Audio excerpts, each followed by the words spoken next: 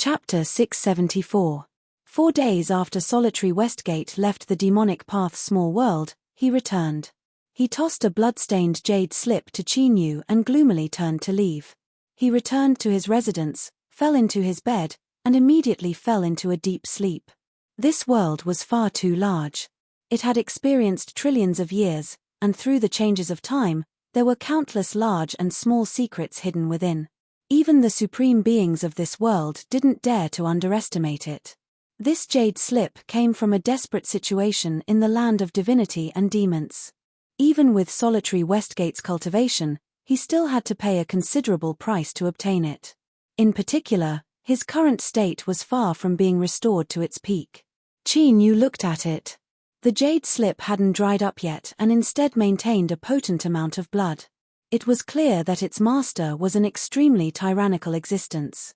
A touch of emotion appeared in his eyes, but Chinyu didn't say anything. Some things were best kept in mind. Suppressing these thoughts, he probed the jade slip with his divine sense. There wasn't the least bit of information within. Instead, an icy cold aura gushed out, like flowing ice water. It poured into his mind, making his thoughts clear and bright. This icy cold aura automatically condensed into tiny runes that could only be sensed by the soul. They were like stars in the night sky, decorating his soul space. Runes appeared one after another, increasing in number. There didn't seem to be any pattern to them, but within his soul space, the temperature began to gradually fall.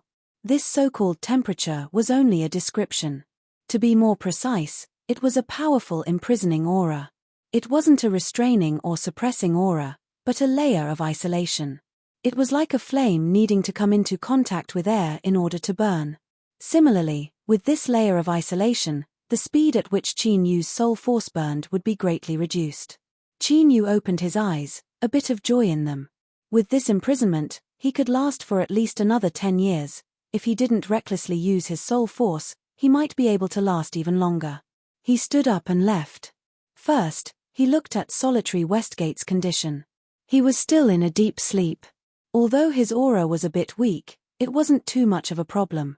After a good night's sleep and some rest, he should be able to recover. Chinyu looked up at the bright skies and revealed a thoughtful look. Before solitary Westgate woke up, he could make other preparations ahead of time. He stepped out and appeared in Yu Chi Palace. He smiled at her and said, "I'll bring you to see some acquaintances." Grabbing her, he moved and arrived within the sphere of influence of the Dark Knight demon region. His divine sense broke out from his body and swept out, instantly locking onto a familiar aura. However, Chinyu looked up towards the depths of the Dark Knight demon region. There was a deep darkness there that was as thick as ink and emitted an icy cold aura.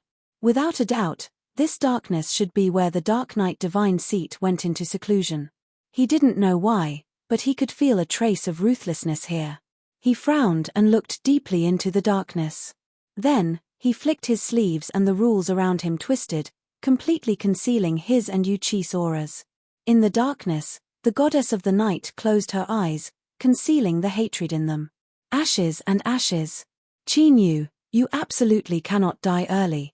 I will personally take revenge for everything you have done, the low growl echoed in the darkness. In a dim hall, Shan Wugu's eyes flashed open. As he saw 2 people emerge from the spatial fluctuations in front of him, his eyes lit up with excitement. Taking a deep breath, he stood up and bowed respectfully. "Greetings, sacred emperor and sacred consort." A gentle strength gushed out from the void and supported him. He smiled. "There's no need to be so careful. No one will discover that I came to see you." Shan Wugu's lips moved, but in the end he didn't say anything. He nodded a bit awkwardly. Even though they had once been best friends, with the passage of time, circumstances had changed. The massive disparity in status was something that no one could ignore. Chinyu could understand this. He sighed inwardly, his smile unchanged. "Potato, we cannot stay here for long. The reason I came to see you today is to bid our farewells." A moment later, Chinyu brought Yuchi away. Shan Wugu stood in the hall, a pitch-black jade archive in his hands. "Potato. Potato. Chinyu, thank you. You will forever be my brother. No matter where you go, I hope everything goes smoothly for you. Qin Yu met Yu Chi's gaze and rubbed his temples. I will definitely explain everything to you. Can you wait a moment? Yu Chi nodded. But her faintly furrowed eyebrows revealed the worry in her heart. With a wave of his hand, Qin Yu tore open space and brought Yu Chi in. Their destination this time was the land of exiles on the other end of the endless sea region. Within Immortal Eclipse Valley, Ji Ling Er's eyes widened. Big brother Qin Yu.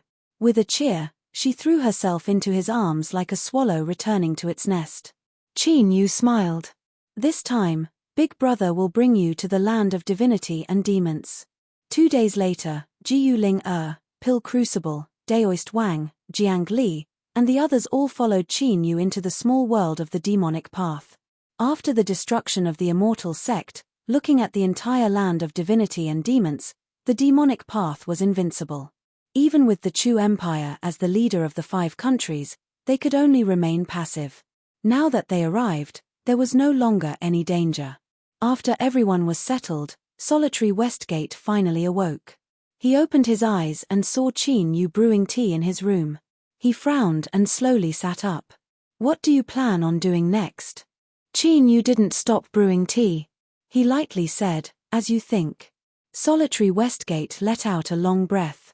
As I thought, you wanted to take this step. He hesitated for a moment before finally sighing. Qin Yu didn't hesitate. When he used the ember ash flying technique, he had already guessed what would happen. Now, he only received confirmation. Qin Yu picked up the pot and poured some water. He gestured with his hand. Westgate has helped me many times. I don't know if I will be able to return, so I will use this cup of tea to express my gratitude. Solitary Westgate sat down and sneered. You want to send me away with a cup of tea? Qin Yu, don't forget your promise. My wife and children are waiting for you to help revive them. Qin Yu's expression was calm. I naturally don't want to die, so I invited you to drink tea to express my gratitude. I also hope to obtain your help once more. Solitary Westgate had no expression. Are you sure that I can help you in this matter? Qin Yu shook his head. I can't be sure, but I have some confidence. The reason? You seem to have known a long time ago that this world isn't the only one. Solitary Westgate was silent for a moment.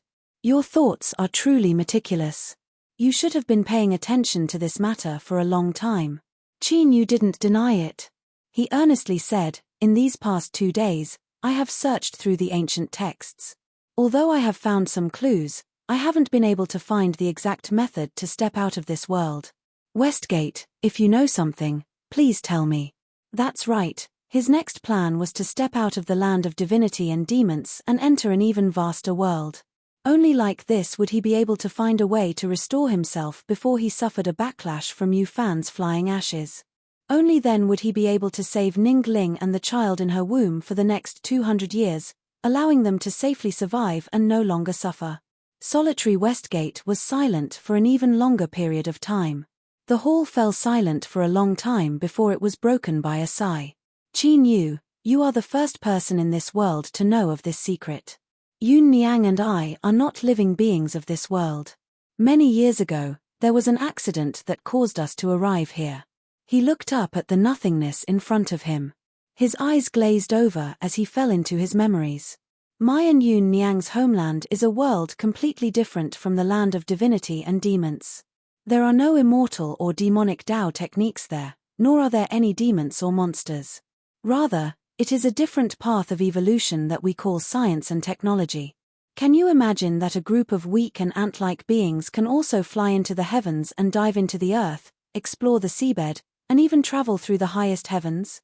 When the road of science and technology came to an end, all sorts of terrifying weapons of mass destruction appeared one after another. They were incomparably powerful and could similarly destroy the heavens and earth. When I first arrived in the land of divinity and demons, Yun Niang and I were scared witless. Luckily, the luck of those who crossed over here was very good. We inadvertently found the inheritances of a powerful ancient civilization and became the so-called God-Eater clan. We also had a heaven-defying cultivation talent. I originally thought that this would be similar to those in novels or television dramas, a magnificent counterattack of the lowly. But while I guessed the beginning, I didn't guess the ending. When I was at my most proud, Yun Niang and a Ning were murdered and left me. Solitary Westgate shook his head and laughed at himself. I've gone off topic. I don't think you have much interest in these things, so let's get to the main topic. In the past, when Yun Niang and I entered the land of divinity and demons, we were in a terrifying mystic realm. There was a black hole there that connected to the outside world. But there is something I must warn you about. Afterwards, in order to save Yun Niang and a Ning, it wasn't that I didn't have the same thoughts as you. So, I stepped into that black hole once more. But my luck wasn't very good. Not long after I entered, I encountered a terrifying monster beast. If it weren't for a sudden eruption of a swallowing strength that pulled it into the turbulent flows of space, I would have already been buried there. Qin Yu frowned. He said in a low voice, "This black hole isn't just connected to your original hometown?" Solitary Westgate nodded. That's right. The black hole that entered the land of divinity and demons is only one of the exits. Afterwards, I carefully tried several more times and finally determined that this black hole can connect to multiple worlds. The reason I was able to safely enter the land of divinity and demons in the past could only be considered good luck. Qin Yu, believe me, most of the worlds that black holes connect to are incomparably terrifying. In fact, when I was in the black hole, through the distorted and collapsing space, I was able to see countless lands of extinction. Some were filled with monstrous flames, some were filled with horrifying monster beasts, and some were even in a state of collapse. If you aren't careful and are sucked in, the result will be death. Qin Yu's complexion was cloudy and uncertain.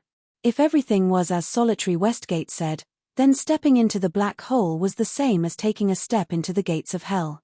But besides this black hole, he couldn't find any other way to leave the land of divinity and demons and step into the outside world. Was this a dead knot? Solitary Westgate earnestly said, "Qin Yu, I hope that you can consider this carefully. If there is any other way, it is best not to step into this black hole." Qin Yu was startled. These words of exhortation had exposed his current situation. Besides this black hole, he couldn't find any other way to leave the land of divinity and demons. In other words, even if there really was another way, how long would he need to spend to find it? 10 years, 20 years, or even longer. After using the ember ashes flying technique, how many decades would he have? He took a deep breath. The anxiety, hesitation, and restlessness in his eyes completely scattered. When he opened them again, there was only silence. Calmness meant steadiness, without any waves. Stillness meant calmness, clarity of mind. Since there was no way back, he could only step forwards. Whether it was fear or awe, it wouldn't help him at all. It would only make him die faster. Solitary Westgate sighed.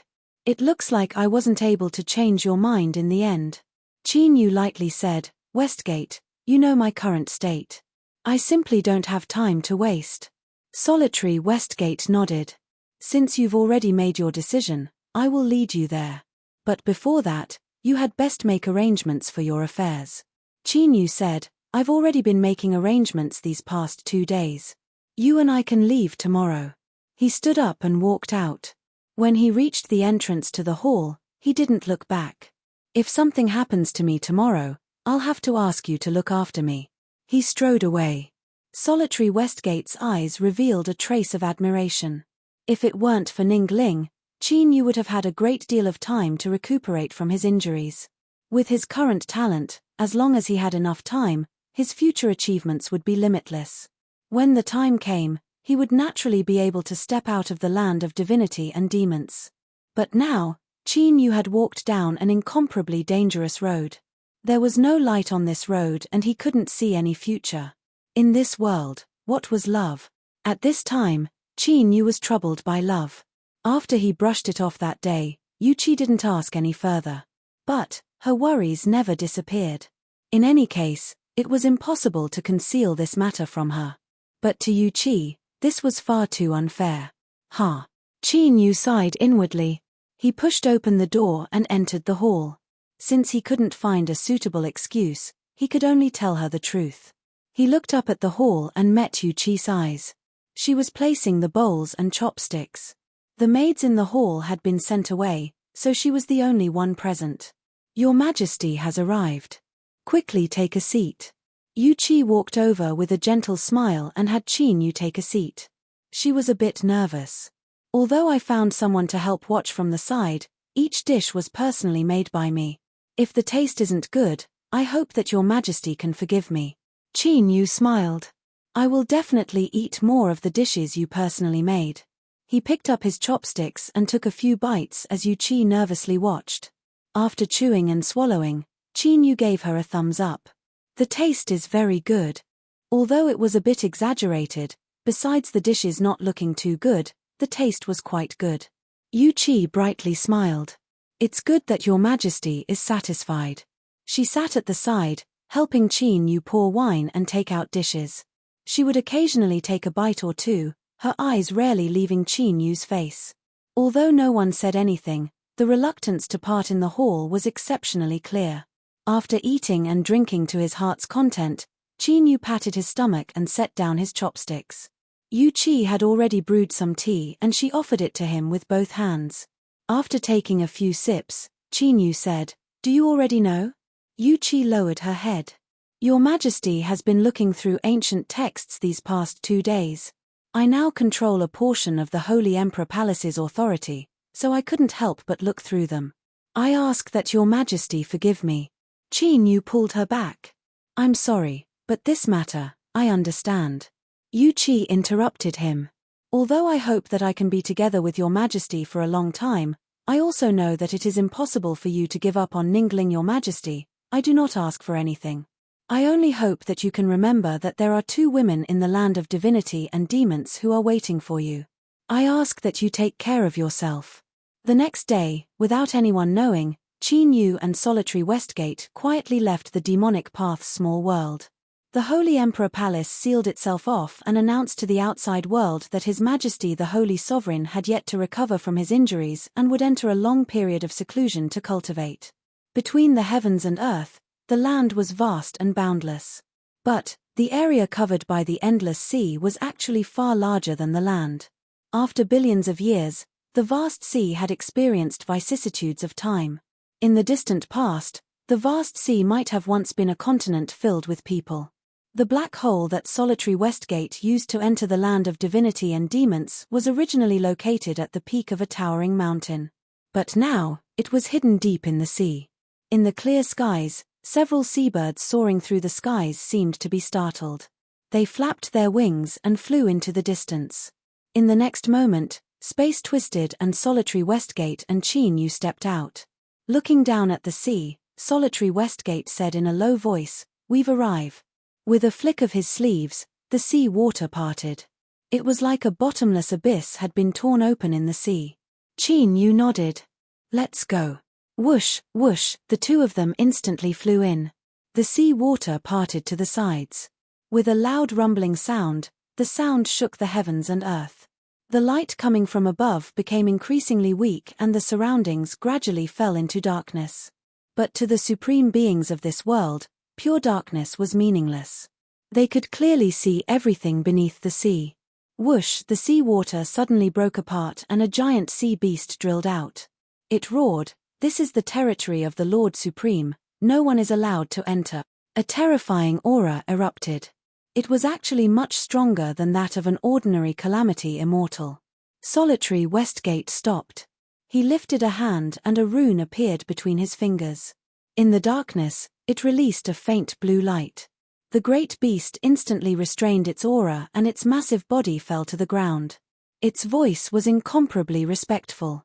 "Humble guard greets the Lord Supreme." Solitary Westgate lightly said, "I never thought that after so many years, you would still be guarding this place." The great beast said, "I will follow the Lord's will for the rest of my life. I will not dare to slack off in the slightest." Solitary Westgate nodded. "Very good. Lead the way and bring us to the place you are guarding." The great beast roared. It swung its tail and tore through the sea water, howling as it dove to the seabed. Solitary Westgate met Qin Yu's eyes and said, "This great beast is called Leviathan. I inadvertently saved it in the black hole. In order to repay me, it has guarded this place on its own initiative. After so many years, I never imagined that it would still be here. Qin Yu's eyes flashed. He suddenly said, Leviathan, you managed to come out of the black hole alive. Just what dangers are inside? The great beast turned its head, its giant eyes staring at Qin Yu. You want to enter the black hole? Qin Yu nodded. The great beast sneered. In the past, even the Lord Supreme only narrowly escaped with his life. If you enter, you will undoubtedly die. Solitary Westgate shouted out, How insolent! Do not be rude to His Majesty the Demon Sovereign. The Demon Sovereign is an existence on the same level as me. His absolute strength is even above mine. Leviathan hurriedly lowered its head in apology. But, it still said, I am speaking the truth. If the Demon Sovereign is your friend, you should have stopped him. Qin Yu said, Leviathan, how about we make a bet? If I don't die after entering the black hole, then you will be the mount of my future child. How about it? Leviathan was stunned. Qin Yu laughed. If you don't speak, then I will take it as you tacitly agree. Westgate, be our witness. Leviathan. Chapter 675. The pitch-black deep sea was no longer calm. The tumbling icy cold seawater was like a trapped beast, crazily pounding against the walls of water that were separated on both sides, emitting deafening rumbling sounds. Solitary Westgate said, Starting from here, you and I are considered to have stepped into the range of the mystic realm's power. It is best to be a bit more cautious. Even with his cultivation level, he had to point this out. From this, one could imagine how much dread he felt in his heart. Qin Yu nodded, not saying anything. Leviathan couldn't help but turn his head, a strange light flashing in his eyes. Although Solitary Westgate had said that Qin Yu was an existence on the same level as him, he couldn't feel any oppressive aura coming from Qin Yu's body. Humph humph, just how much weight His Majesty the Demon Sovereign has, we'll find out in a bit. If you're just a silver spear, then go back to where you came from. Don't throw yourself into the black hole and die. Bang! With a loud explosion, the walls of water shattered. The icy cold seawater surged forwards, condensing into a fierce serpent.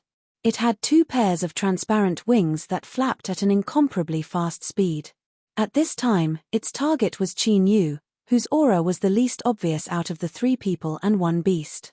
It opened its mouth and between its fangs, one could smell a foul stench. Leviathan's 2 giant eyes locked onto Qin Yu. This serpent was formed from the power of the mystic realm and was extremely tyrannical. Even if it wanted to deal with it, it would have to expend a great deal of effort. Qin Yu moved. He lifted a hand and pointed out a finger. Then, he drew back his hand, and then, there was no then. Leviathan's eyes nearly popped out of their sockets. It stared blankly at that aggressive serpent.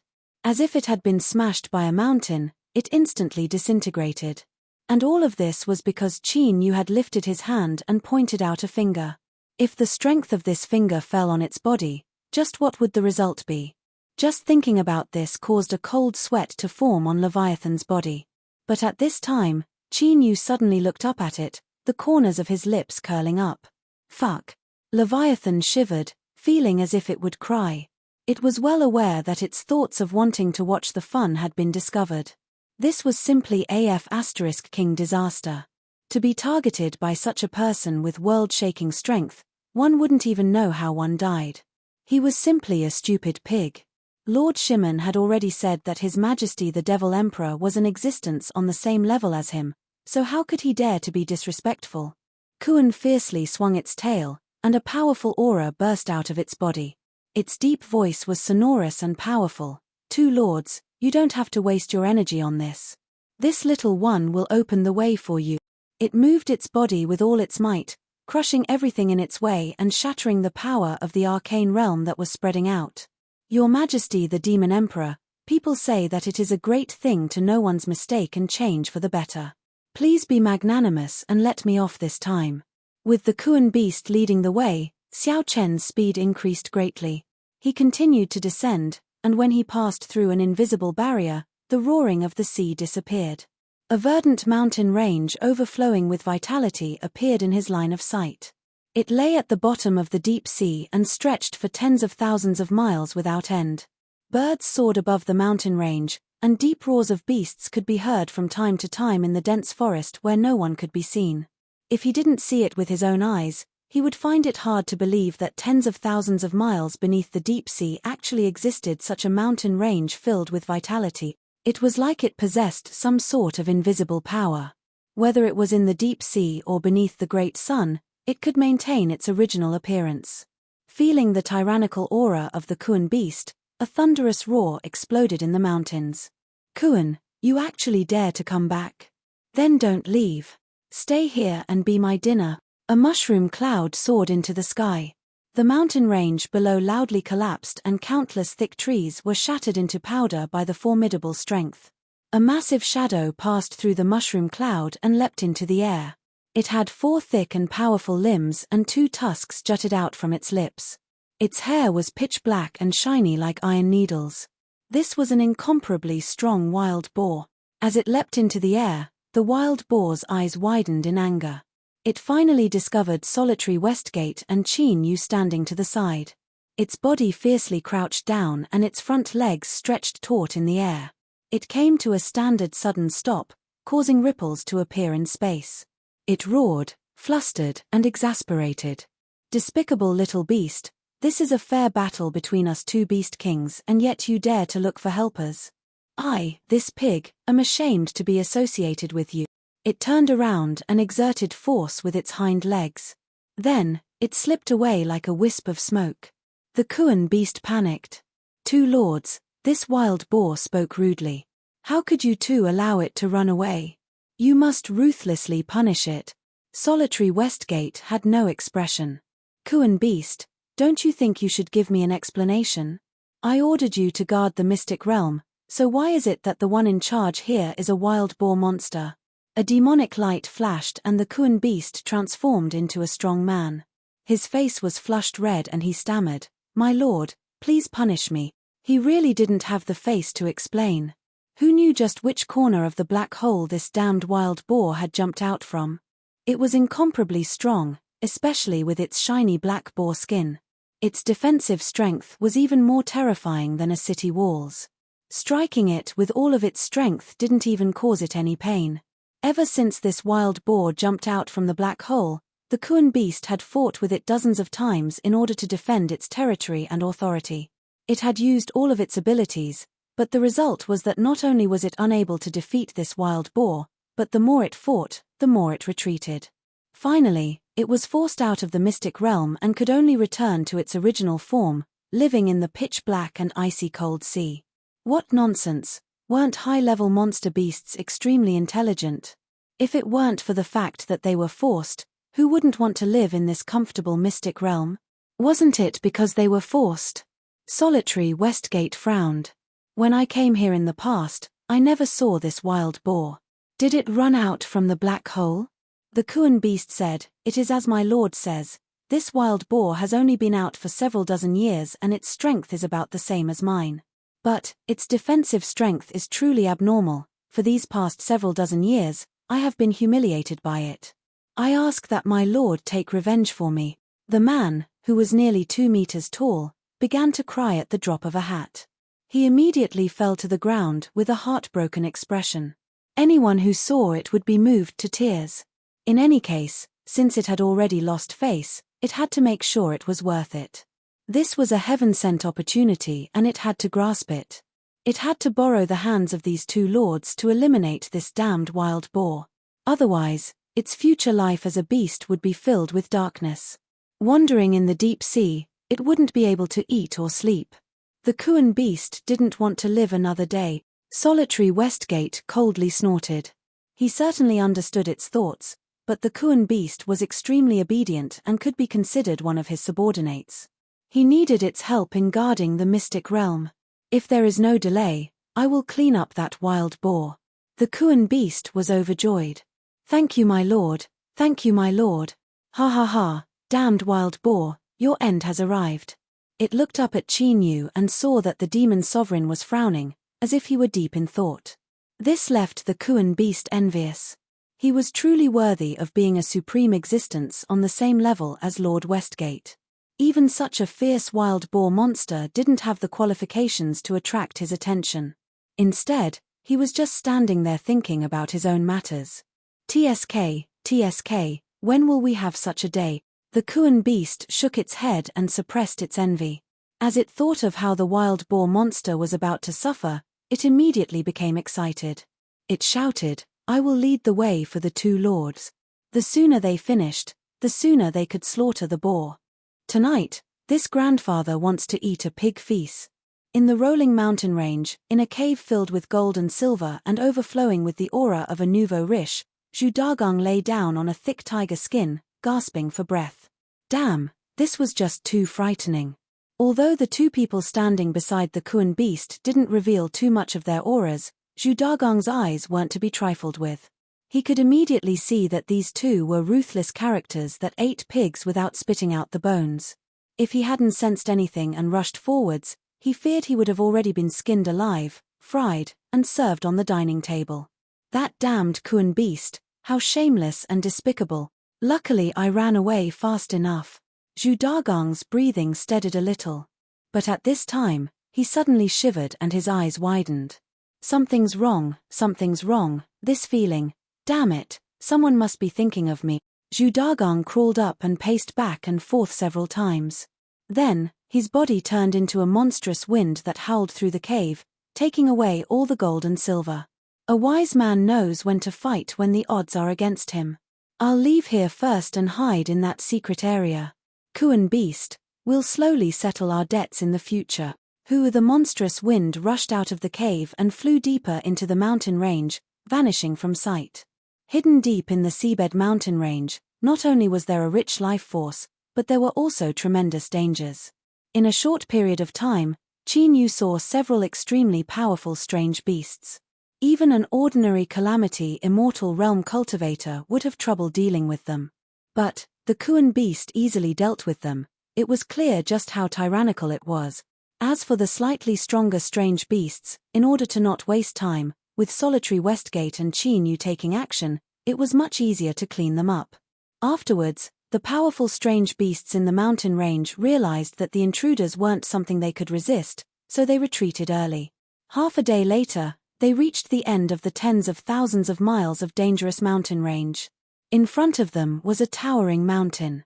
It was thick at the base and sharp at the top. It was shaped like an upside-down cone. Even though there were countless plants growing on it, the surface was smooth and flat, without any creases. With just a glance, one could determine that this mountain range wasn't formed naturally, but was refined by someone. Solitary Westgate said, "I also suspect that this mountain range itself is a refined treasure. Unfortunately, I haven't been able to find a way to subdue it. The spatial black hole is at the summit. Let's not waste any more time. Let's go up." Climbing a mountain wasn't a simple matter, but that was only relatively speaking. Solitary Westgate stepped forwards and his body was like a balloon as he floated up the mountain. As for Qin Yu, he kept his feet firmly planted on the ground. He climbed up step by step. Although his pace didn't seem fast, he steadily followed behind. The Kuan beast had a look of envy in its eyes. It couldn't accomplish such a difficult movement, so it obediently reverted to its original form. Relying on its great strength, it rumbled all the way up, filled with momentum. The mountain peak was shaped like an upside-down cone. The higher it went, the thicker the air became. It was like an invisible glue tightly wrapping around its body.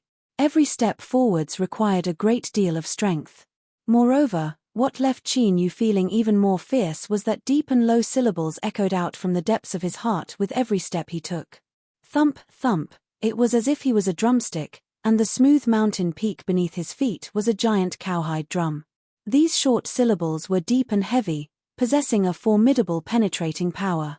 They were like great waves that constantly impacted the mind. The Kuan beast's eyes widened and it gasped for breath. Fatigue was one thing, but the more important reason was that it was resisting the rumbling in its heart.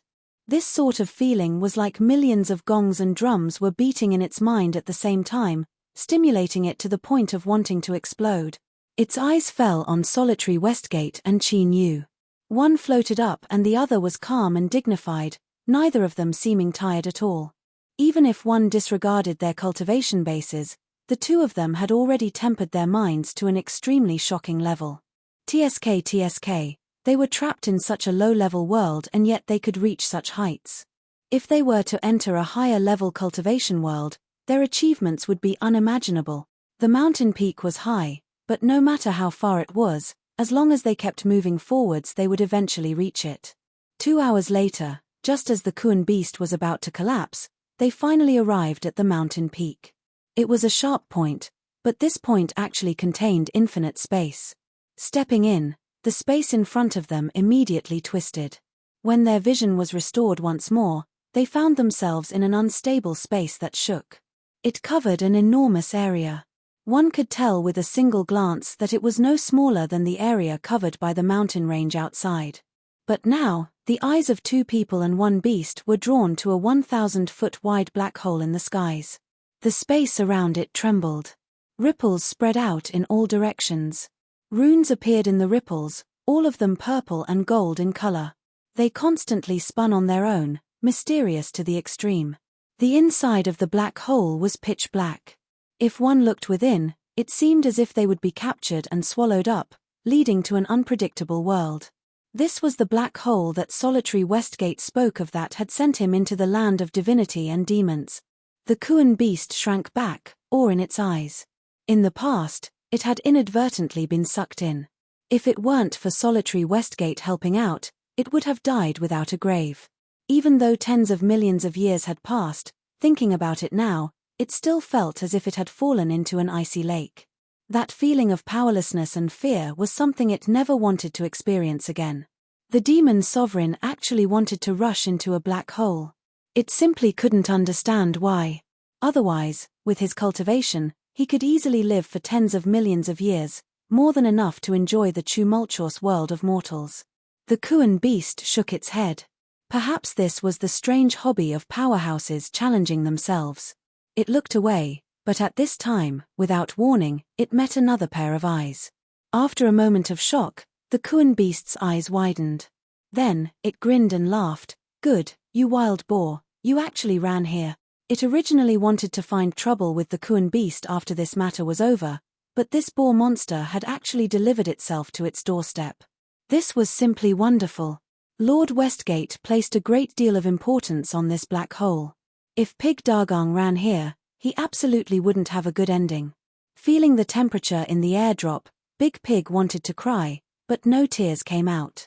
In all honesty, he had run all the way here to hide from these 2 fiendish stars. How could he have imagined that he would run into them here? Chapter 676.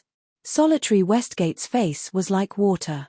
"Evil creature, I originally wanted to leave you alive and guard the mystic realm with the Leviathan beast, but I never thought you would dare to run here and act so insolently.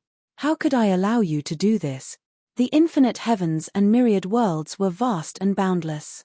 This black hole was his only chance to return to his homeland. Solitary Westgate had promised his wife and son that once they revived, he would find a way to bring them back. With this promise, he placed even more importance on the space black hole. For this wild boar to run here to seek shelter, that could be considered touching on solitary Westgate's reverse scale. Bang! There was a loud bang in the void, and a majestic force suddenly erupted, sending the wild boar demon flying and crashing heavily onto the ground. The earth rumbled and a terrifying crater appeared. The wild boar monster cried out miserably, "My lord, please spare me. Please spare me." His eyes were filled with pleading and fear, causing people to subconsciously feel pity for him. The Kuan beast grinned. Although it hated this wild boar to the bone, they were both beast kings. Seeing it fall to such a state, it couldn't help but feel complicated emotions. Qin Yu faintly smiled. He looked at the wild boar monster that was howling with all its might. This fellow's skin was truly thick and coarse. Solitary Westgate hadn't held back at all just now, and even a supreme-level strike hadn't been able to cause any substantial damage to it. This guy was quite good at acting. If Qin Yu could see through it, then there was no reason for Solitary Westgate to be fooled.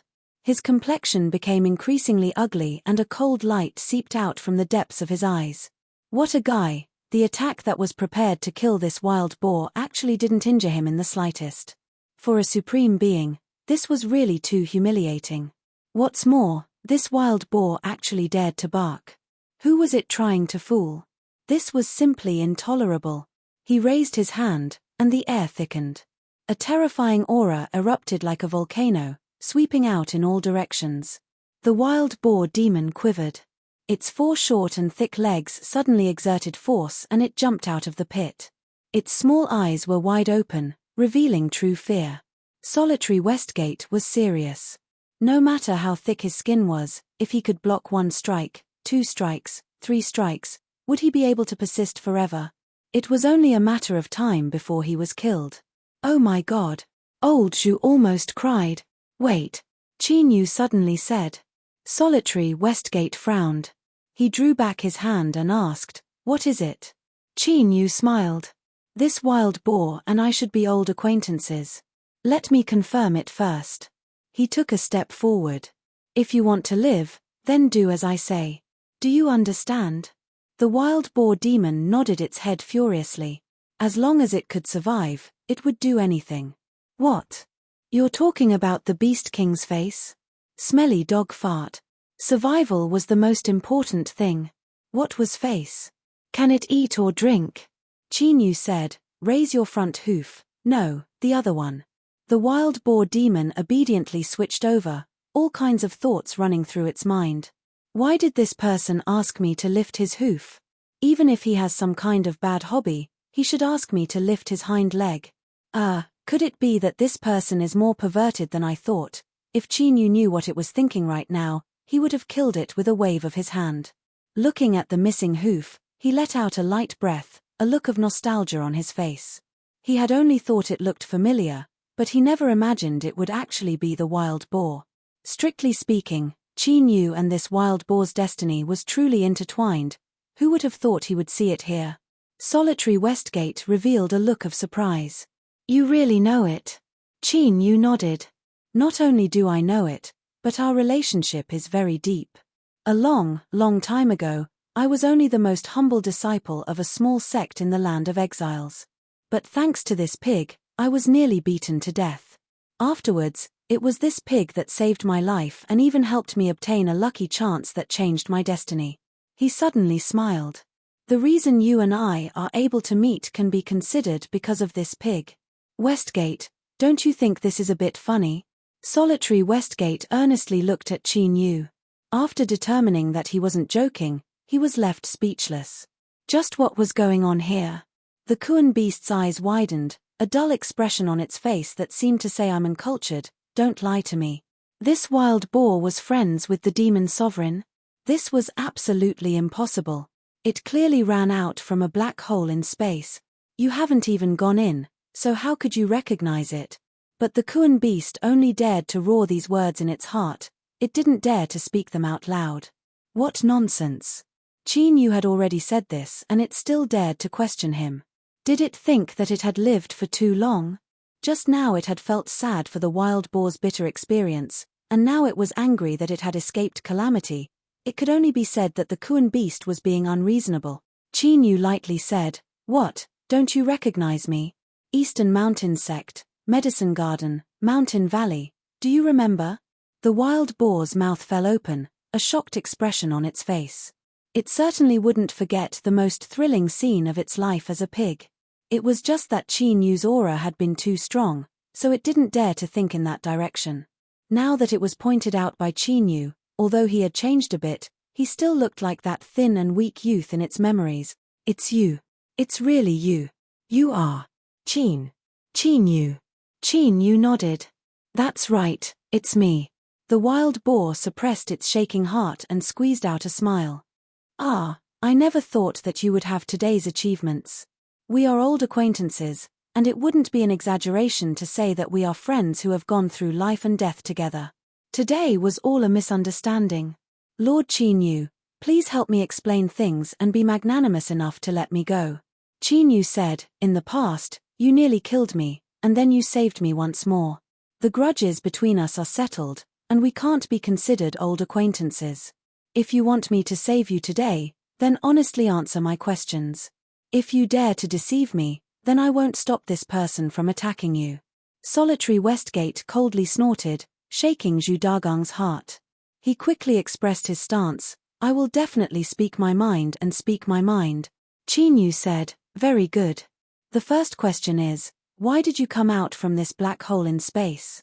Zhu Dagong scowled. I don't know. I really don't know. That night in the past, after I killed someone and ran away, I don't know how I was swept away by a shattered space. When I woke up again, I had arrived in another world. That was a world where pigs ruled and wild boars were revered. I was recognized by that group of wild boar elders as a descendant of the Pig King's bloodline, and in my confusion, I became the heir to the throne. As he spoke, a nostalgic look appeared on his face. Those days of the past were truly memorable. All sorts of beautiful pigs were at his beck and call, and he had food and clothes at his fingertips.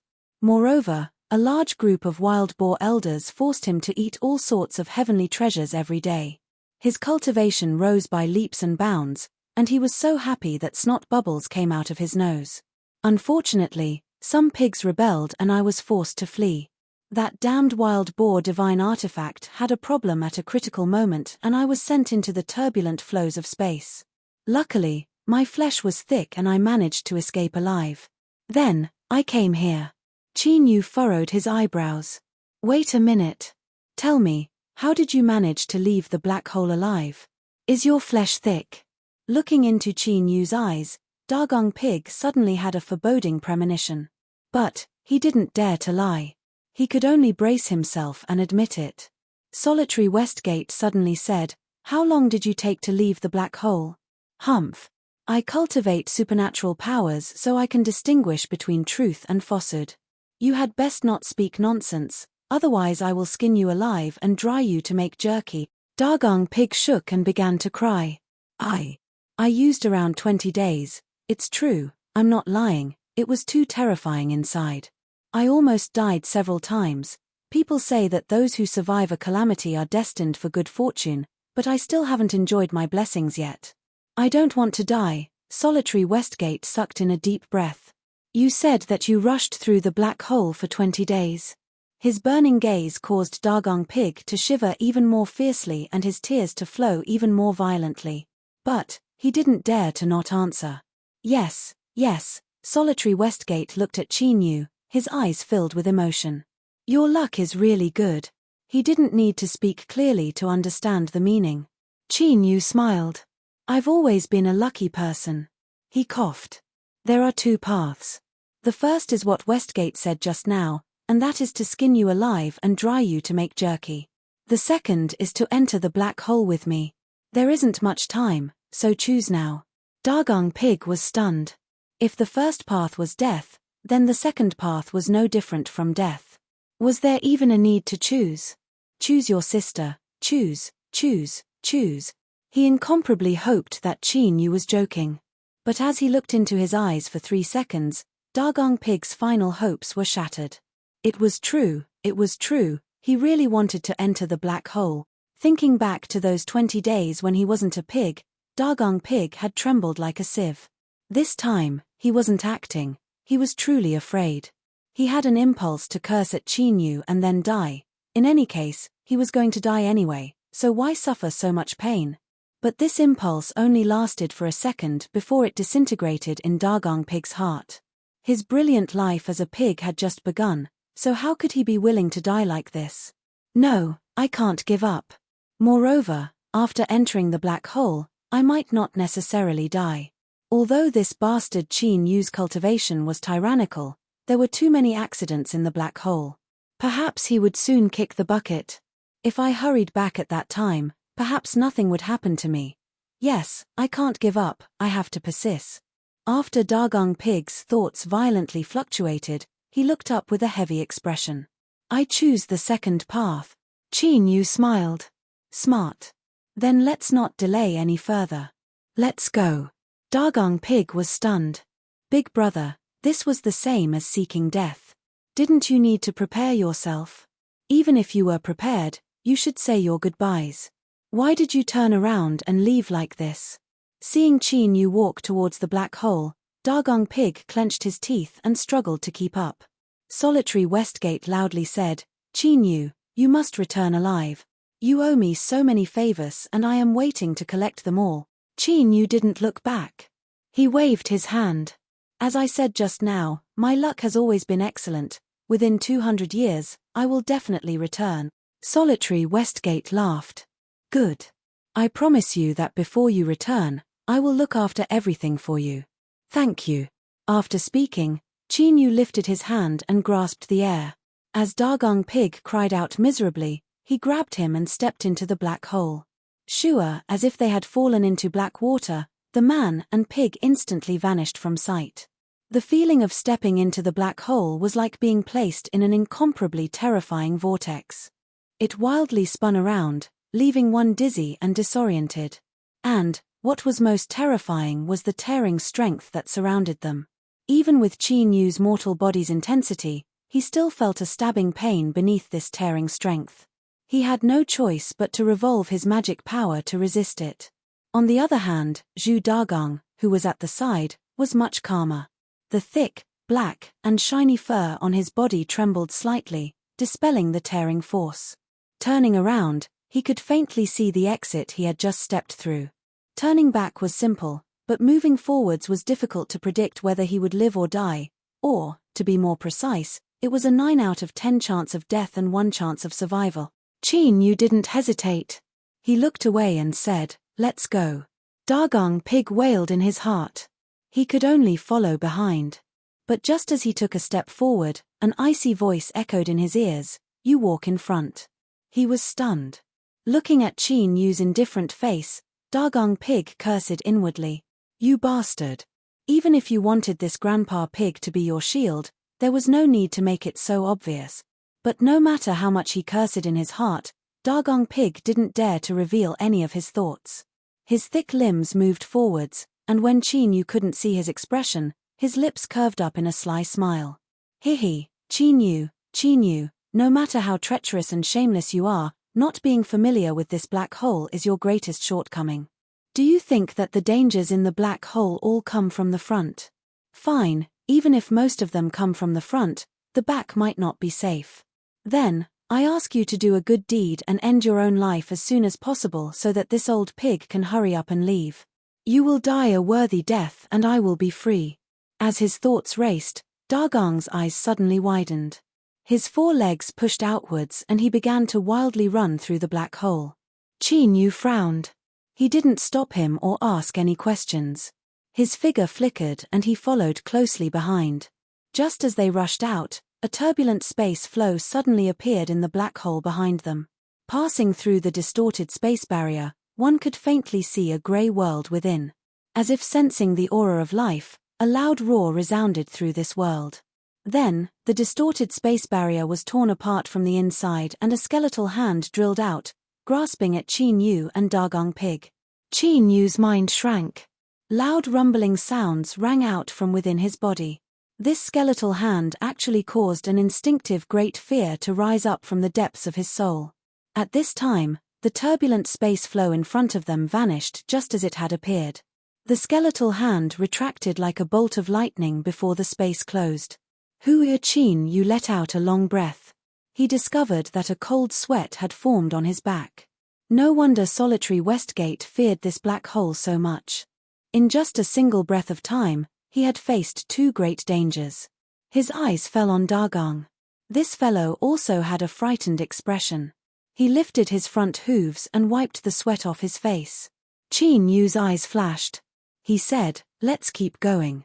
He didn't have a clear destination, but he had to at least choose a high-level cultivation world that was suitable for survival.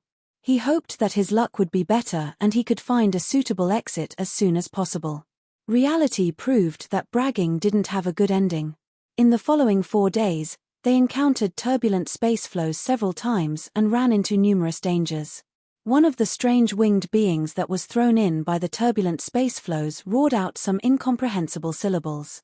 It took Qin Yu a great deal of effort to kill this person. What was hateful was that after this winged being died, its body directly exploded, causing a massive turbulent space flow. Luckily, Qin Yu had run away quickly, otherwise he would have been dragged to the grave with it. Dagong led the way in front. He groaned inwardly.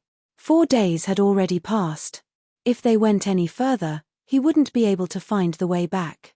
But this bastard Qi knew, not only was he cautious but he was also strong. He had managed to escape several dangerous situations and still hadn't been injured. If things continued like this, he wouldn't be able to return even if he wanted to. He could only follow this bastard all the way to the dark. As he was feeling vexed, Dagang's eyes widened, revealing a hint of struggle. But soon, this struggle turned into determination. He had to go all out. Taking a risk was better than waiting here to die. He had to do it. Dagang roared out loud. His limbs gathered strength and he rushed forwards like a bolt of lightning. This wasn't the first time he had done this. And sure enough, Qi Yu's feet moved, following behind him like a shadow. Roar! Dagang suddenly roared. He raised his two hind hooves and used all of his strength to ruthlessly kick backwards.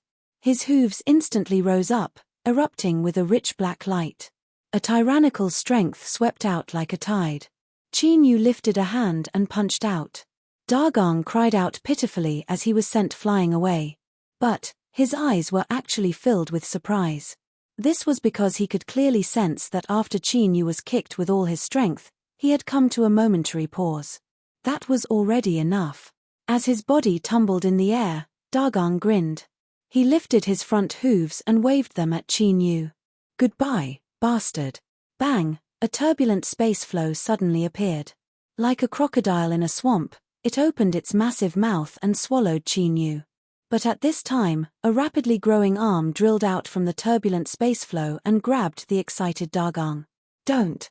With a miserable cry, Dagang was pulled in. In the next moment, the turbulent space flow vanished into a black hole.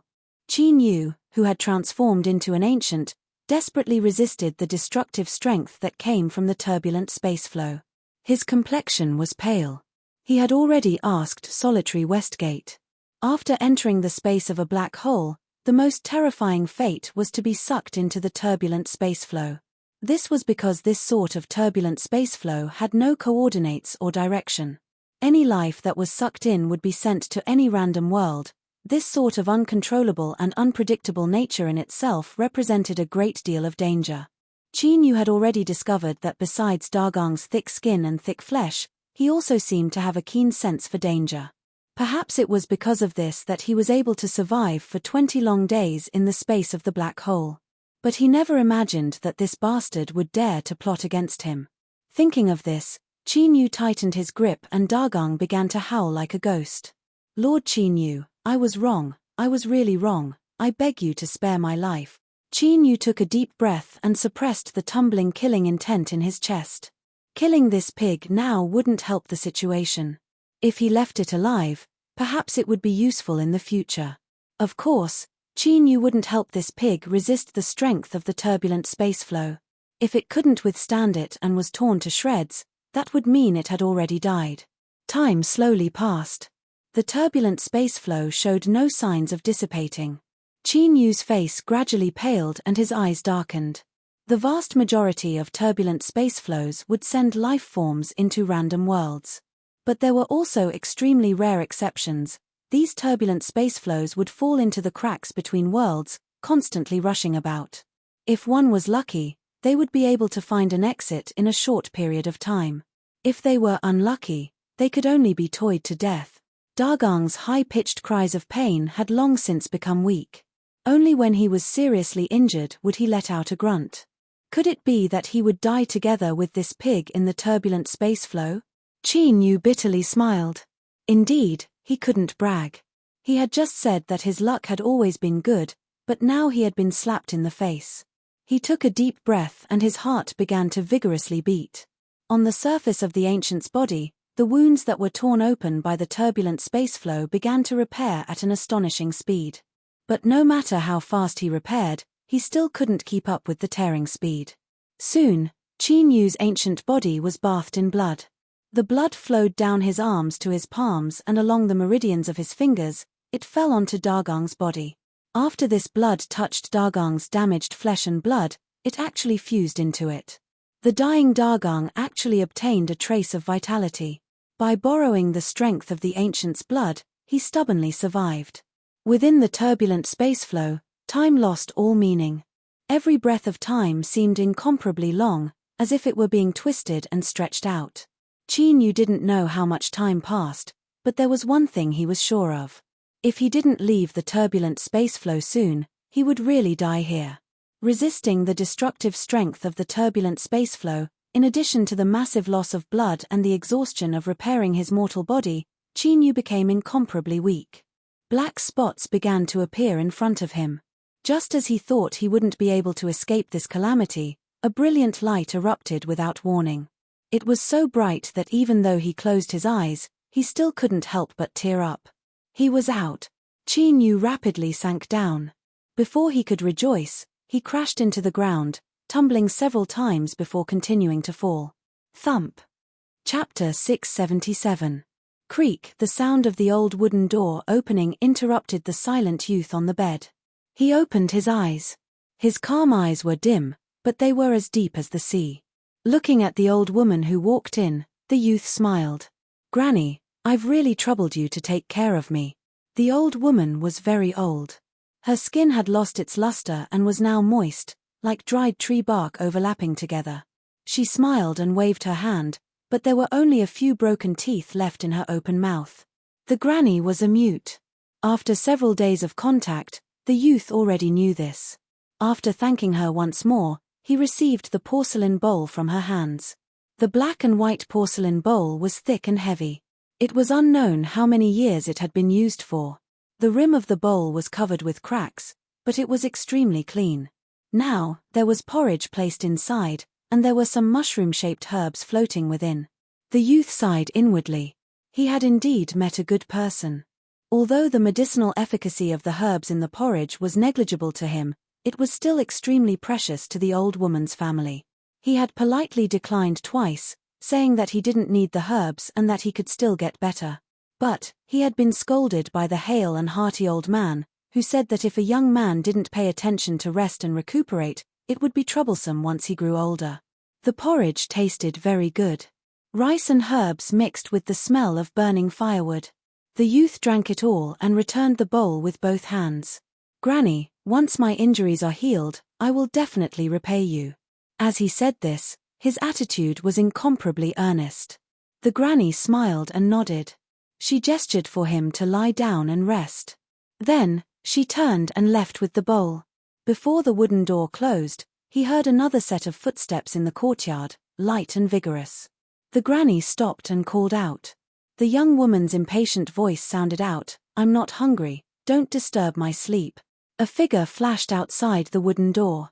Although it was fast, it was enough for Qin Yu to see the owner of the voice for the first time. She wore a close-fitting leather coat and hat. Although it was thick and heavy, it couldn't hide the young woman's beauty. It was just that the exposed skin was dark and rough, causing her charm to dim by a great deal. At the door, the granny sighed. She closed the door and left, but her footsteps were clearly slower. It was clear that her mood was heavy. On the bed, the young man frowned. As far as he was concerned, being able to have a pair of kind and loving grandparents was already an extremely great fortune, and this young woman really didn't care about her fortune. Shaking his head, the young man closed his eyes and began to organize the information he had obtained from the elderly couple over the past few days. Without a doubt, he was very lucky. Even though he was almost killed by the spatial turbulence, the world he entered was very suitable for cultivation. The extremely rich heaven and earth origin energy in the air was no worse than that of a demonic path small world. This was the best proof of this. It had to be known that the demonic path small world was the foundation of the entire demonic path. After countless generations of cultivators, it had reached its current level. And where was Qin Yu right now? In a remote mountain village, in the home of an old shepherd and his wife, there was no comparison between the two. Without a doubt, the cultivation standard of this world far surpassed that of the land of divinity and demons. But as to what level it was still unknown. That's right, the youth lying on the bed recovering from his injuries was the Qin Yu who had stepped into the spatial black hole and fallen into Zhu Dagong's trap. After a long time, he opened his eyes and muttered, "I can't absorb any of the rich heaven and earth origin energy here. Once I recover my ability to move in several days, I will have to find a way to expel the remnant space annihilation strength from my body as soon as possible." When Qin Yu left the turbulent space flows, he had nearly lost the ability to resist. A massive amount of space strength had corroded into his body and his cultivation had shattered. His ancient body had been severely damaged. If it weren't for his vitality being formidable enough, he feared his mortal body would have died long ago. With such serious bodily injuries, without the help of external strength, he would need an extremely long time to recover by relying on his own regenerative abilities. Qin Yu simply couldn't wait. Letting out a deep breath, Qin Yu suppressed the anxiety in his heart. In the current situation, he could only take things one step at a time. He closed his eyes and began to attempt to awaken the shattered cultivation in his body. Even if he could only control a small portion of it, he would still be able to gradually restore himself. Unfortunately, the space annihilation strength was extremely firm. The remnant power within Qin Yu's body was like an iron cage that locked down his cultivation. Even after trying for a long time, he still couldn't obtain anything. In his weak state, Qin Yu soon felt tired and fell into a deep sleep once more. 3 days later, Qin Yu was finally able to get off his bed and walk around. Although the demon body's strength was slowly recovering, as long as he recovered even a tiny bit, it would be enough for him to maintain his mobility. This gave Qin Yu some confidence. As long as he could leave this room, he would be able to find a way to restore his injuries. The granny grinned at Qin Yu. She was amazed by this young man's regenerative abilities. After falling from such a high place, he was actually able to get out of bed in just a few days. His physique was amazing. The silver-haired old man humphed. In the past, I also fell down once. I was able to walk in 4 days and recover in 20 days. The elders in the village said that I had a talent for cultivation, but my luck wasn't good and I wasn't chosen by the immortals. Looking at Qin Yu's pale complexion, the old man frowned. Young people shouldn't try to be brave. Your injuries haven't healed yet, so it's best if you lie down. Qin Yu smiled and shook his head. I've been lying down for several days and my entire body is numb. It feels good to sit down and bask in the sun for a while. The old man nodded and continued to work on his carpentry. He was too old and couldn't continue to graze. If he picked up the skills he learned in his youth, he would be able to support the family. The granny brought out a cushion for Qin Yu and began to prepare fodder for the young black-horned sheep in the pen. This was a type of sheep that was snow white with 2 black horns on its head. Its meat was incomparably delicious and it was very popular with the guests outside the mountains. It was the family's most valuable asset and also their main source of income. Qin Yu smiled as he chatted with the old man. He listened to him brag about his experiences in his youth and also asked about the surrounding areas. Unfortunately, the furthest the old man had been to was Descendant City, which was 300 miles away, so he couldn't give Qin Yu any useful information. With Qin Yu's wisdom and experience, it was easy for him to make others feel as if they were bathing in a spring breeze. The more the old man spoke, the more excited he became. The granny coughed several times to tell him to restrain his bragging, but Qin Yu selectively ignored her. Suddenly, there was a shout from outside the courtyard.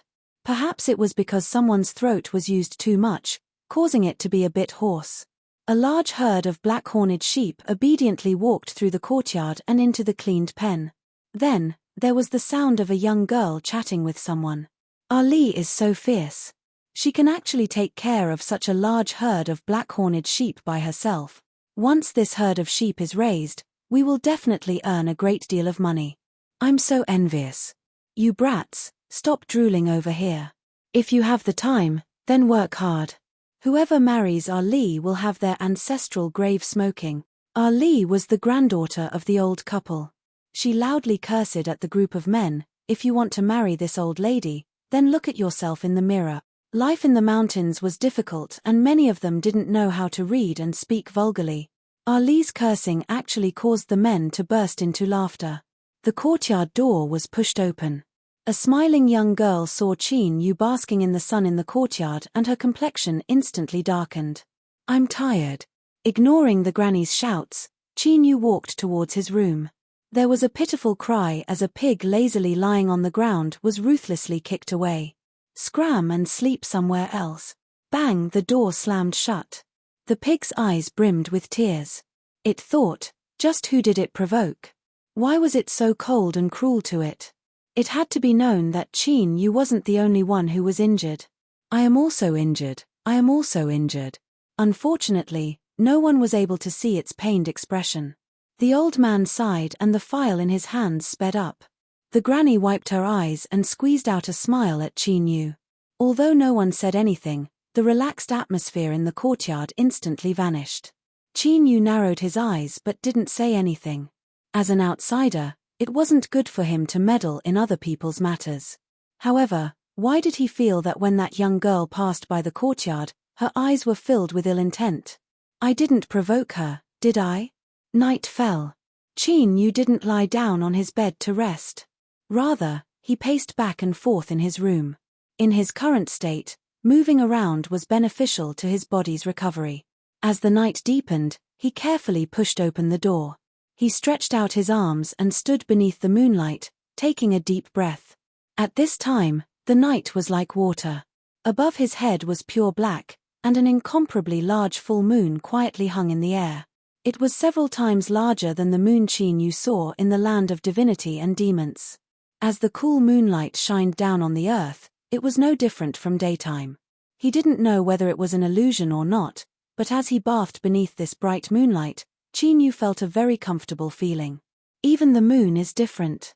It seems I was brought to a world extremely far away from the land of divinity and demons by the turbulent space flows, Qin Yu muttered to himself, a look of longing on his face. He didn't know if Yu Qi could suppress those powerhouses of the demonic path. As he was thinking, he suddenly paused. He carefully listened, and sure enough, he heard a faint sobbing sound. This sound seemed to be coming from Ali's room. Listening to the young girl's sobbing, Qin Yu couldn't help but feel a bit irritated. He waited for a moment and saw that she had no intention of stopping, so he moved closer. Qin Yu was very careful not to leave his shadow on the window. He didn't want to be called a pervert for no apparent reason. I'm just curious. This little girl doesn't know what's good for her. Why is she crying so sadly? Yes, that's it. Father, Mother, your daughter misses you so much. I swore to your memorial tablets that I would definitely leave the mountains and become a cultivator to take revenge for you. But I'm afraid I can't do that. I know that grandfather and grandmother are good people, that's why they used the medicinal herbs I saved up to save people. But those medicinal herbs are for my own tuition fees. I'm 18 years old this year. After that age, even if I take out double the money, I still won't be able to take a master. Father, Mother, your daughter has let you down, but I won't give up. I will definitely think of another way to take an immortal as my master. Outside the window, Qin Yu's complexion stiffened. He never imagined that the crux of the young girl's behavior during this time was actually because of him. This was a bit embarrassing. As he was lost in thought, he suddenly heard a sound behind him. Qin Yu turned and looked at the old man in the moonlight, feeling a bit guilty. With a gesture, the old man turned and left. Qin Yu followed, arriving at the black-horned sheep pen that was built outside the courtyard. The old man was silent.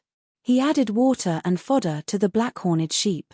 Qin Yu watched for a moment and then began to help him. There's no need to help. Your body hasn't recovered yet, so just watch. Qin Yu said, it's fine. The old man glanced at him. You don't need to feel guilty. I used the medicinal herbs that Ali prepared to save you because I had a selfish motive. The outside world isn't as good as it seems, and becoming a cultivator isn't necessarily any happier than staying in the mountains. These words were filled with wisdom. Qin Yu paused and said, what you said isn't wrong. But I heard Ali say that her parents. The old man's eyes darkened.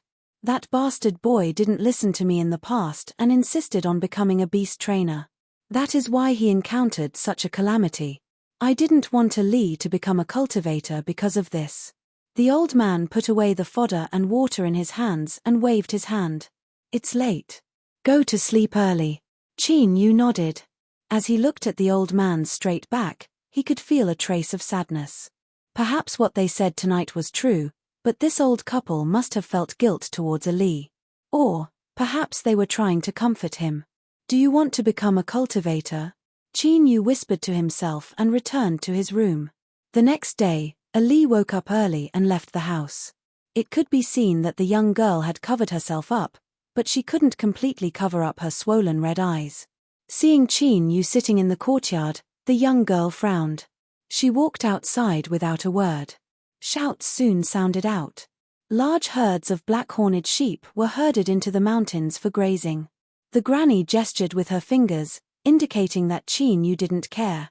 He smiled and shook his head. The old man woke up a bit later than usual.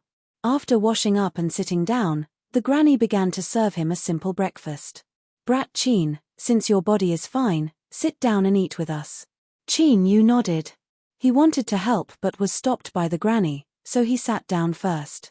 He looked at the porridge the granny brought over and said, "My injuries are almost healed.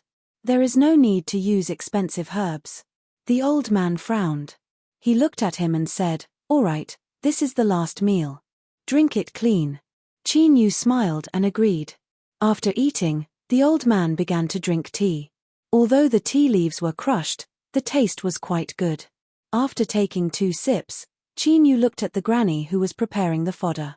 He said, "I've mostly recovered, so I want to find something to do. If the old man isn't worried, can I help Ali distribute some of the pills?"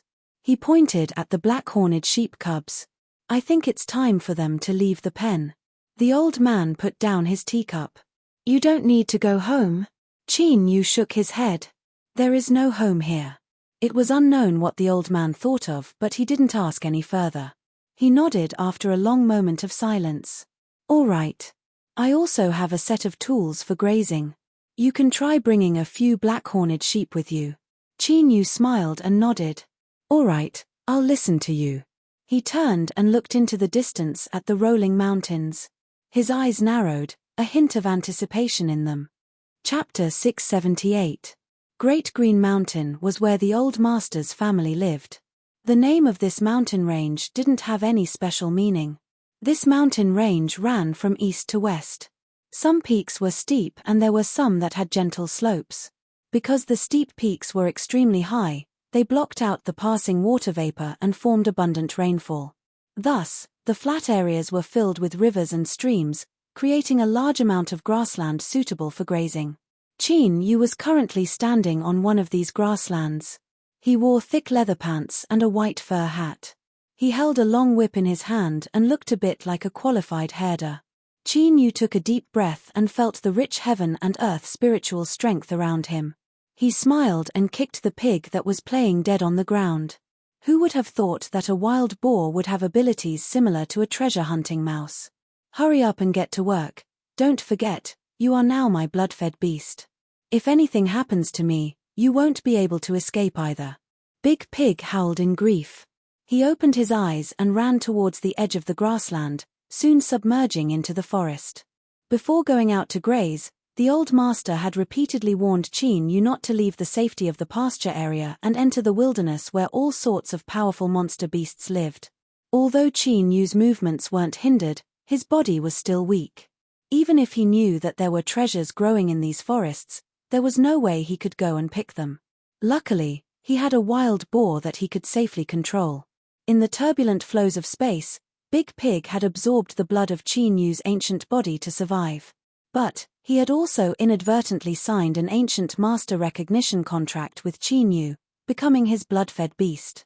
In the past, he hated that he couldn't kill Qin Yu, but now he had to do everything he could to ensure that Qin Yu could safely live on. This was truly a great mockery. It was no wonder that Big Pig had such a half-dead appearance every day. As the sun set in the west and the light dimmed, there was a loud rumbling sound in the forest at the edge of the pasture. A large cloud of dust soared into the sky, and a thick tree was directly knocked down. Zhu Dagang ran out in a panic, holding a tricolored flower in his mouth. The flower stem was overflowing with light, and it was clearly a rare treasure. Bang! Behind him, over a dozen trees toppled over, revealing a massive shadow. This shadow seemed to be afraid of something. It angrily roared several times before leaving. Qin Yu looked at the dividing line between the pasture and the mountain forest. His eyes flashed and he immediately suppressed his thoughts. Zhu Dagang lay on the ground panting. He looked like he had just been fished out of the water. His muscles were twitching, and he looked like he was about to collapse. Although his cultivation had temporarily disappeared, his eyesight was still sharp. He could see that this fellow was only exhausted and would be fine after a short rest. He squatted down and took the tricolored flower from Zhu Dagang's mouth. He wasn't sure what this thing's true effects were. However, to an alchemist, identifying all kinds of spiritual objects was one of the basic skills, so it was not difficult for him. He carefully extracted some juice from the rhizome and sniffed it. Although the tricolored flower did not seem to be harmful, there were all kinds of things in the boundless world. It was not like there were no venomous things that liked to grow into an attractive appearance. The most famous examples were the thousand illusion flower. It was far more attractive and harmless than the tricolored flower in front of him, but if someone dared to touch it, just a little bit of its juice would be enough to tear apart a powerful cultivator's stomach and even corrode their soul. There was no way to save it and they would undoubtedly die. Qin Yu had just arrived and the cultivation level of this world was, in theory, absolutely higher than that of the land of divinity and demons. He certainly didn't dare to be careless. Luckily, nothing disgusting happened. This tricolored flower was indeed a treasure. Although its effects were ordinary, it just happened to be useful in restoring the mortal body. Qin Yu had already discovered that in order to restore his cultivation, he had to first dispel the annihilating power of space in his body. But this was an extremely difficult matter. Taking a step back, restoring his mortal body became Qin Yu's best choice. With his powerful ancient body, after restoring a portion of his strength, he would be able to protect himself. However, Qin Yu wouldn't directly eat this tricolored flower. He had a better choice. After carefully putting away the tricolored flower, Qin Yu flicked the whip in his hand. With several loud shouts, he drove the herd of disobedient black-horned sheep down the mountain to the village. After the first day of herding ended, the granny carefully inspected the condition of the black-horned sheep. She couldn't help but smile and gesture to Qin Yu, praising him. The old man stroked his beard, a smug expression on his face. I can tell with a single glance that little Qin is good material for herding. But you still have to guard against arrogance and be careful in everything you do. Don't make any mistakes. Qin Yu smiled in agreement. A moment later, Ali returned with an even larger flock of sheep. As usual, she didn't give Qin Yu a good look. But she seemed to reflect on her actions. After greeting the old man and granny, she returned to her room. Dinner was eaten in Ali's room. The granny stayed inside for a long time. It was unknown what the grandmother and granddaughter were talking about, but when she came out, her eyes were red. Night fell.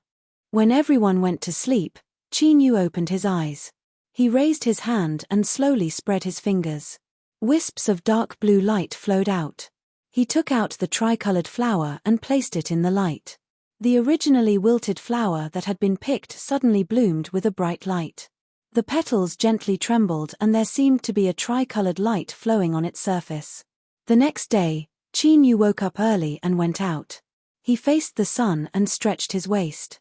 His pale face finally had a trace of rosy color. At the dining table, the old man looked at Qin Yu and sighed. As expected, the young have a good foundation. After a night's sleep, his condition is much better than yesterday. It seems that in a few more days, he will be fully recovered. Qin Yu smiled. It's all thanks to Granny's good care and the herbs in the porridge that I can recover so quickly. Humph. A cold snort sounded behind him. Ali glared at Qin Yu with an unfriendly expression. She pulled out a chair and lowered her head to eat. Her table manners didn't match her delicate appearance at all. The speed at which she ate was frighteningly fast. In just a few bites, she finished her meal. Then, she bid farewell to the old man and Granny and left. Qin Yu laid down his chopsticks. I'm also full. You two can clean up after me. He picked up his whip, put on his leather hat, and then drove the sheep into the mountains. What was different from yesterday was that there seemed to be more idle people in the village today. Most of them were youths around 20 to 33 years old. They stood on both sides of the narrow village road, looking at Qin Yu from the corners of their eyes. They all had cold expressions on their faces, as if they didn't like Qin Yu at all. She was the daughter of the Zhu family. In terms of appearance, figure, and temperament, there was nothing to pick on. She was also an expert at herding livestock.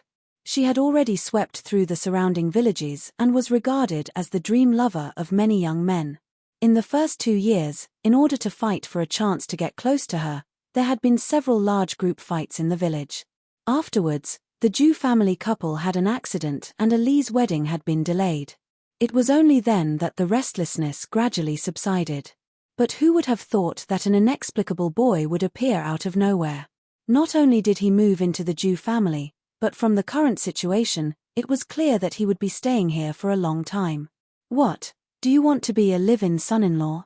Even if you dared to think so, we would never agree. Stop dreaming. Unfortunately, with Chi Nu's experience, this little brat's vicious eyes had no effect on him at all. He drove the sheep out of the village, not even sparing him a glance. This boy is too arrogant. His lust has reached the heavens. Just you wait, the men of the Li family definitely won't let him off. Count me in. I have to think of a way to ruthlessly punish him. I have to let this boy know just why flowers are so red. With the pig in his left hand and the sheep in his right, Chi Nu walked away in an extremely flashy manner. Amidst the low curses of the crowd, he ran away. Don't look so sad. Yesterday was a bit dangerous, but as long as you ran a bit faster, nothing bad would have happened. Hearing Chi Nu's careless words of comfort, Big Pig nearly exploded on the spot. You bastard, how could you call it a bit dangerous? If it weren't for this Lord Pig's nimble legs, I would have died yesterday. But now, he was a fish on the chopping block. No matter how much bitterness he felt, he could only swallow it down. Big Pig nodded in resignation. He was a beast raised by the blood of the ancient race. He was doomed to never be able to escape. He chose a grassland that was dense and lush with green and tender grass. He let the black-horned goats spread out to search for food on their own. He gave Zhu Dagang a meaningful glance, and this fellow lowered his head and went off to search for spiritual objects. Watching it fly away, a trace of worry flashed in Chi Nu's calm eyes. In the turbulent flows of space, the wild boar had also suffered serious injuries. Its remaining strength was less than a tenth of its original state. Having it search for spiritual objects was only a last resort. Chi Nu had to think of a way to change the current situation as soon as possible. He couldn't place all of his hopes of recovery on Big Pig's shoulders. He had to find a stronger guarantee. In truth, he didn't need to look elsewhere. Chi Nu already had a trump card on him, and that was the purple-back blue-wing ants in his imperial spirit bag.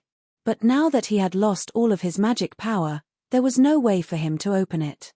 As long as he could restore a bit of his magic power, he could do this. At that time, with the protection of the purple-back blue-wing ants, Chi Nu would be much more confident. How can I open a crack in the shackles formed by the annihilating power of space? Even if I can only maintain it for a single breath of time, Chi Nu whispered to himself. He subconsciously frowned, a look of worry on his face. This was truly a difficult problem. On the second day of grazing, the wild boar brought back a blue gourd. It opened its mouth to reveal a thick golden liquid that resembled honey. Smelling it, one would feel refreshed. In terms of quality, the blue gourd was absolutely above the tricolored flower. But Big Pig had also paid a price for it. There was a gash on its forehead that extended from its head to its nose and nearly pierced through its eyeballs. It was a miserable sight. After comforting it, Chi Nu couldn't help but fall into a daze. As he thought, his worries were beginning to come true. Once something happened to Big Pig, his recovery plan would immediately be interrupted. If so, then the situation Chi Nu faced would truly be disastrous. Looking at Chi Nu's absent-minded appearance, Big Pig's lungs nearly exploded with rage. This ungrateful bastard, this Lord Pig will curse you to never be erect for the rest of your life. Arth. Chi Nu simply didn't notice that Big Pig was nearly angered to death. As he was thinking about other matters, he hurried the flock of sheep towards the mountain village. A group of mountain village youths were already waiting for him at a place he had to pass. Look, that boy is coming. Good, good, good. My fists are as big as bowls and I'm already finding it hard to resist. Have him stand up and walk away on his stomach. Hehe, the timing is just right. Ali should be here soon. Let her see just what kind of man is the best choice for her. As these words were spoken, the mountain village youths began to rub their palms together, filled with even more vigor. They decided that in the following beating, they would display their most awe-inspiring performance in order to move the heart of this beautiful woman. Unfortunately, what they didn't know was just what sort of situation they would face. They had guessed the beginning, but they hadn't guessed the ending. From the very start, the script had deviated from their beautiful imaginations. "Hey, foreign boy, stand still for me," the Lee family's boss shouted out loud. But before he could finish speaking, he couldn't help but swallow the rest of his words. Across from him, there was a wild boar that was fiercely staring at him. The ferocity in its small eyes actually caused his legs to cramp. Damn, for better or worse, this father was still an experienced herdsman, okay? He had encountered countless jackals, wolves, tigers, and leopards in his life, but he had actually been frightened by such a small wild boar. This was simply too shameful. The Lee family's boss regained his composure and his face flushed red. But before he could do anything, there was a loud rumbling sound as the earth trembled. The wild boar bared its fangs and rushed forwards. "Ah, my butt. What kind of pig is this? It's actually so strong. Save me." In just several blinks of an eye, the aggressive mountain village youths had been ravaged by the wild boar. They cried out for their parents, rolling and crawling in all directions. Qin Yu regained his composure. All he saw was a complete mess. Big Pig, who had vented his anger, walked back while shaking his fat butt. "No one died, right? Oh, that's good. Let's go." With a flick of his whip, Qin Yu drove the flock of sheep into the village, leaving behind a group of bruised youths with inexplicable grief and indignation. They had actually been bullied by a pig. "What happened to you all?" A young girl's surprised voice sounded out. Ali looked at the distressed village youths in front of her with a puzzled expression. The Lee family's boss immediately let go of his hand that was covering his butt. He dryly chuckled, that, we were just exercising our bodies. If we don't have a good physique, how can we be suitable herdsmen? Boss Lee is right, we were just exercising. That's right. It's just exercising, so it's inevitable that we were a bit heavy-handed. But we aren't afraid of pain. Ali frowned. She felt that this group of boys was a bit strange today. But she didn't think too much about it. She nodded and drove the flock of sheep away, vanishing from the village. As they watched Ali leave, the group of mountain village youths all had serious expressions. They looked at each other, and in silence, they reached an incomparably serious decision. They absolutely could not let anyone know of what happened today. Otherwise, they might as well find a block of tofu and kill themselves. Chapter 679. During dinner, Qin Yu was absent-minded.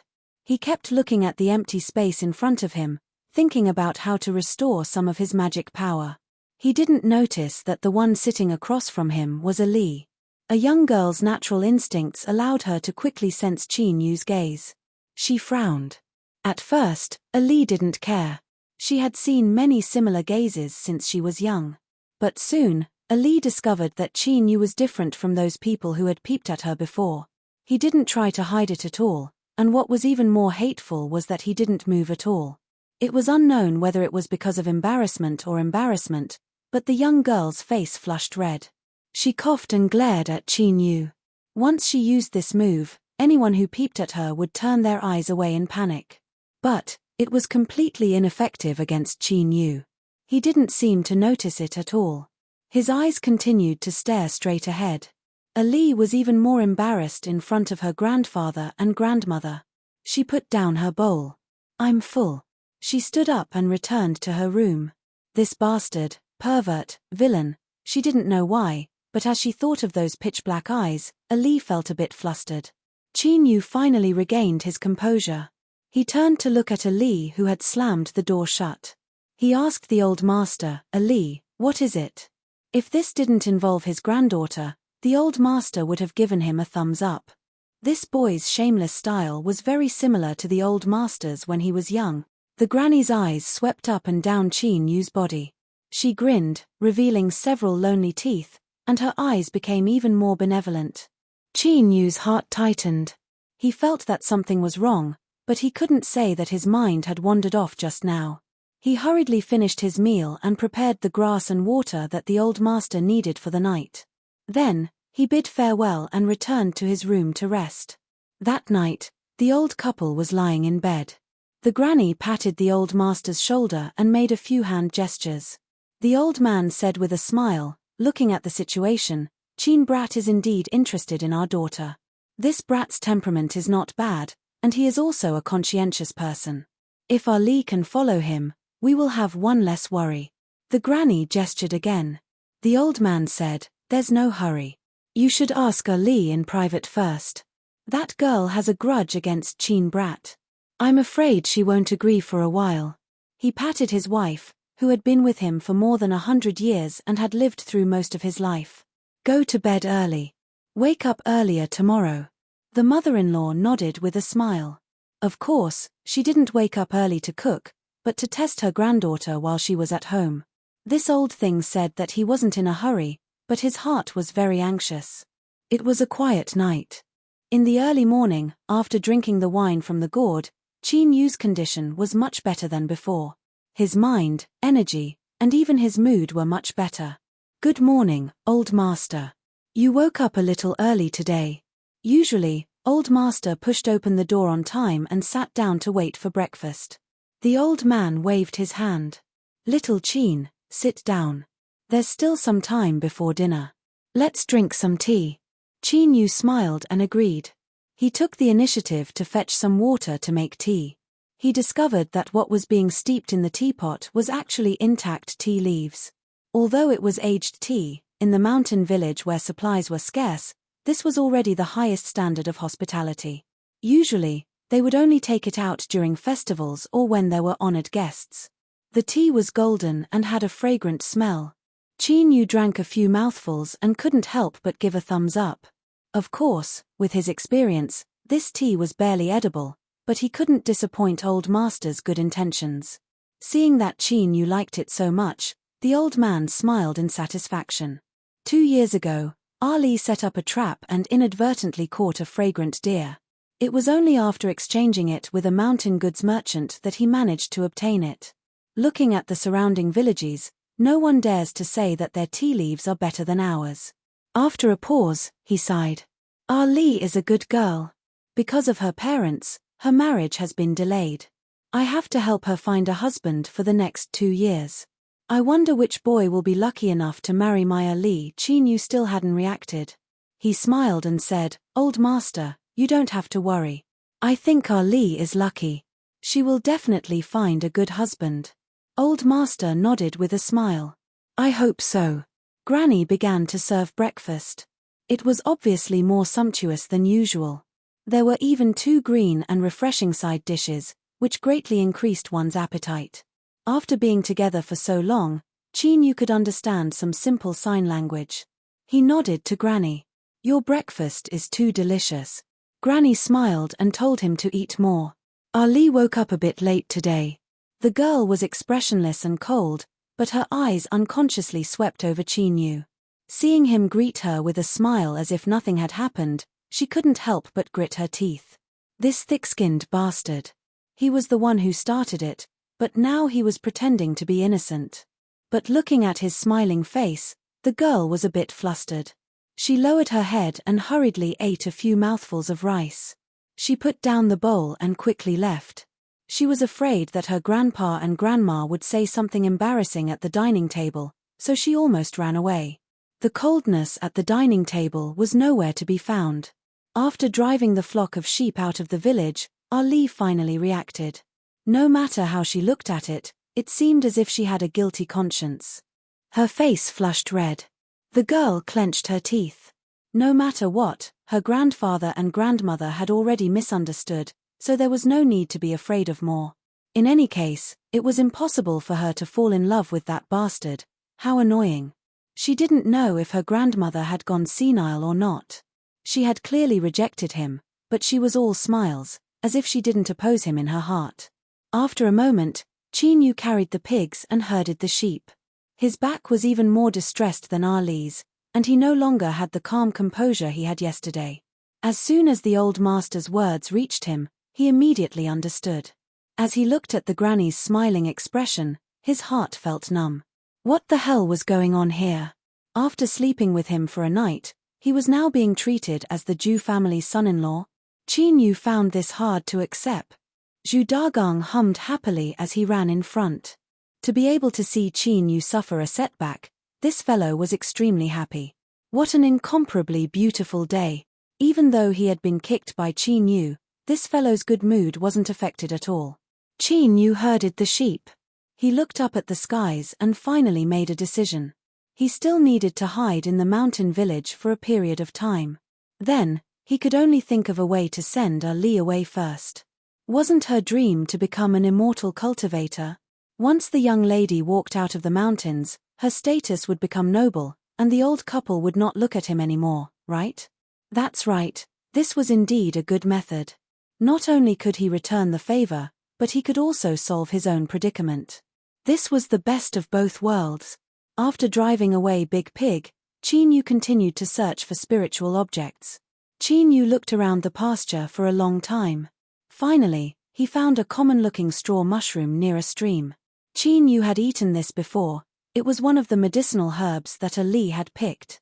But, only after they matured would they display their medicinal effects. Currently, this sort of semi-finished product couldn't be sold for a high price. But to Qin Yu, who had the little blue lamp in his hand, this wasn't a problem at all. On the third day of grazing, Big Pig's luck greatly improved.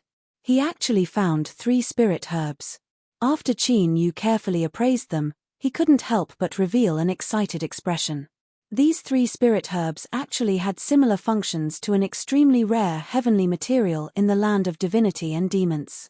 They could open a cultivator's limits and stimulate their formidable potential. Although this sort of medicinal herb that forcefully stimulated one's strength would have some side effects, Qin Yu didn't care about that right now. If he could stimulate his potential, then perhaps he could instantly restore his cultivation. Even if it was just a tiny bit, it would still be enough to open the Imperial Spirit Bag and release the purpleback bluewing ants. After praising Big Pig several times, Qin Yu's gloomy mood was swept away. With great difficulty, he waited until the sun set in the west and then hurried the sheep back to the village. As this impatient expression fell into the eyes of the old man and granny, it seemed to have a different meaning. The 2 old men happily smiled. Qin Yu didn't have any thoughts of explaining these things right now. He hurriedly ate his meal and said that he wasn't feeling too well. Then, he turned around and returned to his room. Look, this Qin boy is shy. As the old man washed the dishes, he sat to the side and drank some tea. He lowered his voice, a smug look on his face. His granddaughter's character and appearance were excellent. At this time, he was secretly happy. Of course, the premise was that the old man found Qin Yu pleasing to the eye. Otherwise, the crutch would have already been thrown at his head. As Li was inspecting the black-horned sheep in the pen, she suddenly stiffened. Then, her ears flushed red. She turned her head and glared at the old man. This disrespectful old man finally couldn't stand the 2 old men's glares and hurriedly ran back to her room. I'm so angry. Qin Yu, you big scoundrel, you want me to marry you? Dream on. Qin Yu didn't know that he had been cursed by the young girl. He was impatiently waiting for the sky to turn dark. After observing them for the past few days, Qin Yu was able to determine that the old man's family were all ordinary people and didn't know any cultivation methods. But, being a bit more cautious was always good. He couldn't expose the existence of the little blue lamp, otherwise with his current condition, any random young cultivator could easily kill him. The night gradually deepened and the mountain village returned to its tranquil state. Occasionally, 1 or 2 deep and distant beast roars would echo out from the mountains. On the bed, Qin Yu, who had been resting with his eyes closed, suddenly opened them. He carefully took out the 3 life symbiosis spirit grasses from his chest pocket. The so-called life symbiosis grass referred to the 3 spirit herbs that depended on each other. Only then could they smoothly grow, and not a single one could be missing. It was because of this that they were particularly precious. For Zhu Dagang to be able to find them, it was absolutely a massive stroke of luck. Qin Yu had restored a bit of his cultivation. The key to opening the Imperial Spirit Bag lay in these 3 life symbiosis grass, so he was naturally cautious. He opened his fingers and a deep blue light gushed out. Like a calm stream of water, the three-life symbiosis grass were submerged within. Qin Yu's eyes were dignified as he looked at the spirit herbs that gradually became more dazzling under the deep blue light. After a long time, he slapped his forehead and took out the half-finished medicinal herbs he had picked from the riverside, placing them into the corner of the blue light. He didn't sleep for the entire night. When the sky brightened, he heard the sound of the granny pushing open the door. Qin Yu turned his hand and the deep blue light scattered. Looking at the three vibrant green spirit herbs that seemed as if they were carved from peerless jade, Qin Yu smiled. They were truly worthy of being called life symbiosis grass, and their potential was astonishing. Even after being illuminated by the little blue lamp for an entire night, they still hadn't reached their limit. He carefully put them away, keeping them close to his chest. Then, Qin Yu stood up and stretched his body. There was the sound of cracking bones. Although he hadn't slept all night, as he smelled the scent of the three spirit herbs, Qin Yu didn't feel tired at all. Rather, he was in high spirits. For the next 2 days, Qin Yu quietly grazed the animals. He didn't send Zhu Dagang out to look for other spiritual objects, but instead had him guard the pasture. The value of these three-life symbiosis grass was self-evident. But, ever since Zhu Dagang brought them back, the mountain had been completely quiet. This was abnormal. Of course, there was a faint possibility that the three-life symbiosis grass hadn't been discovered by the monster beasts in the mountain, but Qin Yu didn't rely on luck. As he stood in the pasture and looked at the distant mountain forest, he always felt as if there was a cold and gloomy eye watching him. Glancing at Zhu Dagang, who was curled up into a ball, Qin Yu took a deep breath and said, "Let's end this early and go home." After catching up to the flock of sheep, Zhu Dagang had never worked as hard as he did today, running back and forth to herd the sheep. It wasn't until he reached a fork in the road not too far away from the village entrance that the cold and gloomy feeling behind him truly disappeared. Qin Yu turned his head and looked back. He didn't know what he had provoked, but there was one thing he was sure of. If Zhu Dagang entered the mountain to look for more spiritual objects, there was an 80 to 90% chance he wouldn't be able to return. As he entered the village, he ran into several mountain village youths. As they saw Zhu Dagang running around like a tiger, they shivered and turned to run up the wall. But they soon discovered that Uncle Zhu wasn't in the mood to stab their butts. He quickly drove the sheep away, his face filled with embarrassment as he faced Qin Yu. Luckily, Qin Yu was thinking about something else at this time and didn't notice their expressions. He nodded to them and left in front of everyone's eyes. That boy, was he laughing at us just now? I don't think so. I thought his attitude was quite gentle. Cough cough, the main point was that we were just practicing our climbing skills. There was no laughing matter for him to laugh at. Yes, that's what it was. The youths looked at each other and nodded. After finding a way out of this embarrassing situation, they finally felt much better. People, sometimes, needed to have a spirit of self-entertainment, otherwise living would be too tiring. Because he already had a solution to his current predicament, Qin Yu was much more relaxed when he faced the old couple. On the other hand, Ali became more and more strange. Although she kept glaring at Qin Yu, she didn't say any words of refusal. "I'm full. Old master, you can drink some tea by yourself. I'll go back to my room and rest first." Closing the door, Qin Yu stretched for a bit. As the sky darkened, he put on his clothes and went to bed. This was already the 4th night. He had a premonition that he would be able to reach the limit of 3 life companionship herbs today. Whether or not he could break through the shackles of the annihilation strength of space would all depend on this. Deep in the night, a deep blue light slowly bloomed. Qin Yu stared at the 3 life companionship herbs. Of these 3 herbs, one was blue, and one was red. At this time, blue, and red lights constantly revolved between them, forming a mystical samsara. This was a phenomenon that had only appeared tonight. Moreover, with every revolution, the light that the 3 herbs emitted would become a bit stronger. If it weren't for Qin Yu being prepared ahead of time and sealing all the doors and windows, it would have been like a massive bonfire in the middle of the night. Time slowly passed. The moon hung high in the sky. At the darkest moment of the night, The 3 herbs that were bathed in the blue light began to tremble, emitting a humming sound in the air. The flowing lights of the 3 colors instantly fused together, forming a new mix of colors. Underneath this mix of colors, the 3 herbs actually began to fuse together. That's right, the roots and stems wove together and the edges of the leaves grew together. In the end, they looked similar to the tricolored flowers, but the aura they emitted was countless times stronger. This was already the limit of their strengthening and enhancement. Qin Yu grabbed the fused spirit herb. Without hesitation, he opened his mouth and swallowed it down. The spirit herb melted as soon as it entered his mouth, turning into a blazing flood that erupted within his body like a broken dam. In the mountains, on a lonely peak, all of the vegetation had been erased, leaving behind nothing but a barren expanse. Bright moonlight sprinkled down, but it was still dark. It was as if the surface of this lonely peak could absorb the moonlight. The moment the 3 spirit herbs finished fusing together, 2 blood-red spots appeared in the darkness. They were incomparably deep, like an endless sea of blood, filled with an icy coldness and ruthlessness. The surface of the lonely peak suddenly began to flow.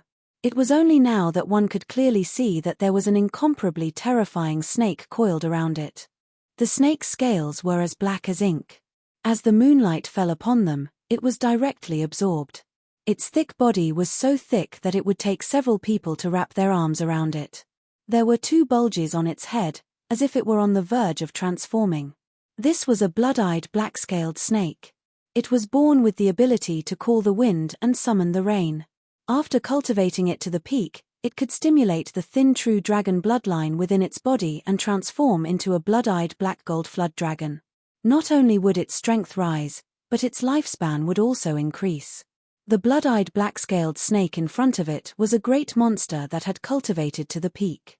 It had already touched upon the threshold of transforming into a flood dragon. On that day, it had entered deep into the mountains to hunt down a golden-crowned cloud crane and used its Niden to help it break through. This had delayed it for some time, and when it returned, it discovered that the 3 immortal grass that it valued as much as its life had been taken away. The blood-eyed black-scaled snake was enraged. But when it hunted down the golden-crowned cloud crane, it was injured. Although it wasn't serious, it was unable to completely conceal its aura. It could only stay in the mountains for 1 night, swearing that the next day it would tear apart the person who stole the spirit herb. But that night, the blood-eyed black-scaled snake discovered something that left it incomparably shocked. The 3 immortal grass that had been taken away was actually rising. To be more accurate, it was rising at an incomparably crazy rate. It simply couldn't imagine just what was happening. It wasn't until the skies began to brighten that this crazy increase in strength ended. The blood-eyed black-scaled snake was horrified to discover that the 3 immortal grass wasn't far from maturity. It had to be known that at a normal speed, even if it galvanized it with all its strength, it would need at least 30 years to mature. A single night was equal to 10 years. Just what sort of concept was this? The blood-eyed black-scaled snake changed its mind. It hid in the mountains, carefully observing the human that had taken away the 3 immortal grass. This person had no aura at all. Besides having slightly stronger blood energy fluctuations, he was no different from an ordinary person. The only strange thing was that the wild boar beside him had a small amount of strength, but it was still far from being able to compare with the blood-eyed black-scaled snake. How had such a mortal managed to make the 3 immortal grass grow so crazily? The blood-eyed black-scaled snake felt as if it had discovered a monstrous secret. If its guess was correct, then compared to this, the 3 immortal grass wasn't anything at all. On the second night, the 3 immortal grass continued to wildly grow. After protecting it for several hundred years, the blood-eyed black-scaled snake had already left behind an indelible mark on the 3 immortal grass. It was certain that its senses weren't wrong. If so, then there was definitely a great secret hidden on this weak human's body. It wanted to obtain this secret. After observing for the 3rd day, the blood-eyed black-scaled snake was able to determine that this human was just an ordinary human that couldn't pose a threat to it. Thus, it decided to continue waiting. This was because the blood-eyed black-scaled snake understood Qin Yu's thoughts. He wanted to wait until the 3 immortal grass matured before eating it. Once he swallowed the 3 immortal grass, the blood-eyed black-scaled snake would eat it as well. That would be the same as having another flesh and blood furnace, causing the medicinal efficacy to increase by 30%. At that time, not only would it be able to make a breakthrough and transform into a black gold flood dragon, but it would also be able to obtain the heaven-shaking secret hidden on this human's body. And now, it was time for it to seize everything. Roar! The blood-eyed black-scaled snake reared its head back and roared. Dark clouds surged up in the skies, covering the moon. Heavy rain began to pour down. A powerful aura caused countless monster beasts to fall to the ground, their bodies shivering. Chapter 680. The terrain of the mountains was complex and the climate was ever-changing. It was common for wind and rain to suddenly arrive, but at this moment, Qin Yu, who had swallowed the 3 immortal grass, felt a trace of oppression. It wasn't obvious, but it was like maggots in one's bones, seeping into the deepest parts of one's flesh and blood. It made one instinctively feel great fear. He wasn't sure what had happened, but it should have something to do with the sudden storm outside the window. Subconsciously, he thought of the cold qi that he had sensed coming from the mountain. It was like a bolt of lightning flashing through the fog in his mind. The storm tonight was caused by the guardian monster of the accompanying spirit herb. Qin Yu fiercely looked up. Because of the symbiotic spirit grass, a fluorescent light appeared in his eyes. His vision instantly pierced through the house and the wind and rain, and he saw the massive blood-eyed black-scaled serpent in the dark cloud. In the blink of an eye, Qin Yu understood his current situation. Once this monster snake descended, not only would he die, but he would also implicate the entire mountain village. Ah! As he roared out loud, the blood vessels in his neck bulged out. Disregarding the damage to his body, he detonated the complete strength of the twin-life spirit grass. Like a volcano erupting, a scorching hot torrent crazily attacked the cage formed by the annihilating power of space. Above Qin Yu's eyes, the tiny blood vessels instantly filled with blood, turning scarlet. Blood flowed out from his head. The cage formed by the power of space annihilation trembled. Without hesitation, Qin Yu galvanized the strength of the spirit grass and launched a second attack.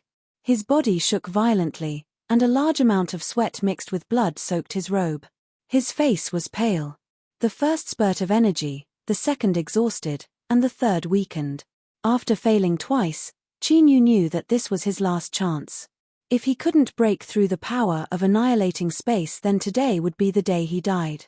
I, Qin, have cut my way through thistles and thorns in my life. Even if I am a tiger that has fallen to the plains, I will not be killed by a tiny little demon snake. Break for me. Break. Break.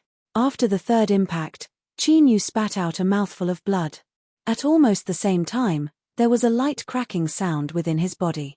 Bang! A powerful aura erupted from Qin Yu's body like a great beast awakening. He flicked his sleeve, and an invisible shackle descended, enveloping the entire mountain village and blocking out the wind and rain. Amidst the dark clouds, the blood-eyed black-scaled snake couldn't help but stick out its tongue as its body trembled in excitement. After tonight, not only would it be able to complete its transformation into a flood dragon, but it would also have a high chance of obtaining a heaven-shaking good fortune. Its cold eyes swept across the mountain village. In order to prevent tonight's matter from being leaked, all the creatures in this village must die. Even if it angered the cultivators on the planet, it would not hesitate to pay the price. It opened its mouth and roared, causing the wind and rain to intensify. The blood-eyed black-scaled serpent swayed its body and dove toward the mountain village.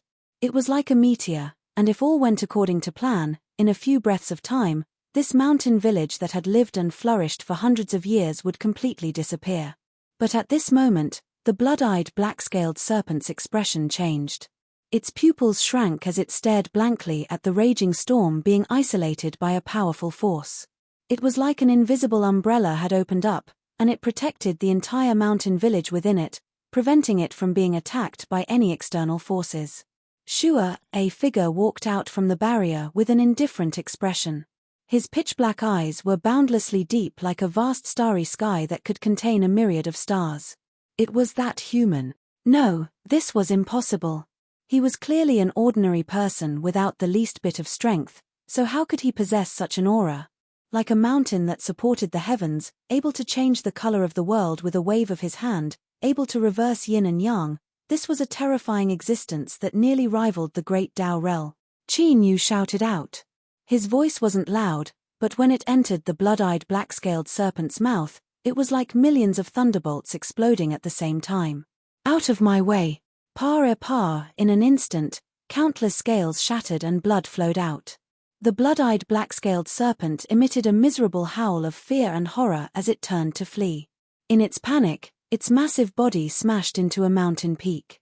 With a loud bang, rocks flew out in all directions and it tumbled down, crashing into the protective strength that covered the mountain village.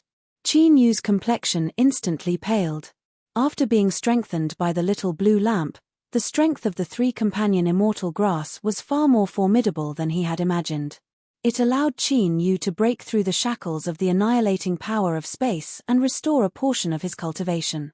But at this time, as he felt the strength rapidly fading from his body, Qin Yu understood that the effects of the spirit grass would soon disappear.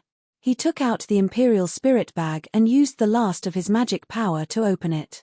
The purple-back blue-wing ants howled out, catching hold of Qin Yu's rapidly falling body. Luckily, these ant beasts were connected to Qin Yu's mind. Otherwise, if he fell from such a great height, with his current condition, even if he didn't die he would have lost half his life. But there was a certain individual that didn't receive such treatment. With a dull thumping sound, a deep pit was smashed into the ground. But that person was still sleeping soundly, as if he hadn't discovered his current embarrassing situation. He controlled the ant swarm to place himself on the ground. As he looked at the sleeping chicken overlord in the pit, Qin Yu revealed a helpless expression. If this fellow could wake up, then he wouldn't have had such a difficult time. At such a critical moment, he couldn't be relied on. This really was in line with the chicken overlord's usual style of doing things. The strength that shielded the mountain village had already disappeared. Qin Yu couldn't expose himself. He looked up and said, "You can all enter the mountain to look for food. Wait for my summons." The ant swarm shot into the skies, disappearing without a trace. Currently, the purple-back blue-wing ants possessed a strength comparable to a Calamity Immortal. Even in this world where cultivation levels were high, Calamity Immortal cultivators weren't cabbages that could be found everywhere. Today, Qin Yu finally had a bit of a guarantee of safety. He took a deep breath and suppressed the aching pain in his body. Then, he picked up the chicken overlord and walked towards the Zhu family's small courtyard. The next day, as the sky began to brighten, there was a loud cry of alarm and the entire mountain village was thrown into a frenzy.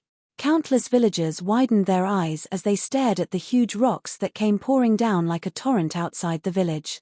When they looked up, they could clearly see that the huge mountain that had existed outside the village for thousands of years had actually been forcefully smashed into pieces. The rocks in front of them were the rocks that tumbled down after the mountain was smashed into pieces. Look at these falling rocks, they clearly came to a stop after crashing into something. This is the spiritual god of the mountain protecting us, otherwise we would have died in our dreams last night. The old people in the village had excited expressions. They prostrated themselves on the ground, constantly kowtowing towards the mountain. Soon, the ground was covered in a dense mass of kneeling people. By the time Qin Yu pushed open the door, the village had already finished worshipping the spiritual god of the mountain. Everyone was busily moving away the boulders that had been blocking the village. When the people of the surrounding villages heard the news, they all rushed over. Although they didn't want to believe that the mountain god would favor Depression Village so much, the truth was right in front of them. Many people began to think. They shouted that the nearby villages were one family and that something had happened to Depression Village and they had to help. However, this proposal was righteously rejected by all the villagers of Depression Village. These boulders were all blocked by the mountain god. Perhaps there was still the aura of the mountain god left within them. Humph, how could they allow outsiders to touch such a good thing? Didn't everyone in the village go all out to move the boulders into their homes? Just look at the Li family's old master. He was an old man over 240 years old, and yet he was moving the boulders bare-chested. He was even more energetic than a young man. It was said that the old master wanted to use the boulders blocked by the mountain god to grind himself into a coffin. This was a wonderful idea. Even in death, He could receive the protection of the mountain god. The Jew family's old master was excited. When Yu walked out of the courtyard, he happened to see the old man, his mother-in-law, and Ali desperately pushing boulders into their homes. "Little brat Chin, what are you standing there for? Hurry up and help." The old man's voice was full of energy. His face was glowing with health, and he seemed to be several decades younger. Yu hurriedly answered and ran over to help push the boulders. After walking 2 steps, he asked, "Old master, what do we need these boulders for?" The old master's eyes widened. "Little brat, go outside the village and take a look. Our depression village is under the protection of the mountain god. Last night, the mountains collapsed, but we didn't feel it at all. These boulders were blocked by the mountain god for us. They are stained with the mountain god's aura. Little brat Chin, hurry up and push this boulder. Let Ali watch over it. We need to hurry up and move the boulders. If we're late, there won't be any left." Yu was stunned for a moment. He immediately reacted and figured out the ins and outs of the matter. This is definitely king misunderstanding. "Old master, you're really thinking too much." But he definitely couldn't explain this. Looking at the old master's excited expression, he thought for a while and rationally gave up on the idea of persuading him. "Let's just move it. I'll just treat it as a warm-up exercise." A stone was sent home without even a sip of water. The old man told Ali to guard it well, and the old man grabbed Yu and rushed back. For the rest of the day, Yu was moving boulders again and again. The small courtyard of the Jew family had almost become a stone-breaking field. Of course, every household in the depression village was basically like this. In just a day, all the boulders outside the village had been cleaned up. There were even some old men and old women who went around looking for small stones with their walking sticks. According to what they said, they could make protective talismans. This made a group of villagers who had been waiting for a whole day, ready to drink some soup, almost burst into tears. "Do you have to be so serious? You even want to move a boulder the size of a fingernail? You already have so many, leave some for us." At night, the depression village held a grand bonfire banquet. The villagers who had been moving boulders for the whole day were all present. They were all in high spirits and didn't feel tired at all. It was as if their bodies were filled with endless energy. In the words of the old people in the village, this was the reason why they were stained with the mountain god's aura. Everyone agreed. Yu sat in a corner, drinking the rice wine brewed by the villagers in the mountains. He bitterly smiled. Just what was going on here? But forget it. Since they thought it was useful, then he would give them peace of mind. Looking at the lively scene in front of him, his lips curled up in a smile. Perhaps, sometimes ignorance was a kind of happiness. Ali sat among a group of girls, revealing the nature of a young girl. She happily chatted with her companions. Her eyes inadvertently swept over Yu and paused for a moment. At this moment, everyone was reveling in joy. Yu's faint smile was particularly eye-catching, completely out of tune with everything around him. He was very quiet. Was he thinking of his family and friends? Ali discovered for the first time that this hateful man's smile was actually very beautiful and gave one a sense of peace. "Ah, look, Ali is actually peeking at a man." Shua, her face flushed red. Ali coquettishly said, "How could I? Who told you to speak nonsense? See how I punish you." The group of girls played together. Their bell-like laughter spread far and wide in the night, attracting the eyes of everyone around them. The revelry continued until late at night. Groups of men staggered from drinking and were supported home by the women. The Jew family's old man was drunk. Luckily, Yu was sober, otherwise it would be troublesome for his mother-in-law and Ali to move him home. After settling down the old man, Yu returned to his room and lay down on his bed. His deep eyes pierced through the window and looked at the mountain shrouded in darkness. A day had passed. That snake should have regained its composure by now, right? In the mountain, within the cave dwelling of the blood-eyed black-scaled snake, it was soaking in a pitch-black spring. The broken scales on its body had actually regenerated. At this time, its blood-red eyes were open, flashing with a cold light. It was constantly thinking back to yesterday's events. The more it thought about them, the more it felt that something was wrong. If that human really had the kind of terrifying strength that it sensed and could kill it with a wave of his hand, why would he let it escape so easily?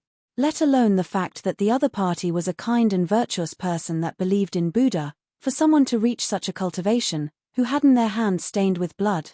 As the blood-eyed black-scaled snake thought about it for an entire day, a certain thought became increasingly clear in its mind. This human might really be a powerful cultivator, but he must have suffered heavy injuries. And the function of the 3 immortal companion grass was to stimulate one's potential to break through one's limits. Thus, after he swallowed it, he erupted with such a terrifying aura. But once the effects of the 3 immortal grass disappeared, that human's strength would also fade and he would be even weaker than before. Damn it, why didn't it think yesterday that it would be scared away by this human cultivator's empty city stratagem? This was just too hateful.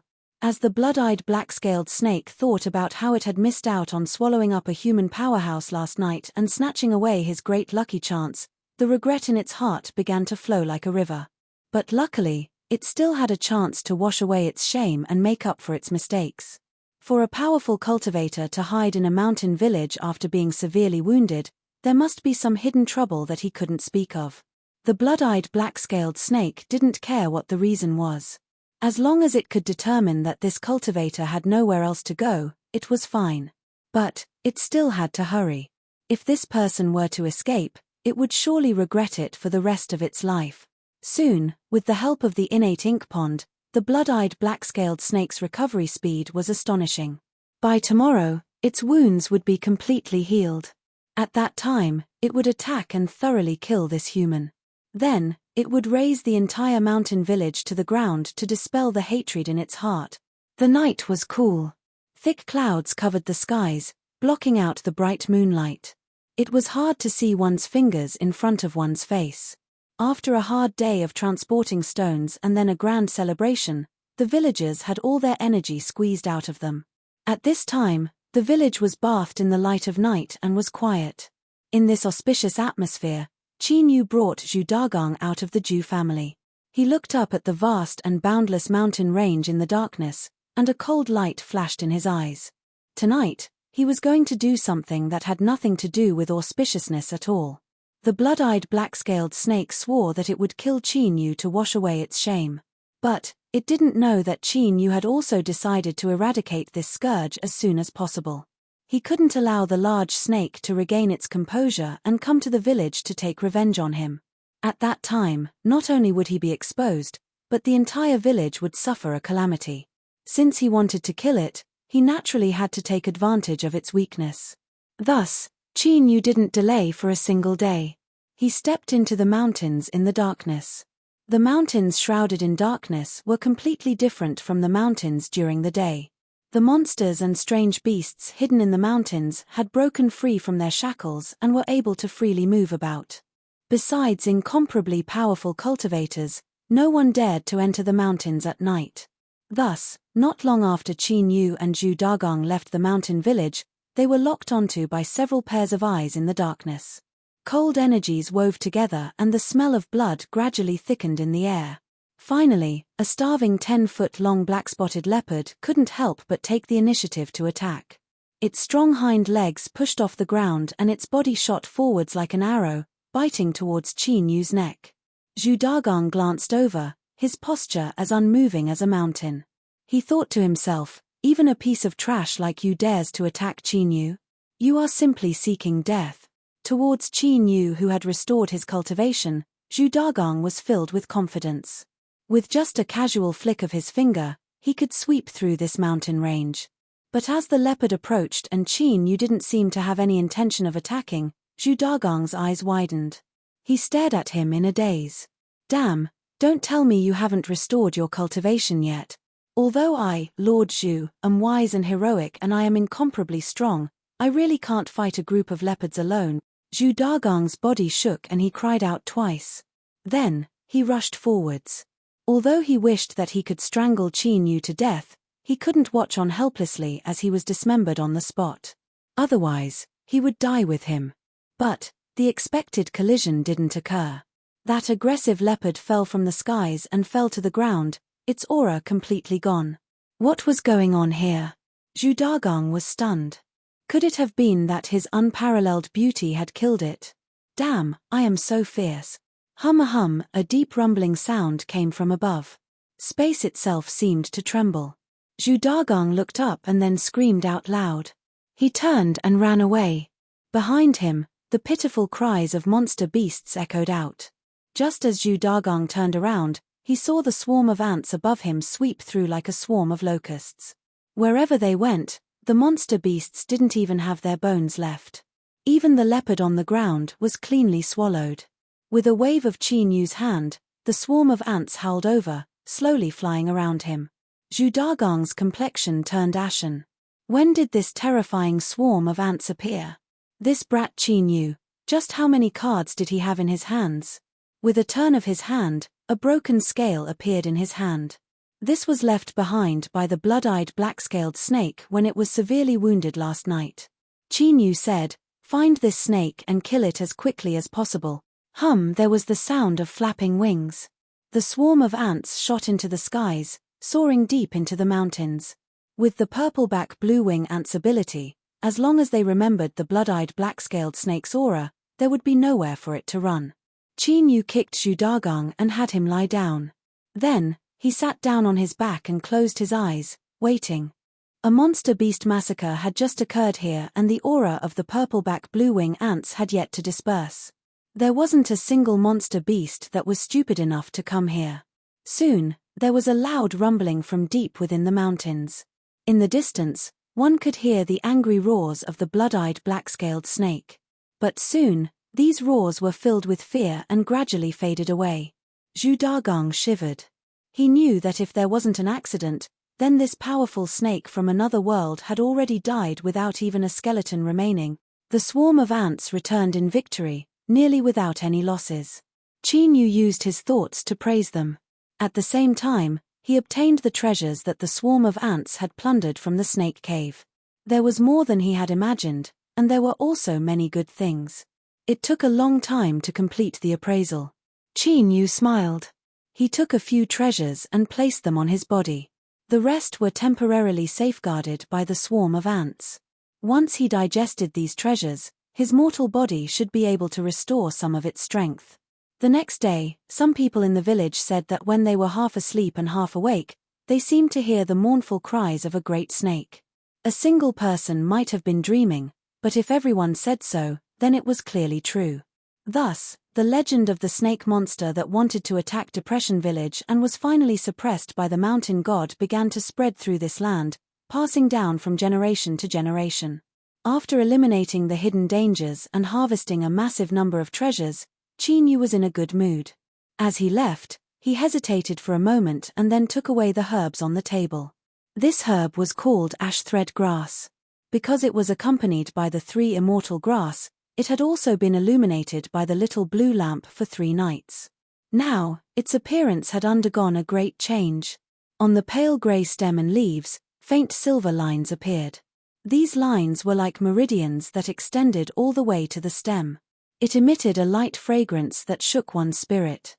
This ash thread grass had already surpassed the category of top medicinal herbs. It had become a spiritual object that was beneficial to cultivators. Moreover, because it had absorbed a massive amount of the little blue lamp's light, it possessed an extremely potent effect. At the breakfast table, as Ali saw the ash thread grass that Qin Yu took out, she was stunned. She cried out, "Where did you find this?" Qin Yu had a puzzled expression. "I found it on the edge of the pasture. When I was fetching water, I inadvertently discovered it. I thought it was similar to the herbs I drank before, so I casually picked it up." Is there something wrong with that? Inadvertently discovered, casually picked, Ali simply didn't know what to say.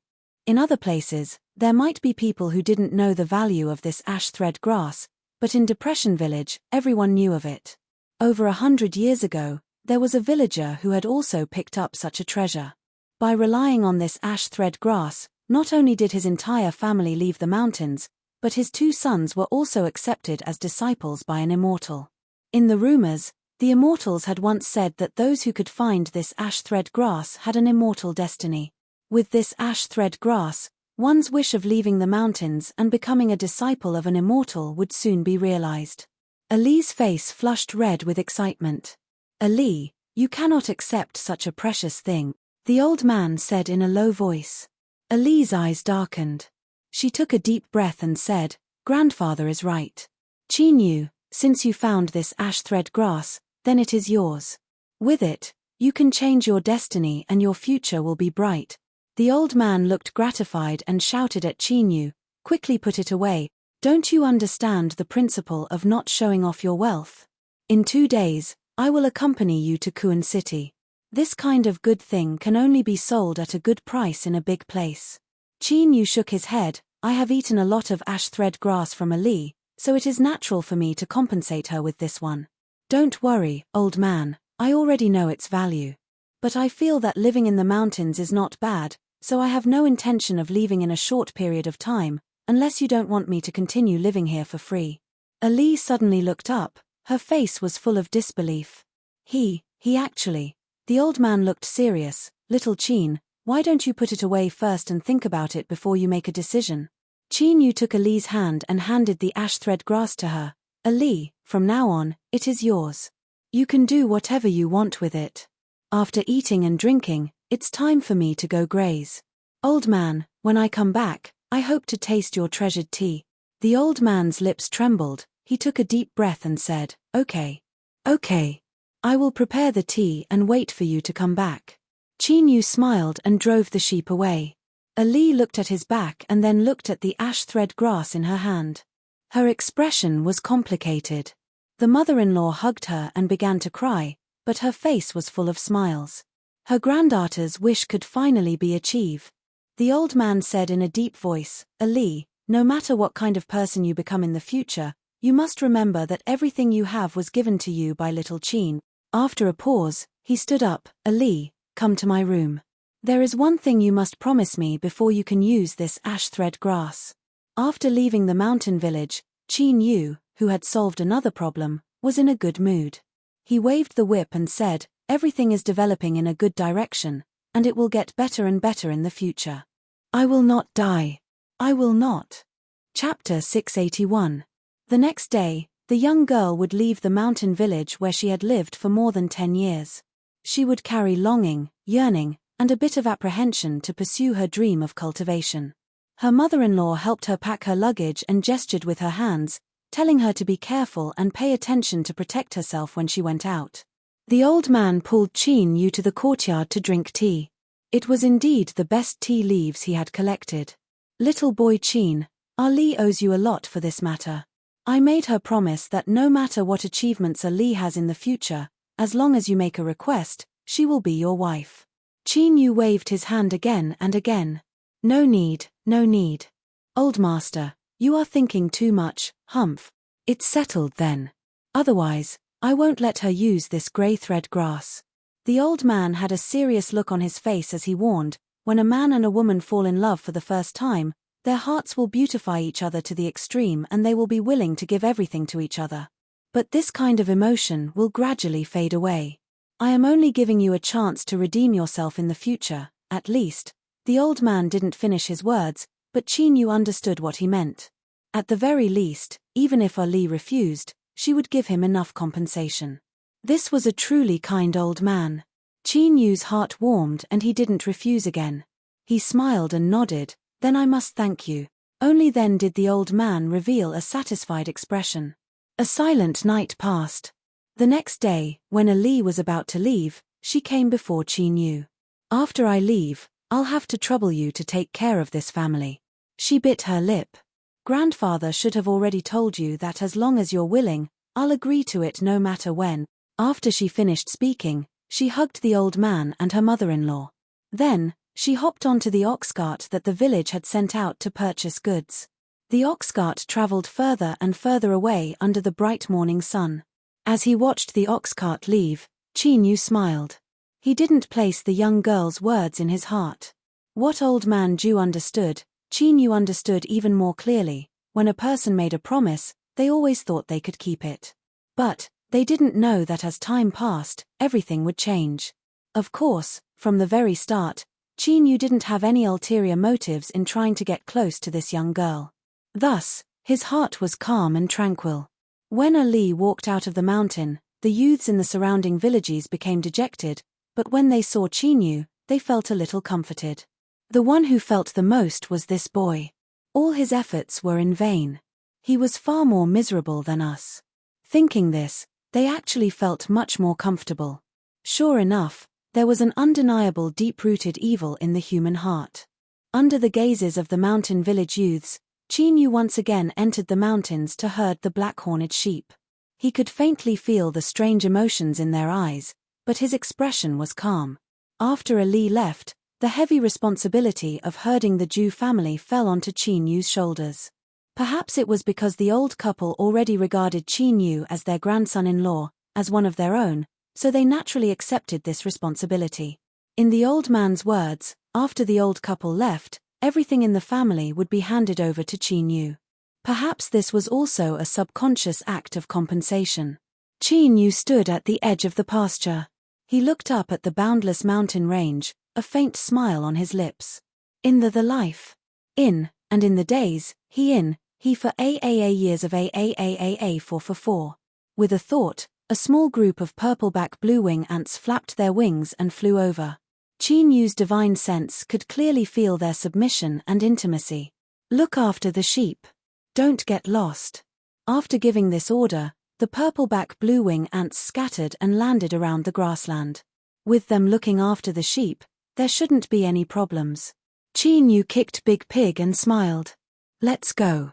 We're entering the mountain. Ancient trees propped up the heavens. Because of the rich heaven and earth spiritual strength, the canopies of the trees were especially massive. They wove together like a giant net. Occasionally, sunlight would shine down, making the surroundings seem a bit gloomy. The ground was covered in wet leaves and branches.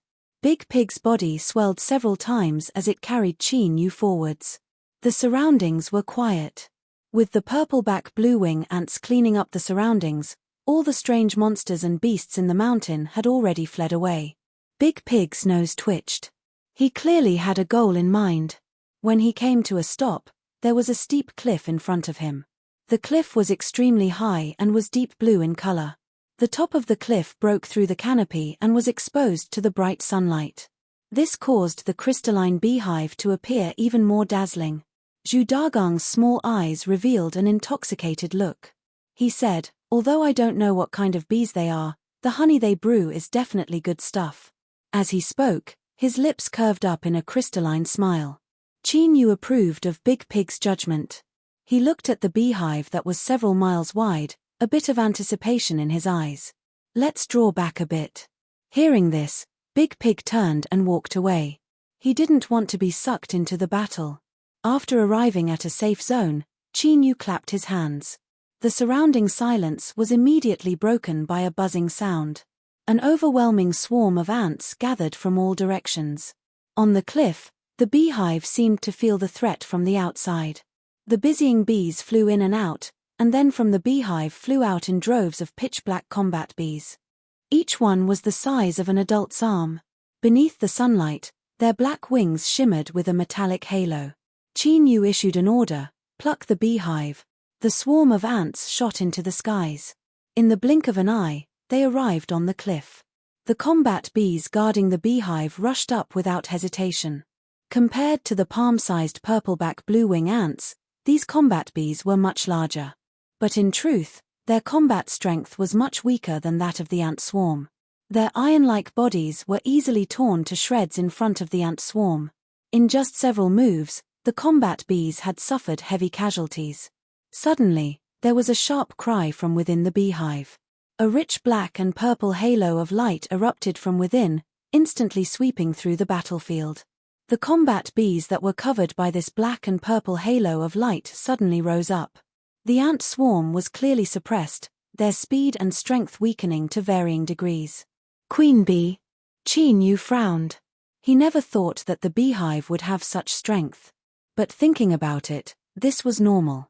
If it didn't have the ability to protect itself, the exposed beehive would have long since been carved up by various monsters and beasts. It would have been impossible for it to survive until today. But this alone wasn't enough to resist the attacks of the ant swarm. After the purple-back blue-wing ants completed their first transformation, whether it was in strength or spiritual sense, they were far superior to ordinary monster beasts. Hum, the speed at which the ant swarm flapped their wings suddenly accelerated. And, what was even more astonishing was that the frequency at which they flapped their wings rapidly synchronized. The markings on the surface of the purple-back blue-wing ants gradually lit up, forming an impact that could be seen with the naked eye. It was like a great wave that swept out in all directions. The black and purple halo of light resisted for a moment before being shattered. Screams rang out from the beehive once more, filled with panic and pain.